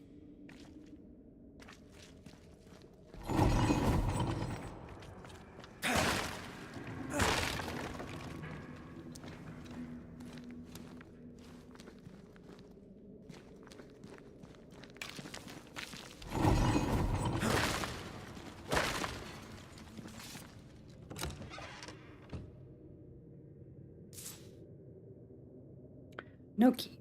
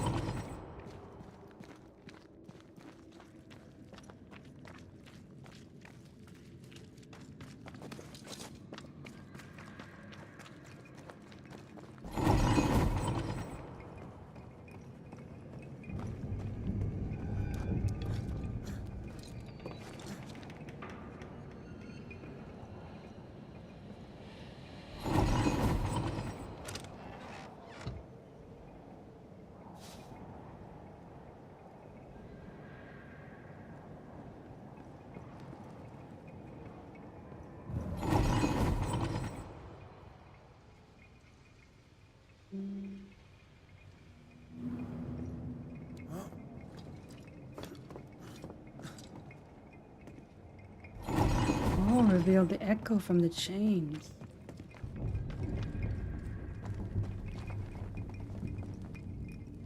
How do I do... Oh, maybe from down here?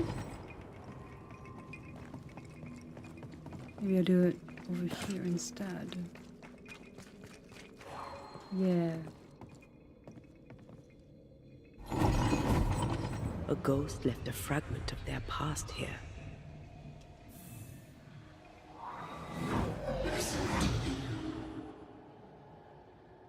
Will you finally speak to me? Pennington. Please let me go, Captain. What? What are you?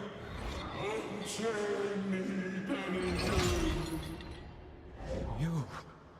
No. No. You will return and unchain me. Pennington, I won't let you rest until you set me free. Is it another part of Deborah? Whatever skulks down here, Pennington's presence gives it life. Another ghost rallying the wrath of lesser specters to its cause. This is about the agony of Deborah Comenius. Yeah. Aye. And the guilt of the people of New Eden.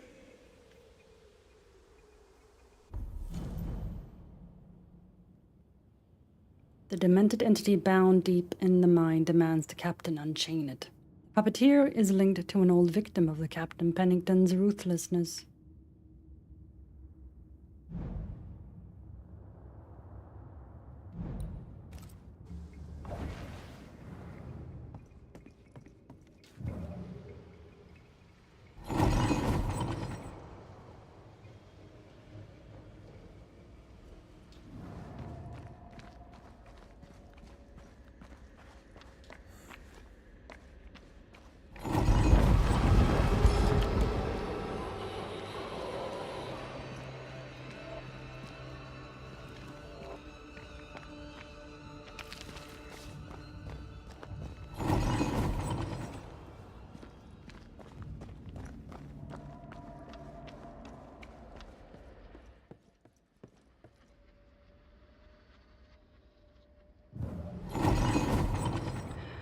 Well, no.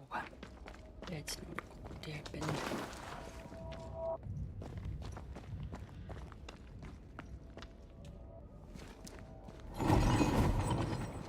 Not yet, anyway.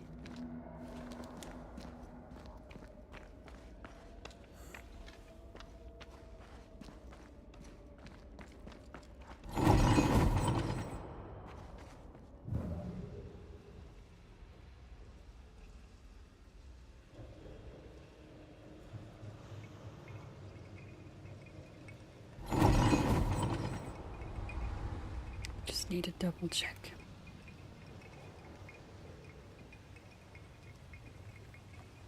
No. Alright, so I do have to go where I went. Good to know.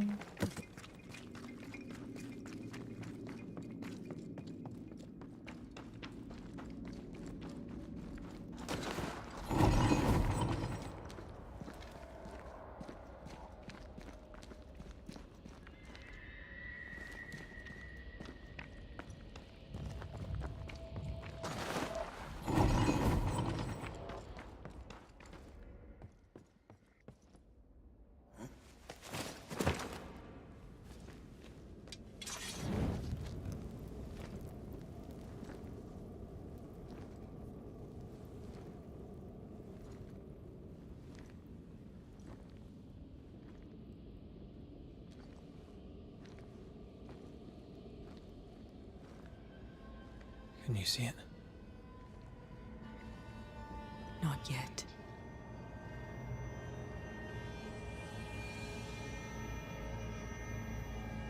I hear you. Pennington. Have you returned, Captain? At long last, will you free me? What happens if we do?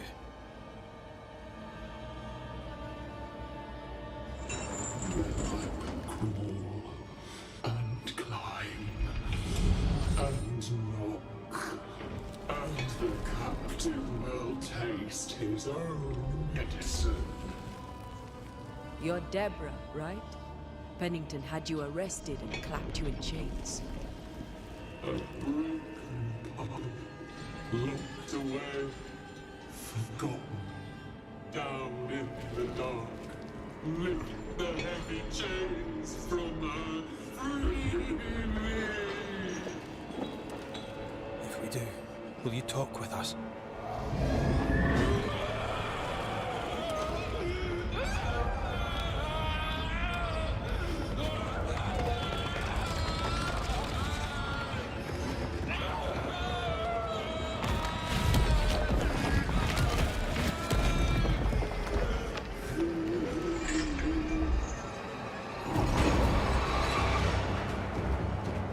Oh boy.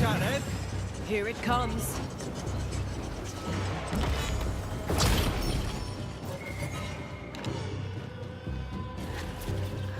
I can see the weaker links. Oh, good.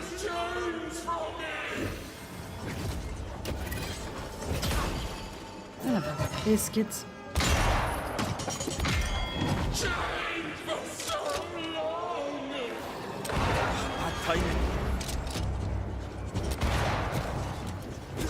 on me, Red. So close. Son of a... Go!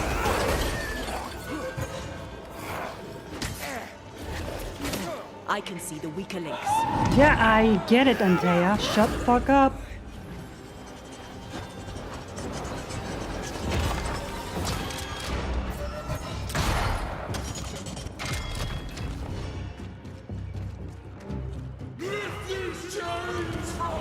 Overhead, the roof is crumbling. Get this next time. The chains are coming undone. This is your chance.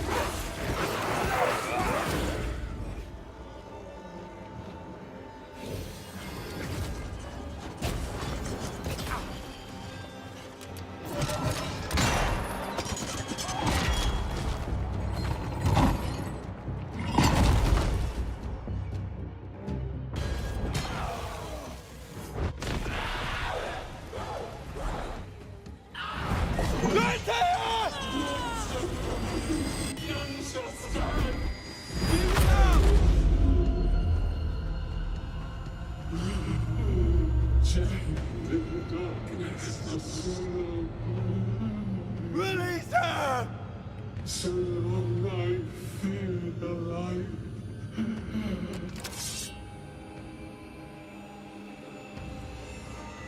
Give me a sign. Come at me. Beat you all.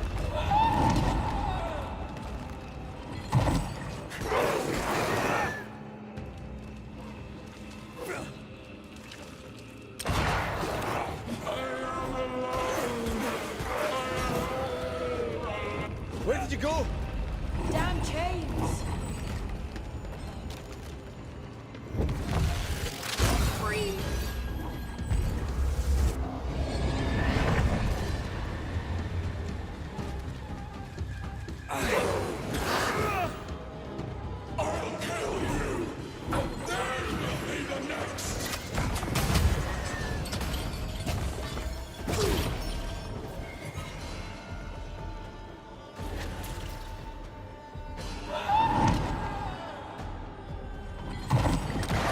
Get this next time.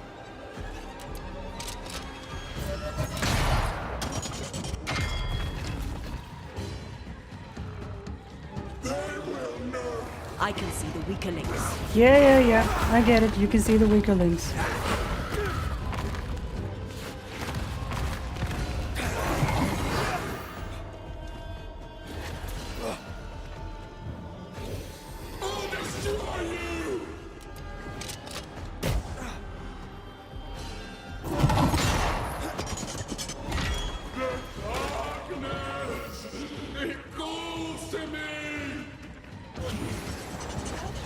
Call on me, Red.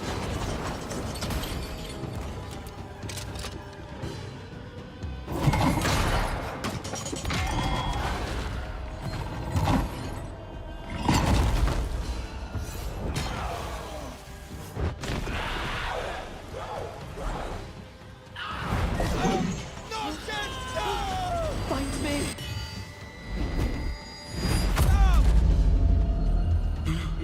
The darkness, it devours me. It's me. What are you in there? Come at me. Beat you all.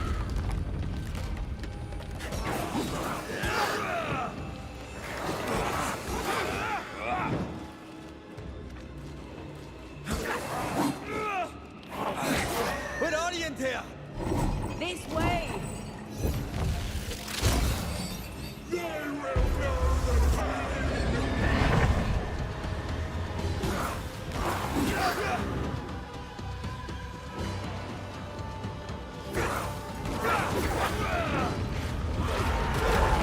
I can see the weaker links. Yeah, that's fabulous and all that. But I got like walls crumbling and ghosts trying to kill me.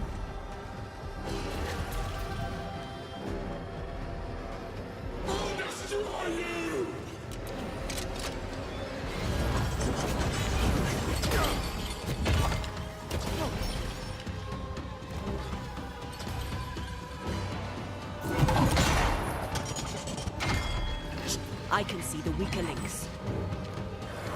Okay, there it is.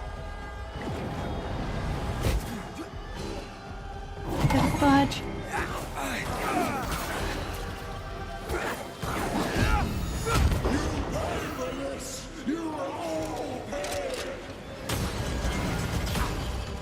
Call on me, Ray.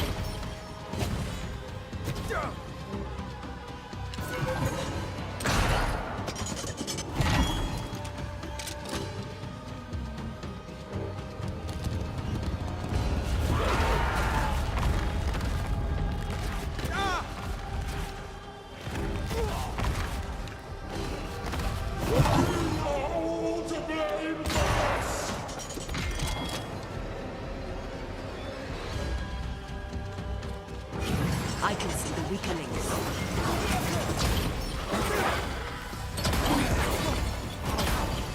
Son of a biscuit. Wait, she had another one? Oh, she has another one.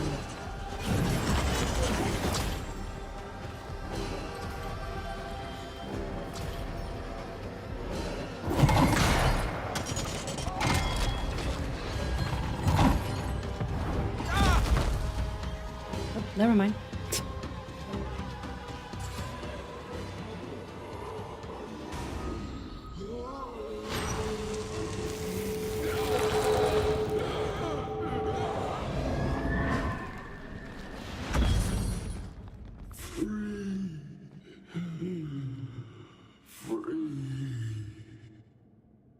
It's over.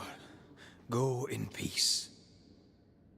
No peace, no pardon, naught but darkness and decay. No. All this must stop and you must stop it. Dark decay and the maddest words of the worst of men. Whose words? Pennington's?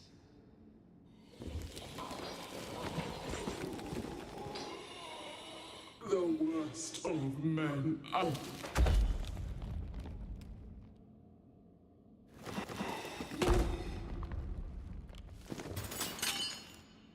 Yeah. Shackles. When the maddening silence becomes the darkest night,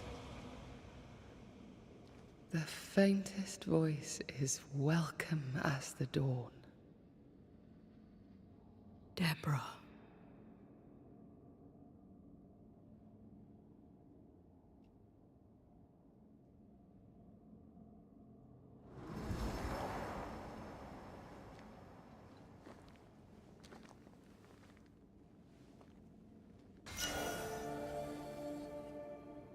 I've had enough mines for a lifetime. Can we go now? The entity under the mines is a puppeteer with a grudge against the captain. Spectres in the mine are husks controlled by a puppeteer.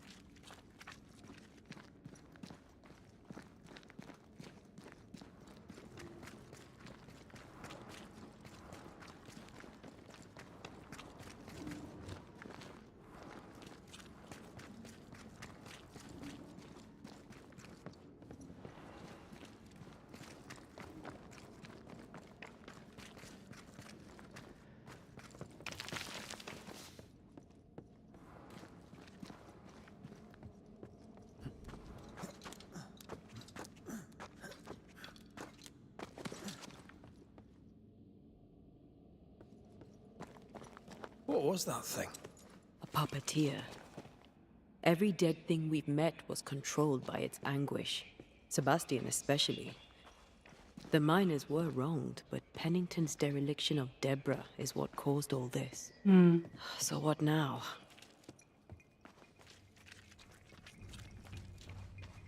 Helen's grip on power was already fragile when we found out that her husband was a spy. Is Pennington any more trustworthy?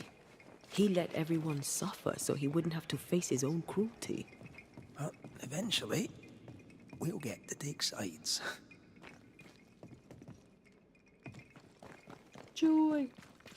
I don't think I have the key for that.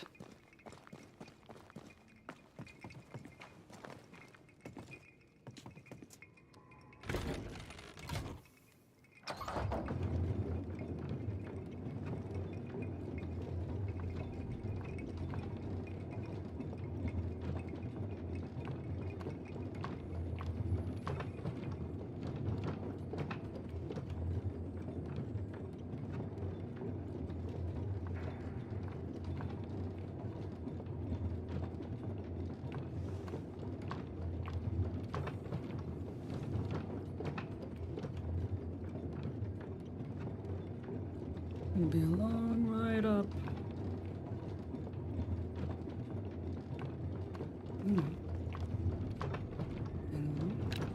Hang on. Can we stop? What is it? Rush after the fight. It'll pass. Damn it. It's Sebastian, isn't it? You know I'm me, right? That I'm no puppet. Aye. Do you, though? Aye. My head may say different, but I know it in my heart.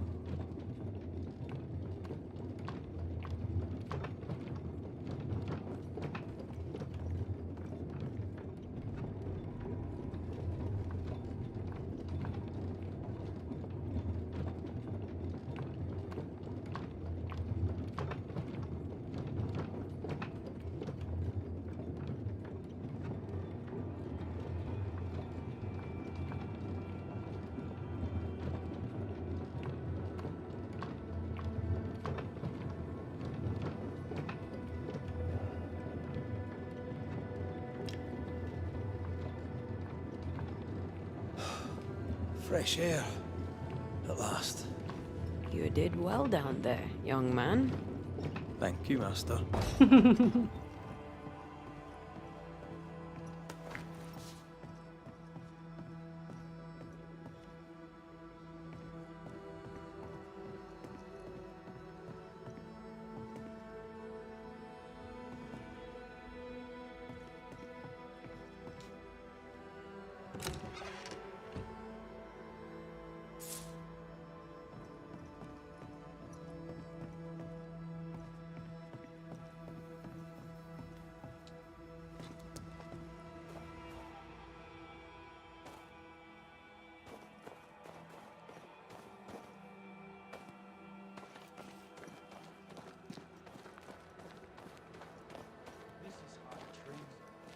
Give me the gun, Stay exactly where you are. What do you hope to gain? I'll bring back a little discipline for a start. That's a bad idea, Helen.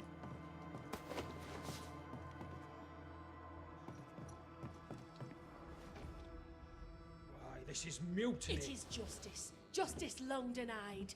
Wait! Thought you'd been killed in the mines. Tomb blow lie dead in the mines. Neither one more word nor a move from you. The mines are cleansed of their madness, which is more than I can say for this room. You banished the thing in a pit. Truly? It's gone? Aye. The puppeteer is no more. The siege is lifted. Don't get excited. You're still up to your neck in shite. You've still to answer for what you did, and what you did not. I do not answer to civilians, nor to mutineers. You will answer to the dead. Once a woman in chains cried out and you did not listen. This is why you're cursed. Confess. Your future and the future of many depends on it. I'll confess there is no future. I'll confess I led us here to make our final stand. And we still stand. To that I'll confess, and claim the credit. We fall one by one. Then we weep, we rage, but we stay loyal and true. Even the widows must stay true.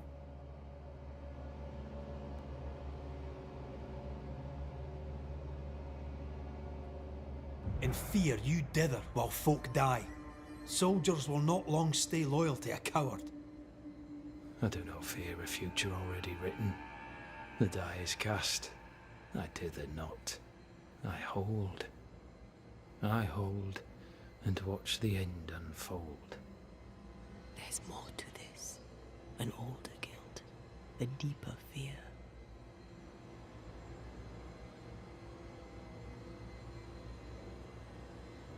Captain, why did you send Sebastian Priest down the mine? I knew quarantine would be trying. A competent commander was required to keep order, keep them alive long enough to recover. I chose my lieutenant. I erred. He was not competent. All died. Your husband was no hero, Mrs. Priest. You murdered him and now you take his honor too. Another nail in your well-earned coffin, Captain. So Helen, thing is... Not now. She's not ready. We return with answers to find you in full mutiny. Why now, Helen? Sebastian returned, disturbed. I thought he'd left you dead in the mines. Your mission had failed. I could no longer wait. But our mission hadn't failed. You may be to blame for the tragedy in the mines, Pennington, or you may not. But the puppeteer wanted you dead. Some years back, you accused a local woman of witchcraft. You locked her up. The puppeteer was quite angry about that. Fairfax Haskell too played a part in the killing of Deborah Comenius. He faced up to his wrongs. Now you will face up to yours. At last the die stopped rolling and my number has come up. I'll tell it now. I'll tell it all.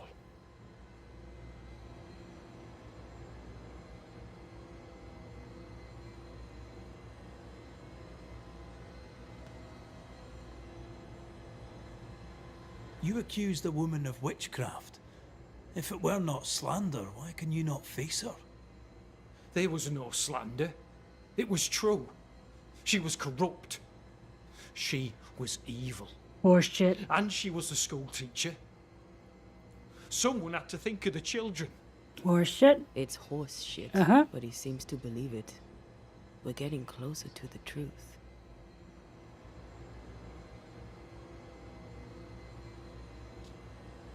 You clapped her in irons and threw her in jail. You took her humanity. You recognized her in the puppeteer, didn't you? I'm sorry. Puppeteer? That's what was in the mines, wasn't it? And you knew, didn't you? How long? For how long have you known? What I know and you do not would fill a library. Helen is misguided. Under Sebastian's malign influence, she will remain so. Yet Pennington is little better. Which way do you lean?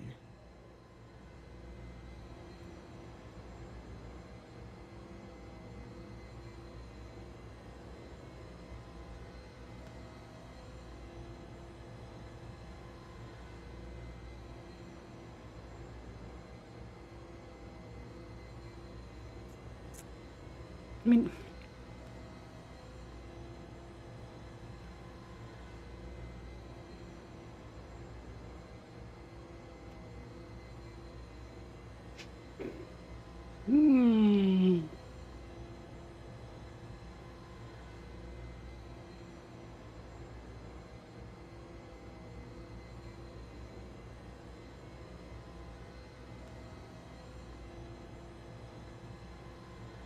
don't know.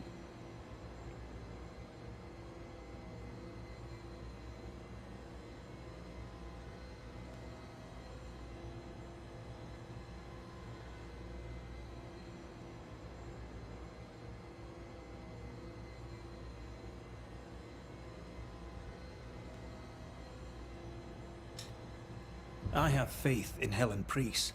Step down, Captain. Perhaps you may begin to wash your guilt away. Do what you must, and face the consequences. Cast the die. I will. Well, I'm sure as fuck not gonna sacrifice him.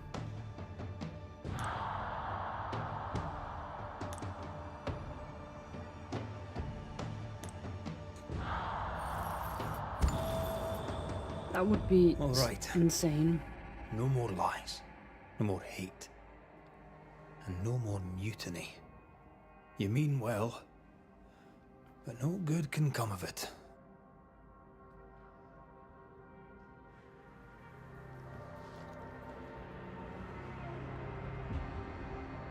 The puppeteer sent the captain spectres. It also sent an unwitting assassin. You. Helen Priest. The ghost by your side is not your husband. It's a husk, a sham, an elaborate fake. Your beloved Lieutenant Priest was no hero. He was the tyrant. His victims dead in the mines tell the story. Mm-hmm. I am Sebastian Priest. I love my wife. I want her safe. You're a scarecrow, built from Helen's idealized memories of the man she loved, then sent to trick her into mutiny. Without the puppeteer, the veneer will fade. Soon you'll be a spectre once more.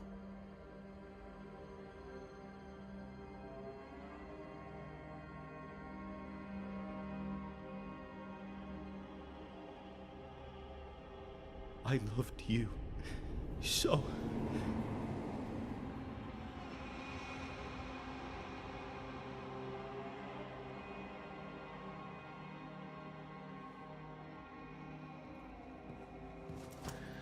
I'm not sure I understand what just happened.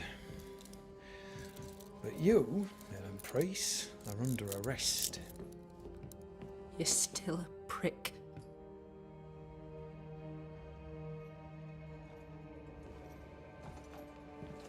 For your trouble.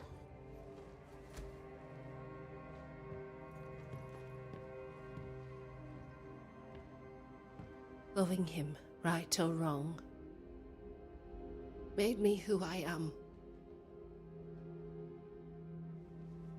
How much of you is made from loving your man?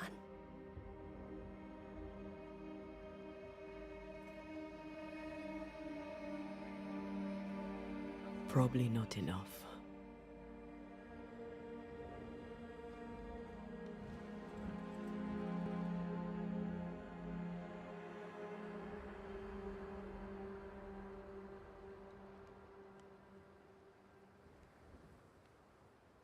Dawn, at last. Looks like the nightmare's curse is lifted here. Job done. Mm.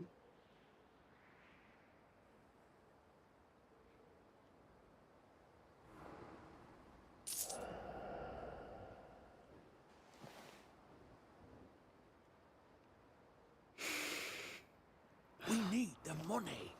We have enough. Leave me alone. Do you think only of yourself? Because no one else will. You can.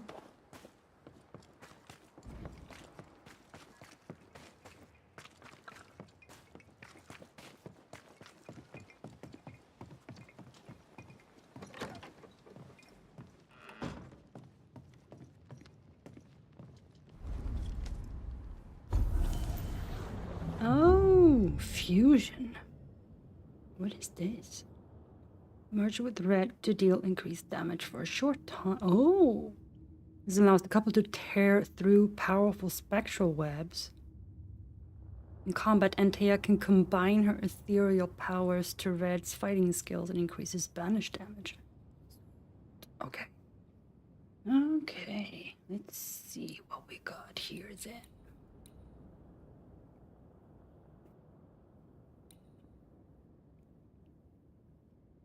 Mm-hmm.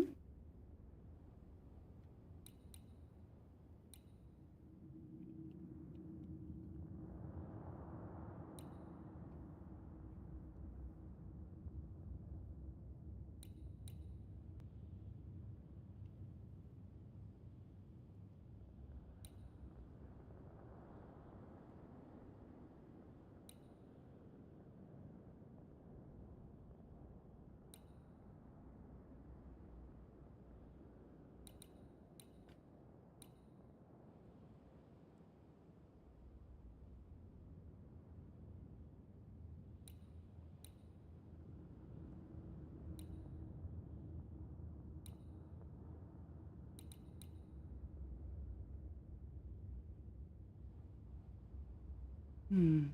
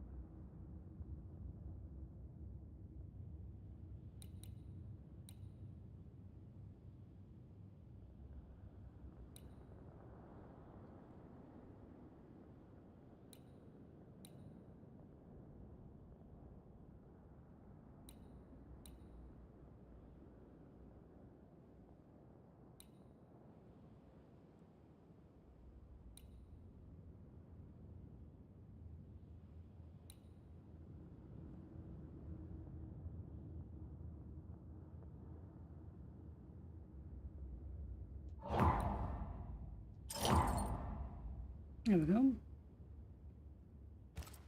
So, what now? What did Ceridian say when we first met her? Once we'd weakened the Nightmare's influence, we could use the Void to enter its lair. Deborah's grip on the settlers has diminished. We'll return to Ceridian's island. From there, the Void Breach will take us back to New Eden Town. Just like that, eh? Well, yes, just like that. Something bothering you? But aren't we rushing things a little? We've lost too much time already. We have a nightmare to confront, remember? Sometimes I hate the world. Another free woman, bright, sensitive, kind, murdered by a craven rabble too weak to face its own mediocrity. Cowards hiding behind fake virtue. And for what? They won't even say her name. Why? Why her? It's a good question.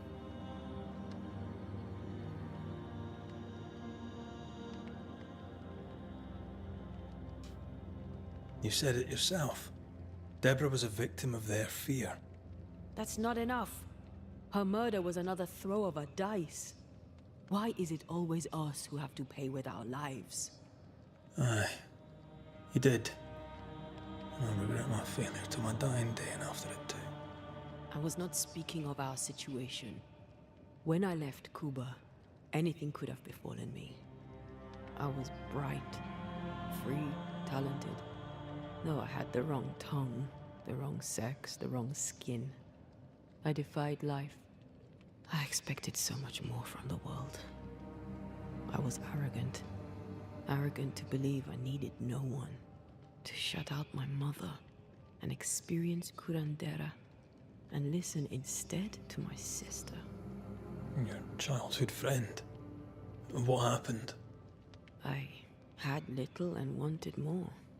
A dangerous thing when you have our type of talent. Anything could have befallen me, but it didn't. This has been hard for you. For me too. Perhaps we should think of how far we've come together and take heart. I am dead, Rory. I am dead, and Suna will be gone for good. You think I don't know this?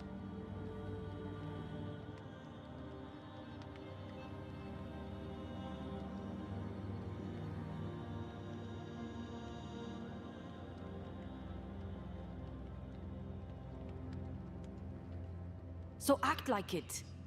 I'm not the enemy here.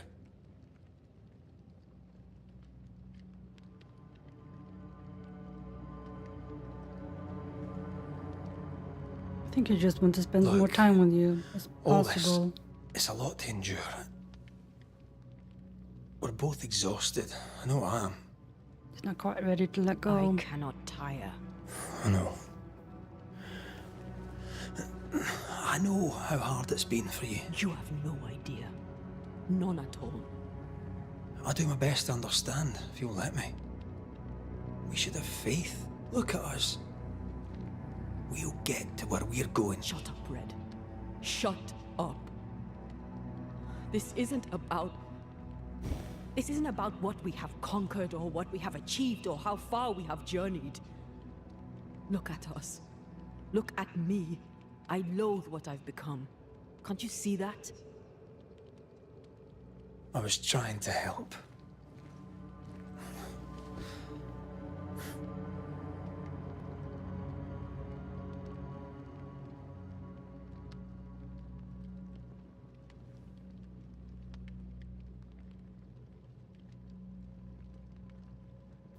I'm sorry. Stop apologizing.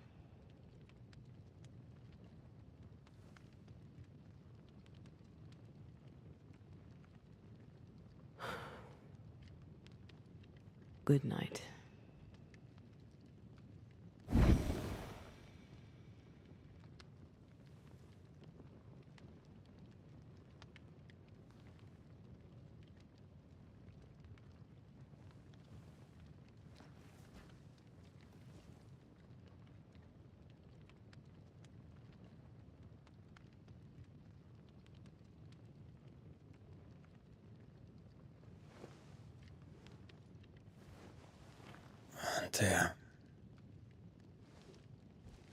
Antea.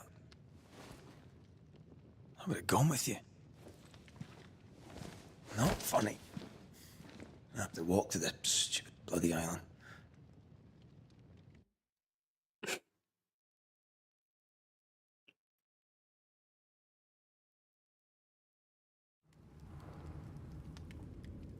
Nah, great, now we're here.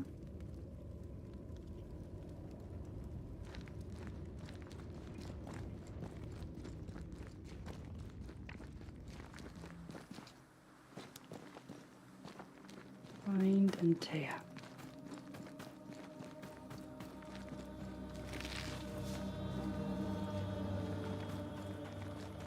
There you are. Ready to go? I just got here. Can we talk? Why did you leave me alone? You are not alone. Can we go now? Oh, there she is.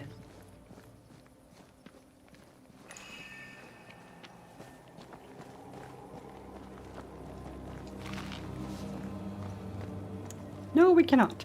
We cannot go.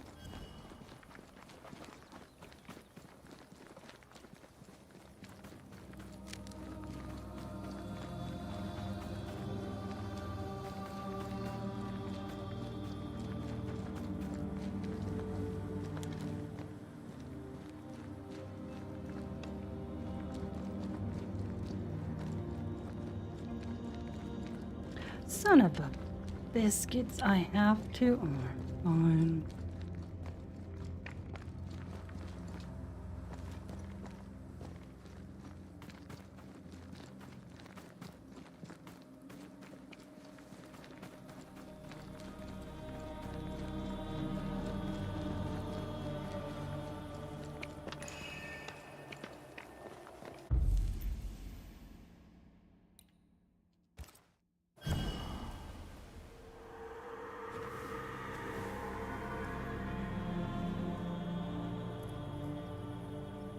How come it's not working? Let's ask Seeker. This all has to end, and I'd rather it was sooner than later. Aye.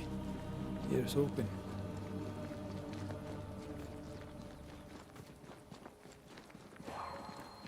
There's a spectral web here, but it's new. It's stronger, but I think I can do it.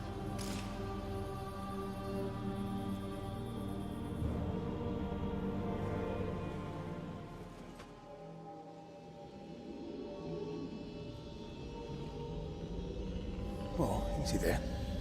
This'll only take a moment.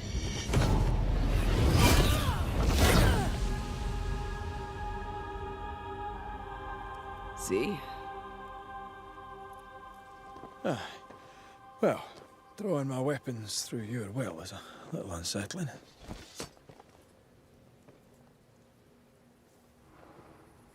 The spell isn't working. I think she's gone.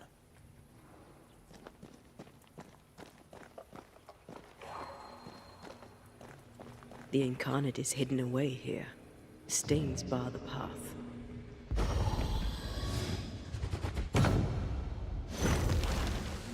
You're good at that. I know.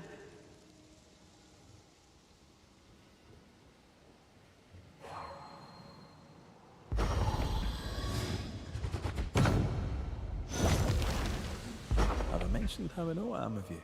Go on. Strange how I barely knew Ceridian, yet feel like I've lost someone deeply important.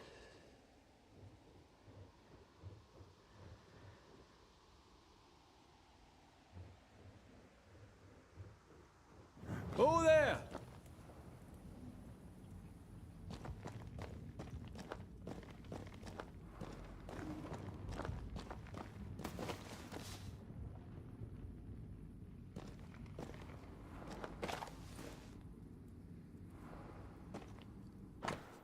Advice to Women by Theano of Croton. This book is addressed to all women, whether with experience in magic or without. Herein lies collected a wealth of ancestral knowledge that has been otherwise forgotten, perhaps even forbidden. Many rituals are inscribed herewith, including the great ritual of concealment for your protection or that of others. Seeker, may the wisdom herein comfort and protect you even in the darkest of times. S. Manual on how to hide from men. Wish I had one. How can she find anything in this mess? Is that really what's important right now? Seeker drawings of different plants in a detailed and scientific way. She draws well. Not a fan of Antea's attitude at the moment.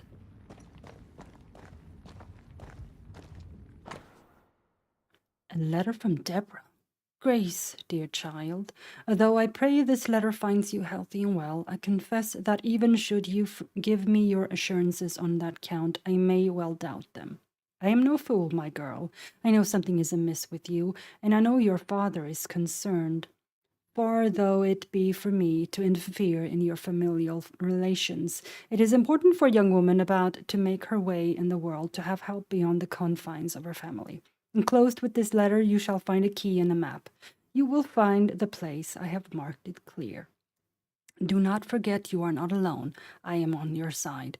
You can also count on Catherine Newsmith. She is a trusted friend who would, if asked, help you organize your departure. In faith and service, your teacher, Mistress Deborah. Why is there a letter from Deborah Comenius here? And who's Grace? No way back to New Eden Town, and no Seeker either. Our only clue points to Kate Newsmith. Maybe she knows this Grace and where to find her.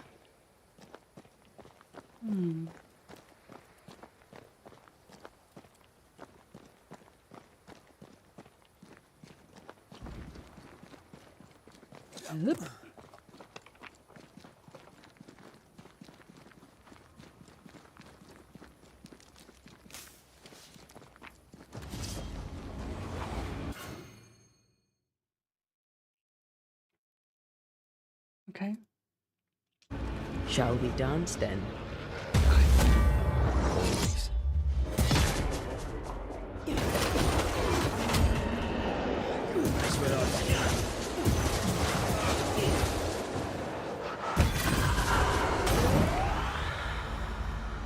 spirit chases were working, we wouldn't have specters. I'd stay to figure it out, but we need to see Kate.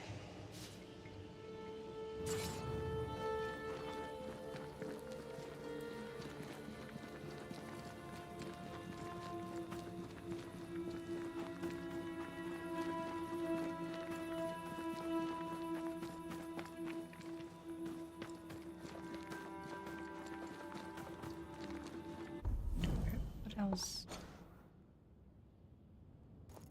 Oh, never mind. There's something else here. Oh wait, there was something down here, wasn't there? Down below here. Yeah, how do I... Huh? Oh wait, over here.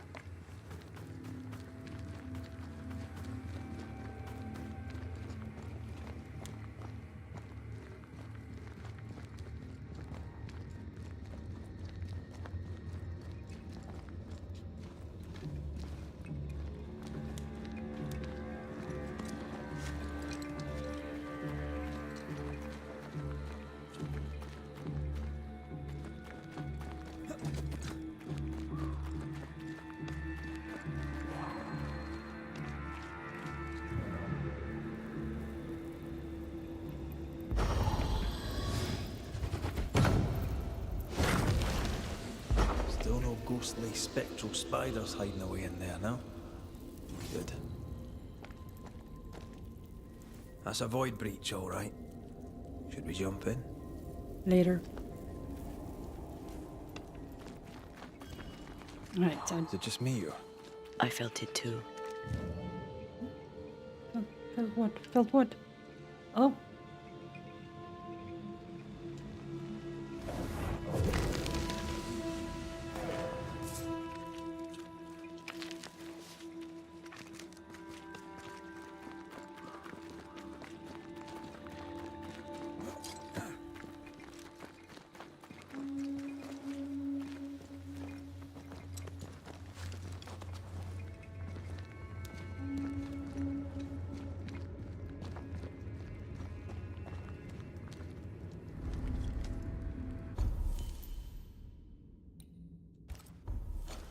Okay.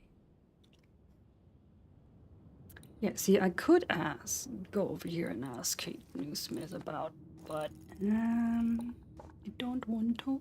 Not yet.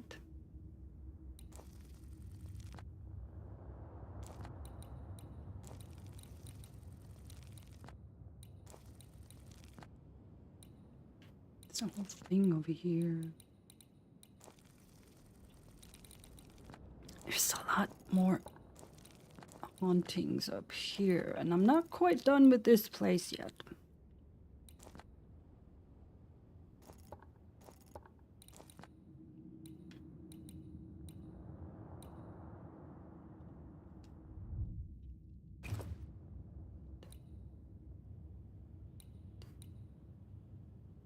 So nativity, 3 haunting cases, activity there, a haunting case over here. And another one over there, and 2 points of interests. Yeah.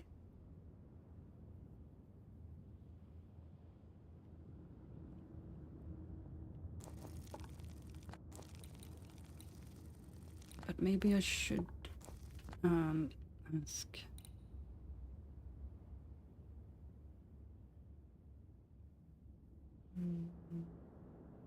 So 2 activities and, or is it an activity or point of interests? No, activity. Yeah. 2 activities. Oh!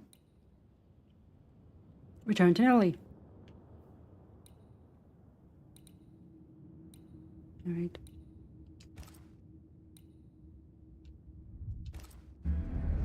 Aided by the Banishers, Captain Pennington survived the mutiny.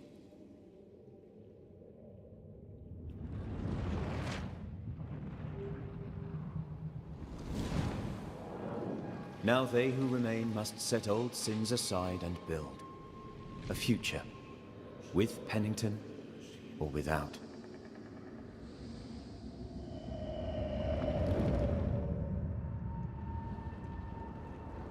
Because the captain sees no brighter horizons behind the blackened clouds of his past.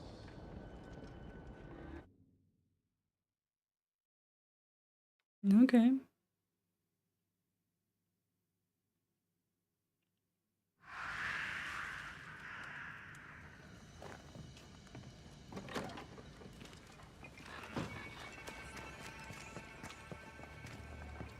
Camp is a camp no longer. It's a village. Nice. Alright, let's see. Where is she? Is she in here? Ah, what do you got for us, Nellie? Mr. McCraith, how good to see you. Just so happens I've something for you. It's not much, but I hope it serves you. You have my thanks, Mrs. Heaton. No, my friend. You have mine.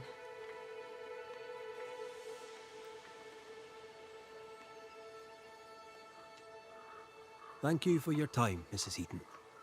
Thank you for your interest, Mr. McCraith. Ivory Repost.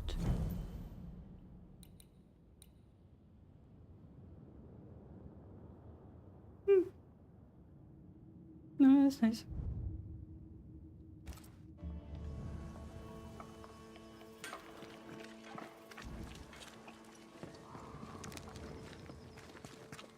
Right, I'm gonna go back up here for a little bit. Just so I have a starting point.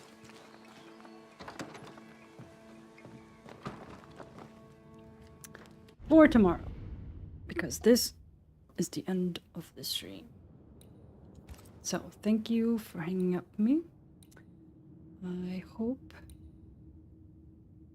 you have a wonderful day, rest of your day, and I will see you again tomorrow. Bye.